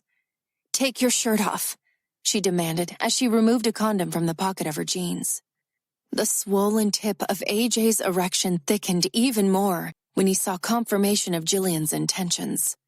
Leaving her gaze fixed to his, she held the foil square between her teeth and removed the rest of her clothes. AJ shrugged off his shirt and stepped out of his boots and pants. He reached for the condom. Jillian shook her head, grabbing one end and ripping it open with her teeth. She stepped forward and stroked him over and over until he began to feel weak in the knees. Then she rolled the condom onto his hard length. Bedroom. She shook her head and turned, planting the palms of her hands on the wall, legs spread wide. AJ stepped closer and began to fist her hair. No, you can grip my hips, touch my clit, or massage my breasts. No hair, and don't touch my hands or arms. Got it? AJ didn't answer. He bent his knees and guided his erection between her legs, where she grabbed it and rubbed it along her wet folds until the firm tip grazed her clit. She moaned, dropping her chin to her chest. She watched them, and it nearly sent him over the edge. The deep hum of her pleasure quickened his pace. He was losing control. Every time he angled his pelvis to gain entry, she denied him, taking her own pleasure as he slid across her swollen sex. AJ rested his left hand flat on the wall above hers, without touching it, and squeezed her breast with his other hand. His legs burned from squatting behind her. His back ached from bending over her. Shit, she cried out as he pinched her nipple, tugging at it with firm pressure. Jillian slid her hand along his erection until she had him literally by the balls. Fuck, right, now, he growled, sliding his hand down from her breast. On his next thrust, he engaged the tip into her opening and impaled her with such desperate force that the moment her tight muscles gripped him, he released. He continued pumping his hips into her as she milked his orgasm. It wasn't his proudest moment, but her words had been licking his dick for weeks. He dragged his tongue along her back while massaging her clit. Oh God, I need this. She groaned as she came apart under his touch. Her body sagged into his hold, and he relished the fleeting moment of vulnerability. Surrender. He pulled out and slid 2 fingers inside her. Jillian responded to his touch with renewed vigor. She wasn't done, and AJ knew one thing. Neither was he. Why are we on the floor? AJ mumbled, with Jillian's body draped over his chest. She'd been tracing random things on his chest with her fingernail. After the wall, he lifted her onto the kitchen counter and spread her wide, and then a third time on the floor, with her on top. Every time he tried to lead them to his bedroom, he was met with adamant refusal. Sex had never felt like such a power struggle. It aroused him and frustrated him in equal parts. Jillian took control, then relinquished it only to take it again, like putting something in a shopping cart and then back on the shelf over and over. Indecisive. It wasn't a word AJ ever imagined using to describe sex, but that's exactly what it was with Jillian. I only brought over 3 condoms, but if you have some, we could test out the stairs. He closed his eyes and rolled his head side to side. You can't make up for a 6-month dry spell all at once. And I hate to play the age card, but damn it, woman, I'm exhausted, and my back is killing me. What do you have against beds? It's getting late. I need to head home. AJ grabbed her ass and she grinned. What in the hell is a vibrating pleasure pocket? Think of it as a dildo for men. Would you like to give one a try? Fuck no. Why do you sell that shit? Her lips pressed to the dried blood where she'd bit his chest. If I told you, you wouldn't believe me. You're probably right, he mumbled in exhaustion. She eased off him and grabbed her clothes, opting to wear her undergarments too instead of carrying them home.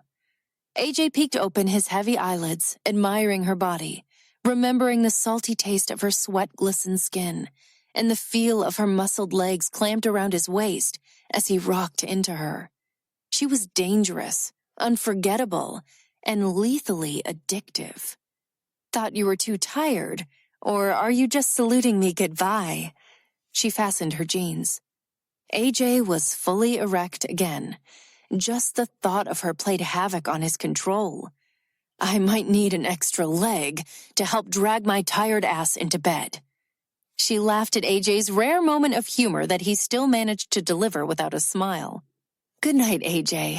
Best sex I've had in over 6 months. He waited until she shut the door and then he grinned.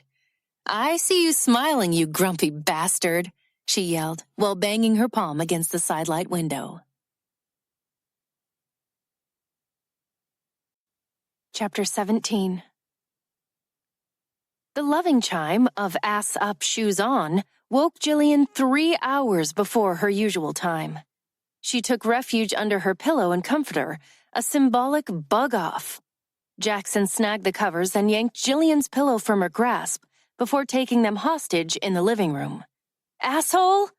You've been slacking, so I'm taking you for a run this morning, he called. Jillian reached in every direction for something, a sheet or blanket, but Jackson took them all. Why? She asked with the most aggravated tone turned up 100% as she plopped down in the chair to tie her running shoes.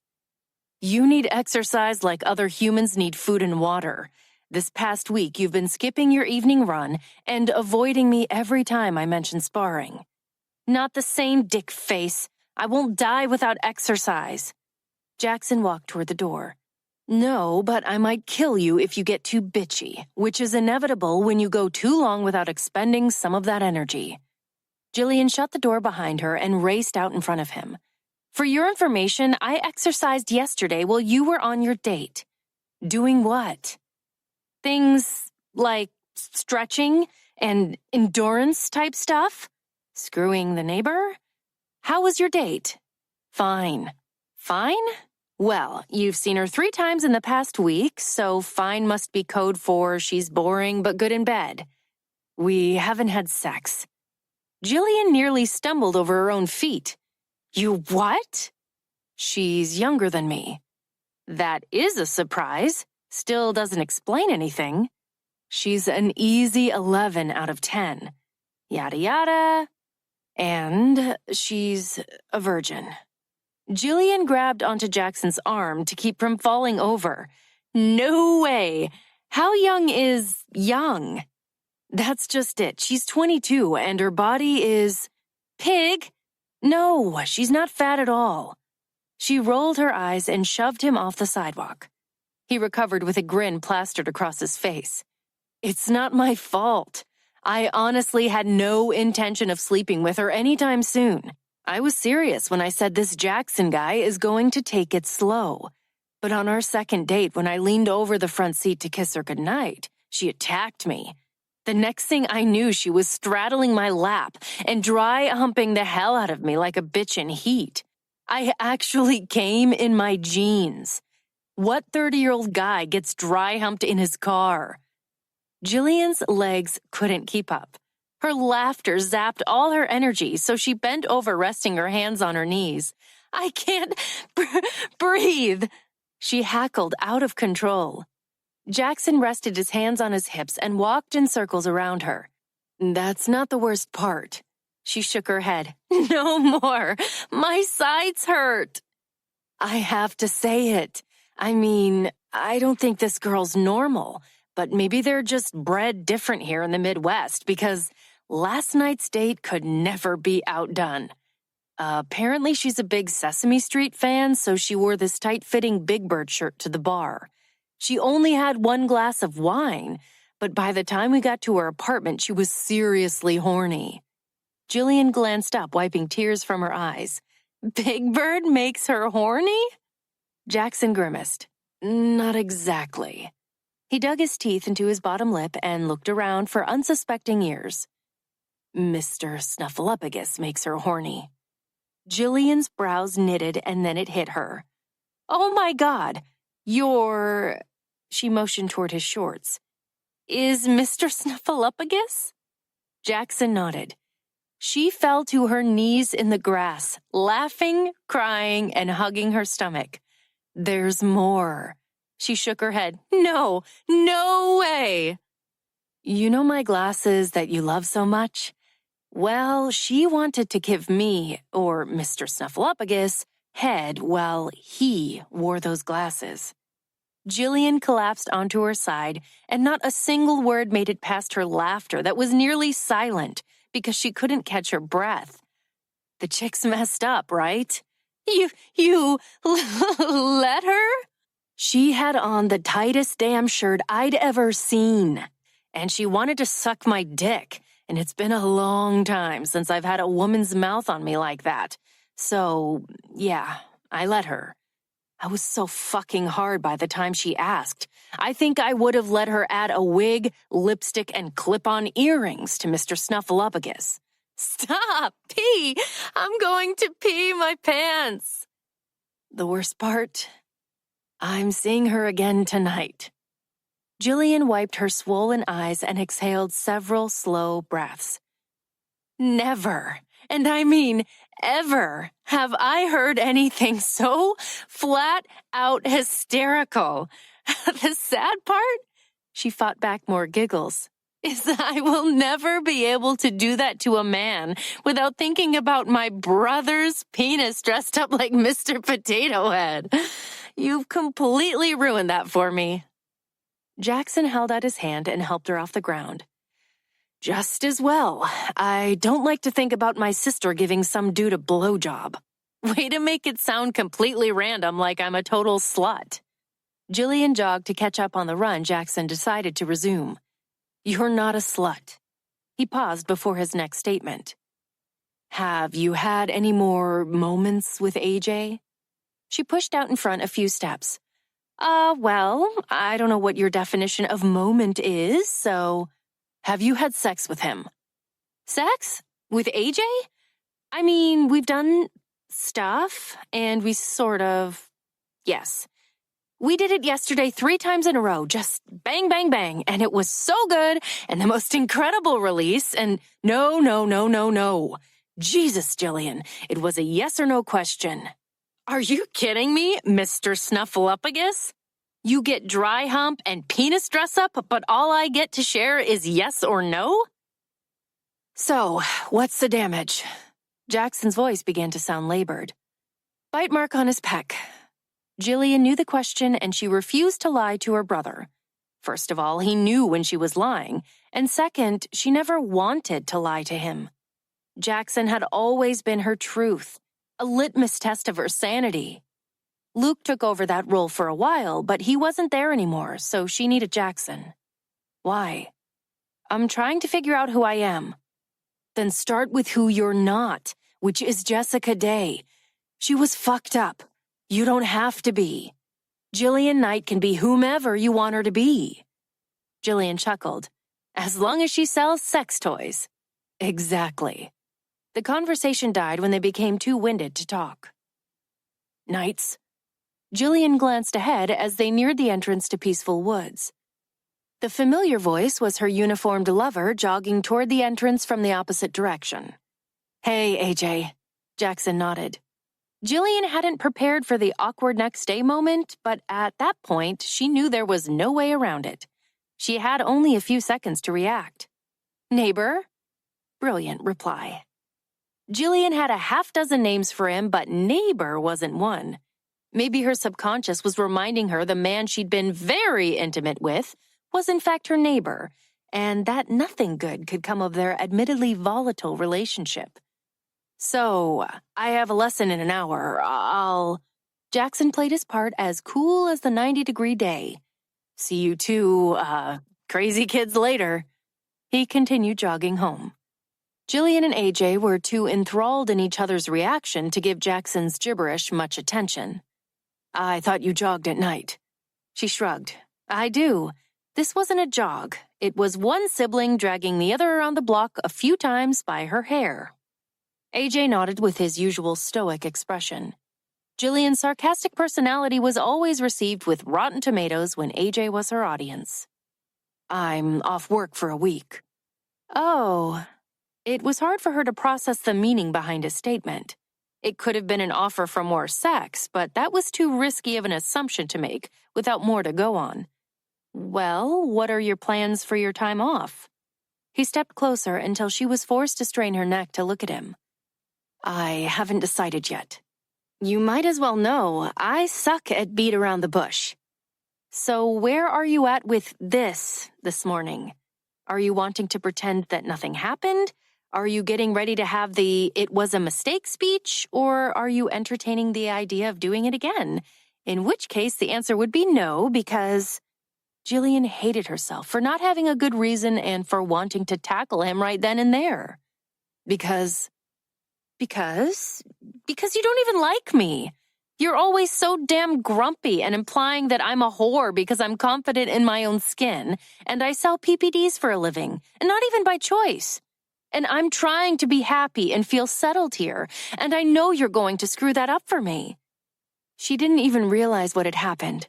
Her face was in his hands and his lips were pressed to hers. He tasted like mint gum. Well, she couldn't even remember if she'd brushed her teeth, but he didn't seem to mind. "I apologize for being grumpy," he whispered over her lips. Jillian covered his hands that were still framing her face, just to keep her balance before he literally swept her off her feet. She knew she'd never remember the words he said, but she'd never forget the way he said them. The heart never forgets skipping a beat. She smiled. "I apologize for being too sexy for this neighborhood." AJ hugged her to his chest so she couldn't see his face, but Jillian knew he was smiling. She just knew. Jillian was infuriating. She was also strong, sexy, playful, and compassionate. AJ thought of her as Wonder Woman, Judge Judy, Mother Teresa, and Ellen DeGeneres molded into a wet dream. She was seriously flawed and had a fucking larger-than-life attitude. But what drew him in was her vulnerability. It was fleeting, like a shooting star. It was there and gone in a blink. But he'd caught a glimpse of it and he recognized it. It was his reflection. "You are too sexy for this neighborhood. Any neighborhood, really." He started walking toward home, chastising himself for making what was a true compliment sound like a grumpy complaint. "But..." Jillian followed a step behind. "But what?" Compliments like that usually come with a but. "No but. It's just a fact." "Oh." Jillian, at a loss for words, wasn't something AJ ever imagined he'd witness. The irony was her silence left him speechless, too. "Can I make you breakfast?" AJ spoke the first words that popped into his head as they neared his house. He hadn't set out to shock her, but the wide-eyed look she gave him made it clear that's what he had done, yet again. "I'm a veg..." "I know. I'll keep my big sausage to myself. Oatmeal fine?" She laughed. He made an attempt to smile, but it was difficult. Anger, pain, and resentment had hardened him over the years. He felt undeserving of those rare moments of pleasure and happiness. They felt stolen, as if around the corner someone was waiting with their hand out, demanding he give them back. Oatmeal sounds perfect. She followed him inside. I'm going to take a quick shower first. Want some company? Jillian offered before she gulped down the glass of water he'd handed her. Confusion impaired his ability to find actual words, so he just stared at her. I'm kidding. Go do your thing, but hurry up because I'm starving. After a slow nod, he pivoted and walked toward his bathroom, hands fisted while he released the breath he'd been holding. Of course he wanted to shower with Jillian. The aching need he had to feel her body against his was almost unbearable.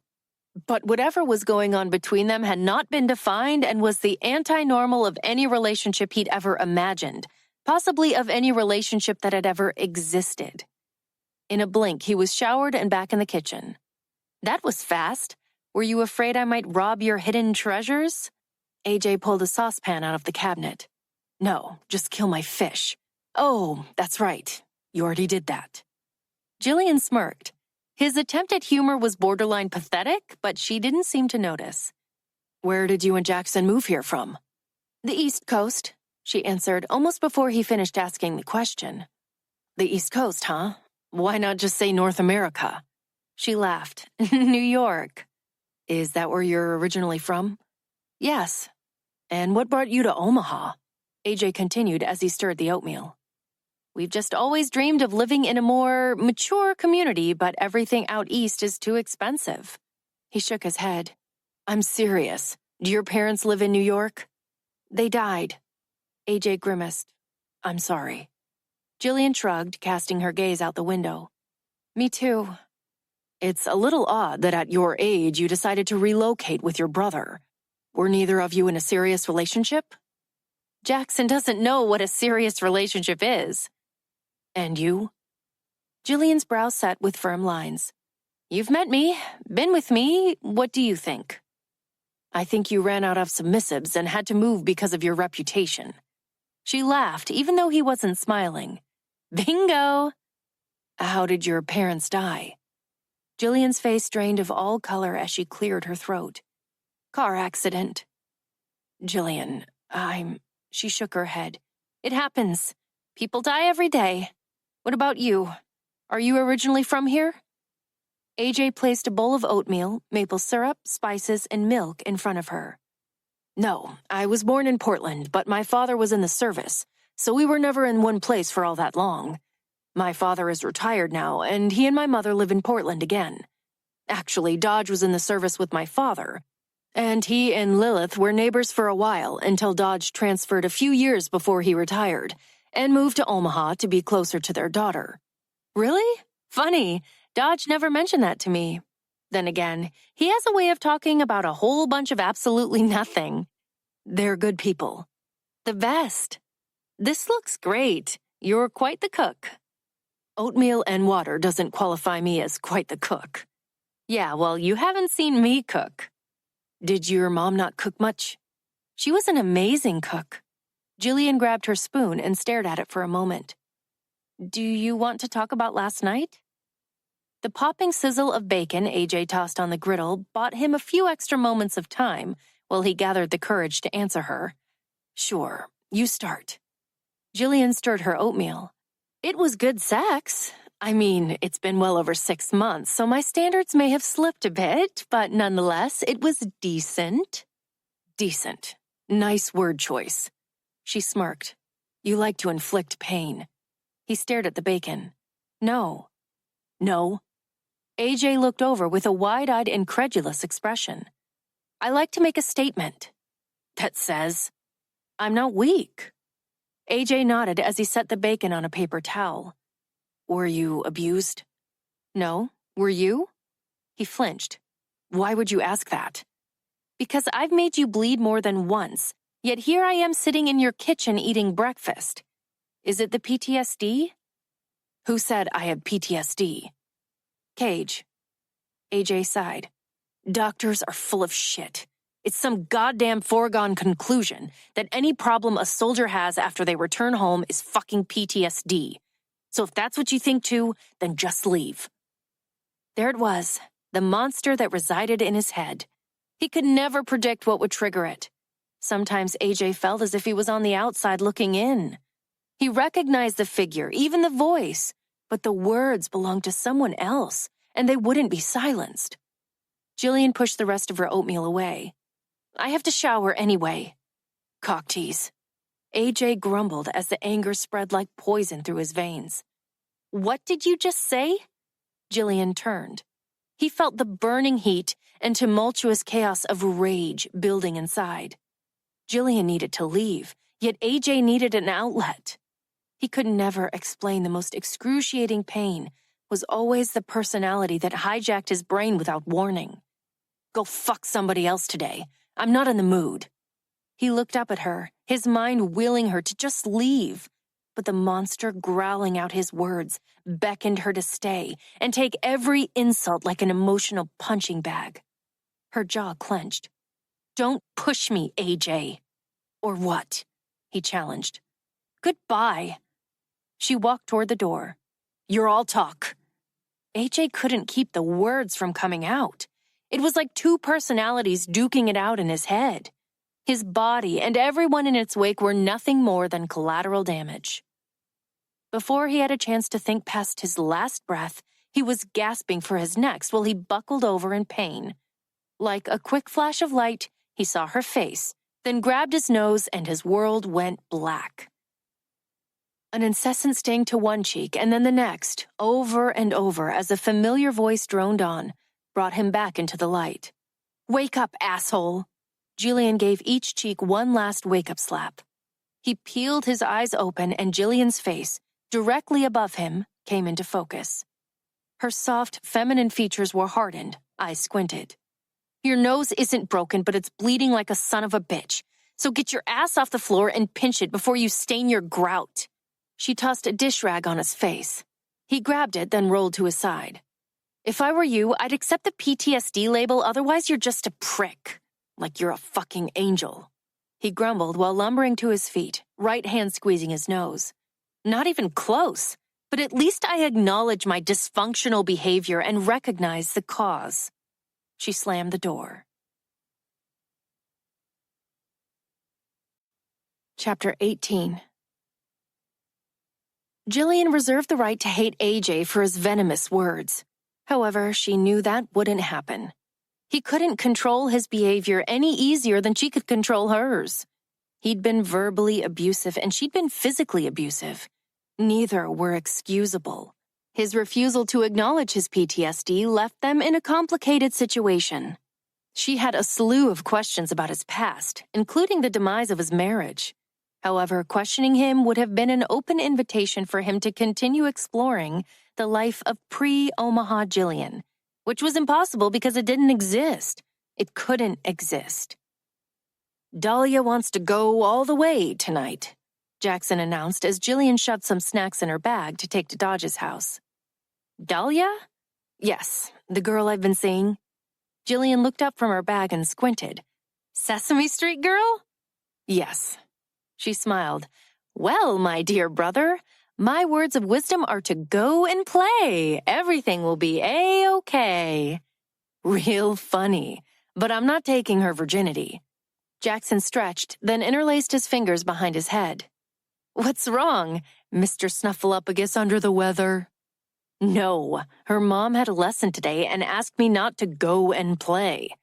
Jillian's eyes bulged as she laughed. Seriously? Her mom asked you not to sleep with her daughter? Not directly.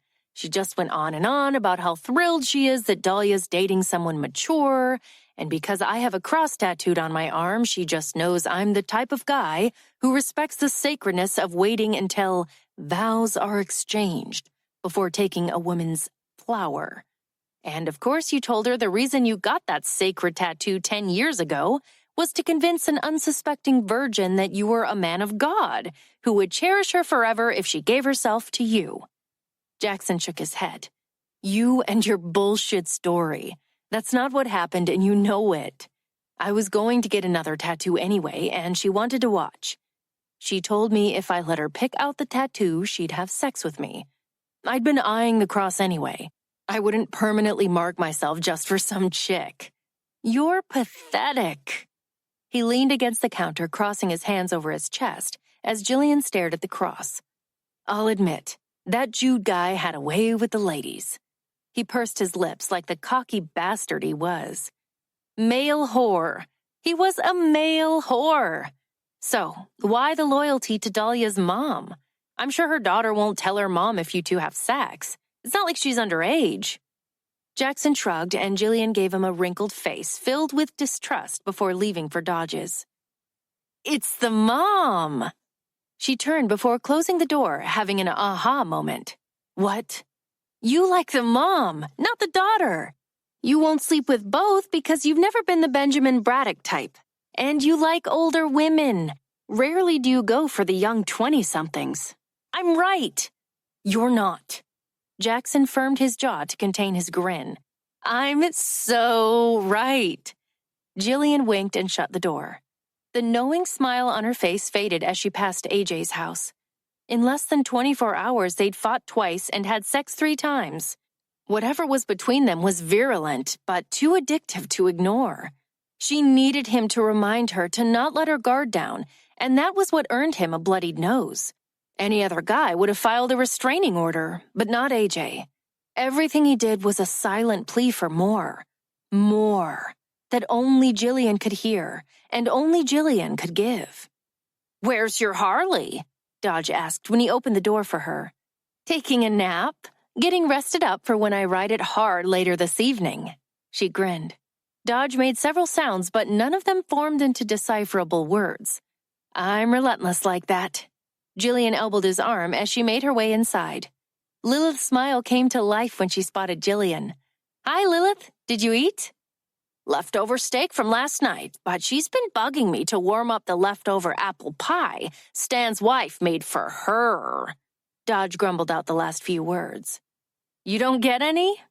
Stan's wife, Lynette, said I need to lose some weight or Lilith's going to outlive me, and it will be a cold day in hell before I drop dead first. She'd sell my golf cart to some schmuck that actually plays golf. Lilith smiled at Jillian. How do you communicate with her? Dodge shook his head. Fist pumps, flying middle fingers, eye rolls, and scowls. Jillian rolled her eyes. I'll get her some pie. Maybe she'll share it with me. It sounds better than the banana and granola bar I packed. Dodge grabbed his raincoat. That's a given. She likes you, and she hasn't even seen you get the mail. Dodge wiggled his brows and snickered as he slipped out the back door. Dirty old man, Jillian murmured. Lilith savored every last crumb of the warm apple pie, and Jillian found herself tempted to lick her plate, too. Stan's wife may not have made a lot of sweet treats for him, but her apple pie was a true slice of heaven. Jillian handed Lilith her book and took their plates to the kitchen. I had sex with Sarge yesterday, then I nearly broke his nose today. Luke would be so disappointed in me. She kept her back to Lilith so she couldn't see the tears that filled Jillian's eyes. I don't even know who I am anymore. I'm not the sappy lovesick heroine that says a man completes her, but I was the best possible version of myself with Luke. Everything I feared before him just vanished. I felt like a leaf falling from a tree, and he was the wind whispering, I've got you. I'm here for my brother. I would have stayed. I would have died. It's like the thrill seeker who goes full throttle all the time, never fearing death because 8 seconds of that rush is worth more than 80 years of boring monotony. Luke was my 8 seconds. Day. Kelly was the closest friend Jessica had made since Forrest stole everything. However, Kelly knew nothing of that time in Jessica's life, nor her unconventional relationship with Dr. Luke Jones. In spite of the tragedy in Jessica's life, she never lost her sense of humor. Once she found out Kelly and Gabe were cheating on her by training part-time with Luke, Jessica decided to see just how uncomfortable she could make her dear friend. Kelly, biking with Gabe tonight. Are we still running in the morning? Jessica bubbled with orneriness as she read Kelly's text. Jessica, yes. Mind if I ride with you two tonight? It took Kelly much longer to text back than usual. Kelly, Gabe invited a friend to go with us. Jessica, great. The more the merrier. Meeting at your usual spot? Kelly, this is so awkward. We totally want you to come too, but the friend is actually Luke. Jessica, what? Kelly, sorry, hon. I know you two didn't hit it off, but he's still Gabe's friend. Jessica, I see. Well, I still need to bike, so Dr. Stuffy Pants is just going to have to deal with me coming along too. Kelly, okay. By the way, please don't call him that when we're all together. I really like Gabe, and if our two best friends can't get along, then it's not going to be easy on us. Jessica giggled to herself. Jessica, I'll be on my best behavior. I won't even bite him this time. Wink. Kelly, OMG, wasn't that crazy? I can't believe he said that. Like you would ever bite someone. It was crazy, considering Jillian kept her blood-drawing technique to fingernails only, with anyone Kelly fixed her up with. Biting was crazy to most normal guys, and they wouldn't hesitate to call her out on it to everyone who would listen. But breaking the skin was not something that made the gossip loop. Most guys simply refused to endure the pain and the lasting marks, so those one-night stands ended with irreconcilable differences. The devil pulled at the corners of Jessica's lips as she ended the conversation and got ready for an evening bike ride with friends. She was the last to arrive, which was unfortunate. Jessica wanted to see the look on Luke's face when he found out she'd be joining them. Instead, her obsessive primping at the last minute made her a little too late for the surprise. Hey, Jess, you remember Luke? Gabe scrunched his nose like she was a grenade and someone just pulled the pin. Jessica's brain sighed as she let her eyes drink in the vision of Dr. Luke Jones in his biking attire that hugged every line of his fit, lean body. She was still in a miserable dry spell and needed sex more than food by that point. Jessica. Luke nodded with a polite smile as he fastened his helmet. Jones. She smiled with a wink of mischief. Call me Luke. His brow tensed a fraction, but only enough for Jessica to notice. She shoved her 2 bottles of water in their holders. Nah, I'll stick with Jones. So, shall we? Kelly faked a smile that didn't hide her eagerness to get going and end the awkward reunion between Jessica and Jones. Gabe followed Kelly and Luke gestured for Jessica to go. After you, Jones. I want to look at your fine ass. It's the best part of your personality. Besides, you'd never keep up with me, so I'll let you set the pace. You're contumacious. Luke pushed off on his bike. Whatever the hell that means, she mumbled just loud enough for Luke to hear. Stubbornly disobedient. Jessica scowled at just how well Luke was playing the part.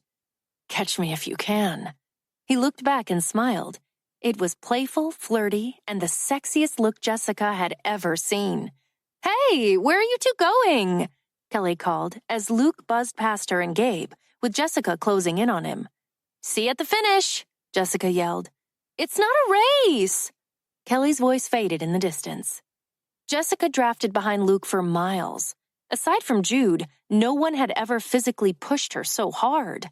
The pace was intense. Insane. They passed so many other cyclists Jessica lost count. All she knew was it felt like the final stretch of a major race, and she would not come in second. Ready to have your ass handed to you by a girl, Jones? Jessica hollered as she moved left to pass him. Wait, he yelled, but it morphed into nothing more than a fading echo. Jessica didn't wait for anyone, but she should have. It happened in less than a breath. His voice, her name, stabs of pain, blurred scenery, then black. She woke to his voice and flashes of red light. Don't try to move, Jessica. Luke? Yes, I'm here. The earth beneath her shook, and then she realized it was the bounce of the gurney surrounded by strange faces. What's wrong with my neck? She tried to reach for her neck, but a pain shot up her arm. Ah! You fell off your bike. We're taking you to the hospital. Your neck's probably fine. It's just a precaution. One of the paramedics reassured her. Kelly? They'll meet us there. Luke climbed into the back of the ambulance with Jessica. What happened? Her voice slurred. The pothole was big, and you were contumacious. Luke simpered, and in spite of the pain, Jessica smiled. Contumacious? The paramedic questioned. He's an overeducated idiot. Jessica let her eyes close.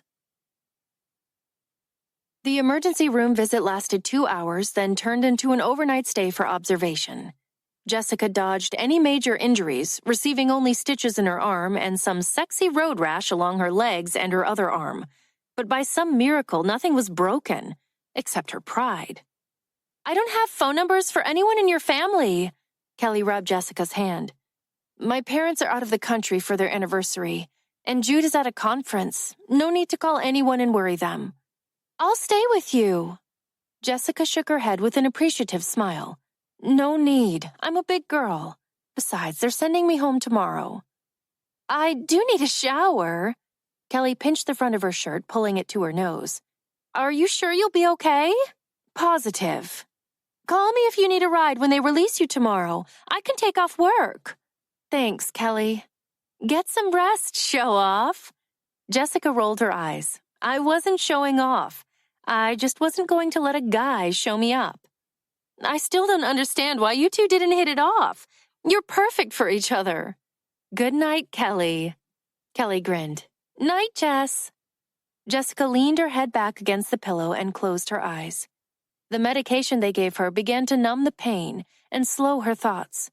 The soft echo of Luke's voice lulled her to sleep. Yes, I'm here. A dull ache clenched Jessica's body when she woke early the next morning.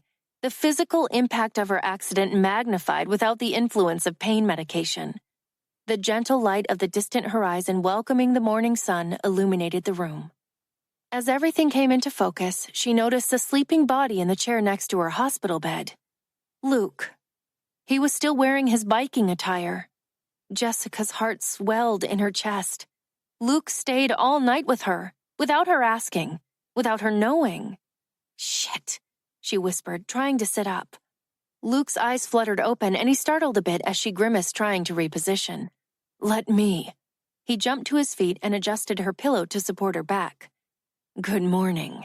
He smiled, his face inches from hers for a brief moment. You stayed. Luke sat back down. He nodded, scratching the back of his neck. Then he smoothed his hand over his ruffled hair. She had never seen Dr. Jones look in such disarray. She liked it. A lot. I stayed. Don't you have patients today? Eve rescheduled my day. Unwanted emotions crowded in Jessica's chest, then constricted in her throat. You rescheduled your day? Yes. For me? She whispered, rubbing her dry lips together. For you. Why? He sighed. I feel responsible. She shook her head. Oh, God, I've mastered the ability to push your pity buttons. That's just great. Please, go to work. My body has taken bigger hits than yesterday's incident. You didn't put the pothole in the road. It's not your fault. She made a shooing gesture toward the door. Go. I hereby absolve you of all responsibility. All? Luke raised his brows. No, not all. I'll see you tomorrow. I gave you 3 months of my soul, and then you tried to dump me. So for that, you are not absolved. First, it is tomorrow. Second, I have yet to see your soul. And third, I didn't dump you. The soul comment stung a bit. She couldn't blame him. It was possible she no longer had a soul to be seen. I must look like a sewer rat. What? Jessica blew a stray hair from her face. Me, I need a shower. She whipped the sheet off her legs, exposing the mottling of road rash. And then there's the ugly that won't disappear anytime soon. But you've never looked better. You probably need a shower, but I swear to God I can still smell that soap or cologne of yours. And your hair has escaped the confines of its normal gel coating, and it's giving me inappropriate thoughts. I go from visually tolerable to offensive, and you go from GQ to Sports Illustrated. Jessica, you look fine. She rolled her eyes. Yeah, you mean white boy fine, not like when a brother says his woman looks real fine. I am white, and you're not my woman. Her gaze slipped. Luke was perceptive and always stated the obvious as if she was somehow always missing it. "Thanks for staying, but you can go now. I'll get your doctor to release you, then I'll take you home." When he left the room, Jessica closed her eyes. "You're killing me, Jones." There was never a magic wand around when she needed one. With a few waves and some magical words, she would be normal and irresistible in his eyes. Her whole "I make men bleed because I watched someone murder my best friend" thing was really getting in the way of the whole "I need Jones in my bed now" thing. "Jessica, how are you feeling this morning?" Her doctor and his nurse filed in the room with Luke behind them. "I feel and look like roadkill." "Nothing that won't heal over time," her doctor reassured her with a kind smile. "I don't know, my ego took quite a hit." Luke glanced up from his phone, biting back a grin. Cheeky bastard. The doctor checked her over, then released her. Luke waited outside while she dressed. "Ready?" he asked, as the nurse wheeled Jessica down the hall against her will. She nodded.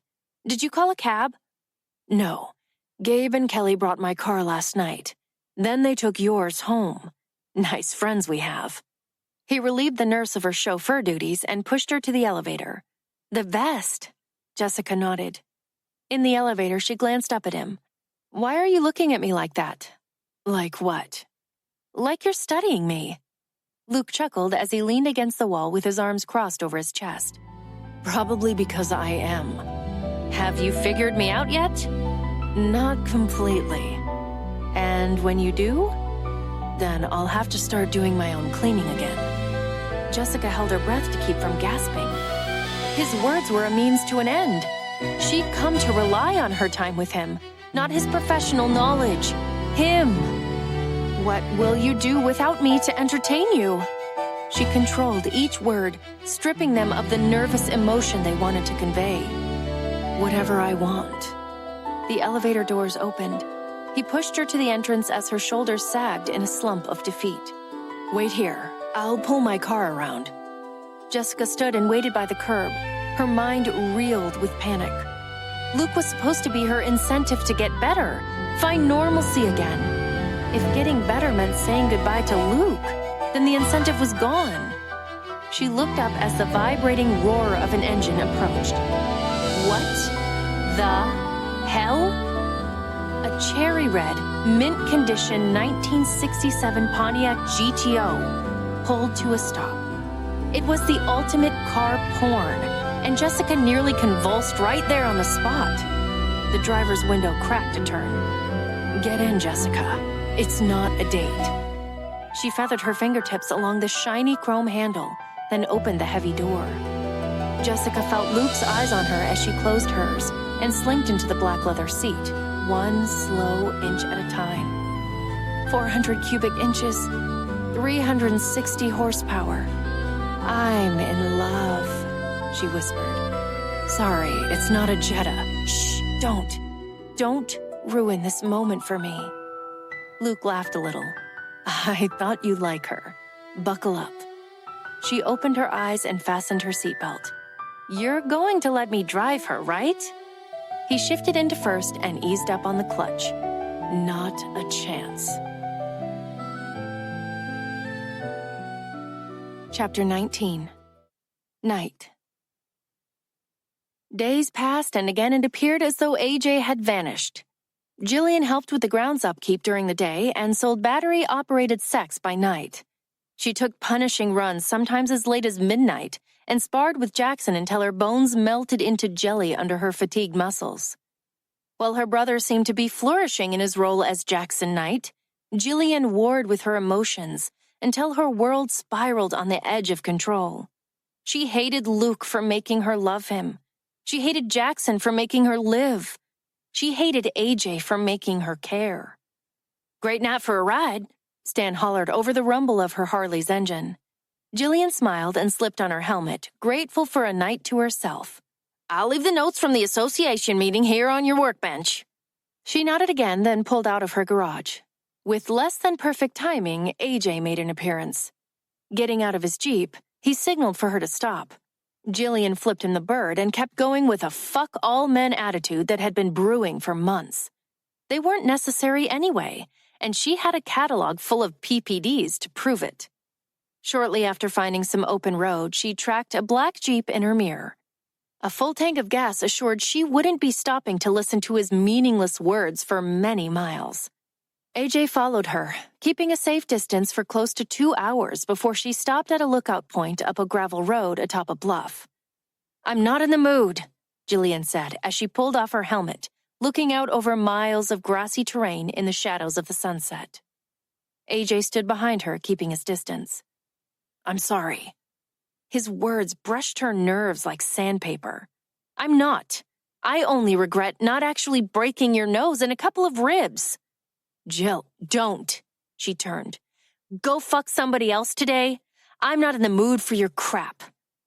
"I'm not your knight in shining armor." AJ pumped his fists. He did it often. Of course he wasn't. Her knight wore Argyle socks. "I'm not Cinderella." The tension between them built. It always did. It was undeniable, uncontrollable, and unpredictable. "I hurt my wife."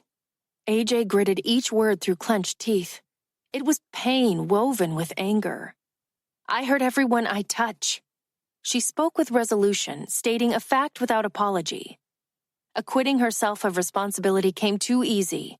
She surprised herself with just how well those old victim's shoes fit. "I'll hurt you." He swallowed hard, each breath coming faster. "I'd like to see you try." She took 2 long strides and fisted his t-shirt, pulling him to her lips. The kiss was hard, sensual, and desperate. Their hands warred as each fought for the other one's clothes, pushing, pulling, tugging. AJ lifted her up to his waist and she wrapped her legs around him. Leaving her black jacket and both of their shirts in the dirt, he shuffled to the passenger side of his Jeep with his jeans at his ankles. "You," he breathed, heavily setting her sideways in the passenger seat. "I need to fuck you today." Her own breath chased his as he tugged off her right boot, dropping it to the ground as she lifted her ass to let him peel down her jeans and panties, releasing them from the same leg. AJ stepped between her open thighs at the edge of the Jeep. Their eyes locked with the intensity of 2 wild animals, tracking each other's every move. Jillian curled her fingers around the waistband of his briefs and slid them down. The moment she took his erection in her hand, he rested his hands on the roof and dropped his chin to his chest, lips parted while he watched her stroke him. Jillian's eyes flitted between her hand and the large muscles of his torso, and arms flexed like steel as he rocked his pelvis towards her. The high that shot through her veins from seeing him like that was dangerously intoxicating. But it didn't satiate her need to make him bleed, and for that she felt a pang of nostalgia as Luke's voice seeped from her conscience. AJ's eyes grew heavy as she tightened her grip, circling her thumb over the engorged head of his erection. "I'm going to make you bleed, and then you can fuck me," she whispered. And for the first time her words held an edge of regret, a breath of shame. Once again, he made her care. He met her gaze, brushed the pad of his thumb across her bottom lip, then nodded once as he slid his hand behind her head and claimed her mouth. Only a self-loathing man would offer himself to a monster. She clawed at his skin as though the earth was trying to bury her alive, desperate, lost. AJ released her mouth as she gasped for air a split second before digging her teeth into the muscled flesh of his shoulder. Not a flinch, not a sound, just a statue of strength. AJ let her teeth melt into him. Like the air that filled her starving lungs, she felt the reprieve, the control she needed. The wet crimson smeared along his skin as she laid a gentle kiss on his neck. "Now," he whispered. "Now." AJ flipped open the glove compartment, retrieved a condom, and rolled it on. "I'm sorry. I can't be gentle today." Jillian scooted to the edge of the seat and spread her legs wide. "I know." Jillian left AJ without a word. The guilt on his face said enough. Truth? He was somebody's knight in shining armor. Luke had once said people are exactly what they say they're not. Expectations demand accountability, And accountability only matters in the presence of another. Denial is the road to solitude. On the long ride home under a shimmering canopy of stars and in the watchful headlights of a black Jeep, Jillian contemplated her own accountability. By the time her bike was covered and her hand was reaching for the door handle to her house, the answer came to her. Jillian pushed the button to the garage door and raced out, jumping over the beam. She looked up and froze. AJ stood in his driveway, hands shoved into his pockets, a heartbreaking mix of sadness and relief stealing his handsome features. "This is a mistake," he said as his gaze sank to the concrete. Something so dark resided in AJ that at times she swore she felt it bleeding from his soul.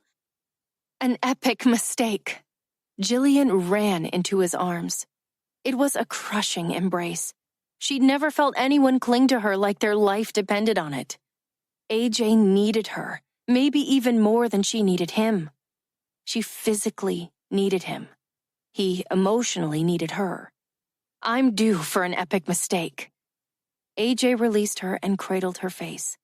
"Me too." He smirked. "Stay." He brushed his lips across hers. "Stay with me tonight." Blood surged through her heart like a freight train in her chest as she willed herself to take a few slow breaths to suppress the fear. "You're Jillian Knight. Fin de journée." "Okay," she whispered. She felt like a child when he took her petite hand in his. AJ was strong and towered over her small stature. Any other woman would have felt protected in his presence, but not Jillian. She experienced a constant rush of adrenaline, a need to stay alert that could not be tamed. The feeling was equally exhilarating and exhausting. "Can I get you something to drink?" She smiled. Hospitable AJ was charming. "Wine? Beer?" "Beer, please." "Not a wine drinker?" AJ grabbed 2 beers out of the refrigerator. Jillian's smile faded a bit. "No, I'm not into wine." It was the truth. Jillian Knight did not drink wine.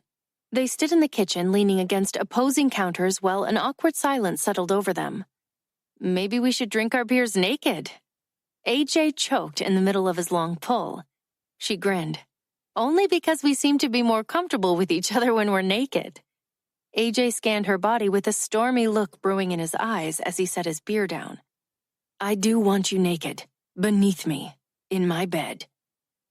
He pushed off the counter and ran his hands through her hair as his lips descended to hers. Jillian reacted to him with a feral hunger. She pushed his shirt up until he grabbed it, breaking their kiss for a split second as it brushed past his face. He squeezed her breasts through her shirt, and she moaned into his mouth, her hands making haste to unfasten his jeans. Then the doorbell rang. "Fuck." His forehead pressed against hers. "Don't move." She nodded as the moist heat from their labored breathing lingered between them. Her legs felt weak when he released her to answer the door. "Surprise!" A female voice that Jillian couldn't quite place filled the air. "Karen!" He choked on her name. Jillian found her legs and peeked around the corner.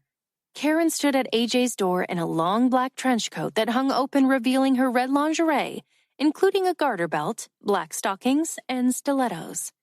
Karen eyed AJ's bare chest with a look that made Jillian want to do physical harm to her. "Looks like you were thinking about me too." Karen wet her lips as she stared at AJ's unfastened jeans. AJ buttoned his jeans and yanked up the zipper. "Did we have plans I forgot about?" Karen stepped inside, forcing AJ to retreat a step. "No, silly. Hence the surprise." She shrugged off her coat, letting it pool at her feet. "You seemed distracted the last time I saw you. It was the first time we didn't..." She bit her lip. "You know, so I thought I'd spice it up a bit." "I told you last time the arrangement is no longer working for me." "But why?" She released her bottom lip into a pouty frown. "Well, what a pleasant surprise." Jillian stepped around the corner. Karen froze. "Karen with a C. Don't you look irresistible tonight." Jillian wedged herself between AJ and Karen. "I told you to wait in the kitchen," AJ gritted. "Victoria's Secret?" Jillian asked, as she ran her finger along Karen's satin bra strap. Karen shivered, eyes wide. "How do you feel about being on the bottom?" Jillian sucked in her bottom lip. Karen's gaze shot to AJ. "Because Sarge thinks he's going to have me beneath him, but I'm never on the bottom." Jillian turned to face a disgruntled AJ. "Will this be your first threesome, Senior Master Sergeant?" Jillian traced her fingertips along his firm abs. Are you with her, AJ?" Although weak, Karen found her voice. When AJ and Jillian looked at each other, a half-naked Karen ceased to exist. Karen was the innocent party, and Jillian would have felt bad. But the truth was, Karen was normal and deserved better. "I'm his mistake." Jillian teased her fingers below his navel, keeping her eyes locked to his. "An epic mistake," AJ whispered. "Well, I can't do this. I'm not that type of girl." Karen slipped on her coat and cinched the tie. Without another word, she scurried down the drive to her car. AJ kicked the door shut and had Jillian lifted with her back pressed against it before a coherent thought could form in her head or an audible word could escape her lips. Her hand slid up his neck and her fingers curled, craving a fistful of hair, but his buzz cut denied her every attempt. He kissed her neck while an uncontrolled groan rumbled from his chest. Hugging her to him, he carried her to his bedroom. Before he set her down, she placed her palms on his cheeks until he looked at her. "I will not be beneath you." She swallowed a lump of anxiety. How could one person be so messed up? She knew he wasn't going to hurt her, but for some reason what she knew, what she felt, and what she feared were all at war. His eyes searched hers. "I don't give a fuck about gravity when I'm inside you." He kissed her, drowning all her senses with his lingering words, his intoxicating taste, his powerful body flesh to hers. He sat on the bed and leaned back with Jillian straddling him. AJ slept. Jillian did not, although exhaustion fought to pull her under. The more the voice in her head tried to convince her to close her eyes, the crazier she began to feel. She slid off his chest. "Where are you going?" he mumbled with his eyes shut. Jillian questioned if he was really awake. "Bathroom," she whispered, grabbing her clothes off the floor. The reflection in the bathroom mirror still looked like a stranger. Dark roots pushed past the platinum blonde, a reminder that she needed to schedule a hair appointment. Her tan line reflected the short denim shorts she wore while mowing instead of the bikini bottom lines Jessica Day used to have. AJ's chest rose and fell, with deep, even breaths as she peeked around the corner. Jillian didn't want to leave. She wanted to feel his naked body next to hers in the morning. She wanted to share coffee and discover the labyrinth of detail that made him the man he'd become. But she was too tired and too weak to crawl back into his bed. Tiptoeing up the stairs, she pushed open the door on her right. It was Cage's room. Behind the locked door, she slid between his sheets, then she set her phone's alarm to 5 a.m. and fell asleep. Her body clock protested when the alert chimed at the break of dawn. She shut it off and made her way back down to AJ's room. "Should I be worried that you'd rather sleep in my son's bed than mine?" Jillian jumped as she reached the bottom of the stairs, wearing only her bra and panties. AJ sat at the table sipping coffee and reading the newspaper. He was showered and dressed in shorts and a t-shirt. "Oh, hi," she breathed out in surprise. Honesty wasn't a luxury Jillian had been granted. Deceit wasn't a lie, it was survival. She became an expert at revealing the truth cloaked in a lie. "You're up early." AJ twisted the newspaper, glancing at his watch. "So are you." Jillian took tentative steps toward him. AJ was far from an open book. His emotions were as subtle as the turn of the earth. She eased the newspaper from his grasp. He sipped his coffee as she straddled his lap, wrapping her hand around his to bring the cup to her lips. Hazelnut." AJ nodded once as he set the mug on the table. He had yet to share even a faint smile, but his eyes gleamed with pleasure as they perused her body. "I know you think I have control issues, but they're really more trust issues." Their eyes met as she released his tags. Falling asleep, naked, next to someone takes a lot of trust. In fact, there's really nothing that feels more vulnerable than that. AJ withheld all emotion, just a blank expression. "Say something," she whispered. He cupped the back of her neck and kissed her. His tongue slid against hers with lazy patience. It was as quick and simple as striking a match or flipping a switch. Jillian's body went from content to desperately insatiable. She rocked her pelvis against him, feeling a trickle of warmth at her core. He grabbed her hips to still her motion. "Thank you." She pulled back, eyes narrowed. "For what?" "For not trusting me." She frowned, resting her hand on his cheek. His pain was so palpable. "She left you?" He nodded. Questions swelled on her tongue, but she had no right to ask them. The ghost of a man looked over her shoulder like he was seeing his past on a TV screen. "Brooke, my ex-wife, was my dental hygienist. My former dentist, her boss, is now her husband. We fell fast in love, and 6 months later we were married. Cage was born 2 years after that. We were never in the same place very long. When Cage started school, we decided it was best for her to move back to Portland near our parents. We wanted Cage to have stability and make friends without feeling like nothing in his life was permanent, the way I felt growing up. By the time I came home for good, I wasn't the same person. It's like being on constant high alert. You can't just shut it off and it wears on you. It affects everyone around you. She'd tap my shoulder and I'd have her pinned to the wall with my hand around her neck." He sighed a shaky breath and ghosted his hands up and down Jillian's legs. "I broke her down a little every day. I broke us a little more every day." He shook his head. "I never hit her, but I lost my temper. A lot. I frightened her. I didn't even realize how much until I found a locked box in her bedside drawer. Inside was a handgun." He shook his head. "What does that say about a man when his wife needs a gun by her bed to feel safe?" "We had sex, but we never made love again." She looked at me like she was looking at a stranger. I could almost hear her counting down the seconds until it was over. I never forced myself on her, and she never denied me. But she'd curl up in a ball like I just raped her. His voice broke and he swallowed hard. "I moved out when Cage was 10. We signed the divorce papers shortly after his 11th birthday. I wondered if she'd been having an affair because of how quickly she remarried. But honestly, it didn't matter. In some ways, it was comforting to think that someone else was taking care of her and treating her with the respect and love she deserved." AJ laughed. "How fucked up is that?"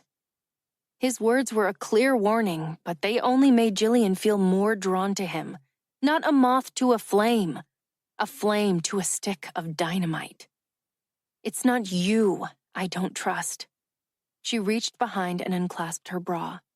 AJ's hand slid up her stomach and cupped her breasts as her head fell back. A soft moan released. "It's me," she whispered. Chapter 20. The night's basement smelled like a gym, especially on the days Jackson wanted to sweat a lot. He turned off the air conditioner until the whole house began to feel like an inferno. Jillian stopped at the bottom of the stairs and watched her brother do one-arm push-ups. He defined the term physical specimen. Muscles, tan skin, and a canvas of ink. Angry, bored, or sex-deprived? Jackson grunted as he switched arms. "Yep." Jillian sat down on the bottom step. "You're angry with me?" "Yep." "And bored?" "Yep." "Because I'm not here?" "Nope." "Because you're sex-deprived?" "Yep." Jackson growled through the last one that shook his whole body. Then he sat on the floor, arms resting on his bent knees, completely out of breath. "I don't like you with AJ. You didn't like me with Luke for quite some time." He shrugged. "Why AJ?" "I think he needs me." Jackson laughed.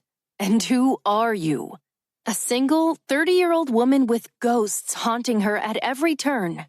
AJ's haunted too. So, 2 wrongs make a right? Or misery loves company, or when I'm with him, I feel close to Luke." Jackson shook his head. "That's messed up." I was messed up. Luke saved me. So, AJ needs saving? Jillian stared at the chipped polish on her toenails. He needs somebody. Jessica Day needed somebody. Has he told you about his past? A little. And has he asked about yours? Your disturbing behavior that's reared its ugly head again? Not really. Well, that's just it. He knows I need it, and he lets me. But he doesn't demand to know why. Christ, Jillian, you don't need it. And he's one fucked up son of a bitch if he voluntarily lets you do it. If a woman, no matter how good she was in bed, ever went all Twilight on me, it would be over. What if he needs it? What if he's just as fucked up as me, huh? Maybe he needs to know that he can't hurt me. Maybe... Jackson hunched down in front of her, resting his hands on her shoulders. You're not fucked up, okay? Jillian Knight lost her parents. Period. But she had a normal childhood and normal relationships, and is in fact normal. Got it? Tears swelled in Jillian's eyes. But Jessica is dead. Jackson kissed her forehead. You have to let her go or she'll destroy you. You need to find normal. You need a guy that won't let you be anything but normal. You may think that AJ needs Jessica, but she can't save him, and he can't have her because she no longer exists. Jackson wiped the tears from her cheeks. Listen to me, he whispered. You either have to let Jessica go or AJ. Dodge is waiting for me. I have to go. She pulled away. I'll go to my grave protecting you. Jillian stopped midway up the stairs, but she couldn't turn around. A nod was all she could give without breaking down again. She felt the same. They had that unexplainable connection. When one was in trouble, no matter where the other was, they sensed it. They physically felt each other's pain. Jackson was known for his cavalier attitude toward women, but someday he was going to be someone's jackpot. If the right woman came along and he decided to love her, she would be adored beyond words, protected to the ends of the earth, and given everything her heart could ever desire. Stan stopped Jillian on the way to Dodge's place. He was drenched in sweat and sporting denim cutoffs, the right leg 3 inches longer than the left. Did you read over the notes from the meeting? Yes, Jillian smiled. She'd lightly skimmed them a few nights earlier when she needed help getting to sleep. Oh, good. What are your thoughts on the speed bumps? Since we don't have sidewalks in our development, a few people, he rolled his eyes and waved his hands around, namely my wife, wants speed bumps installed. I posted speed limit signs last year, but she doesn't think people notice them. Jillian laughed a little. You have like 6 of them posted. I don't think it's that they don't notice them. I just think they don't give a shit. It's a private drive. What are you going to do? Make a citizen's arrest? Jillian shrugged. I agree with your wife. Speed bumps are the way to go. Sometimes you have to physically control people's actions. I'm off to Dodge's. See you later. He's probably still watching wrestling. Jillian turned.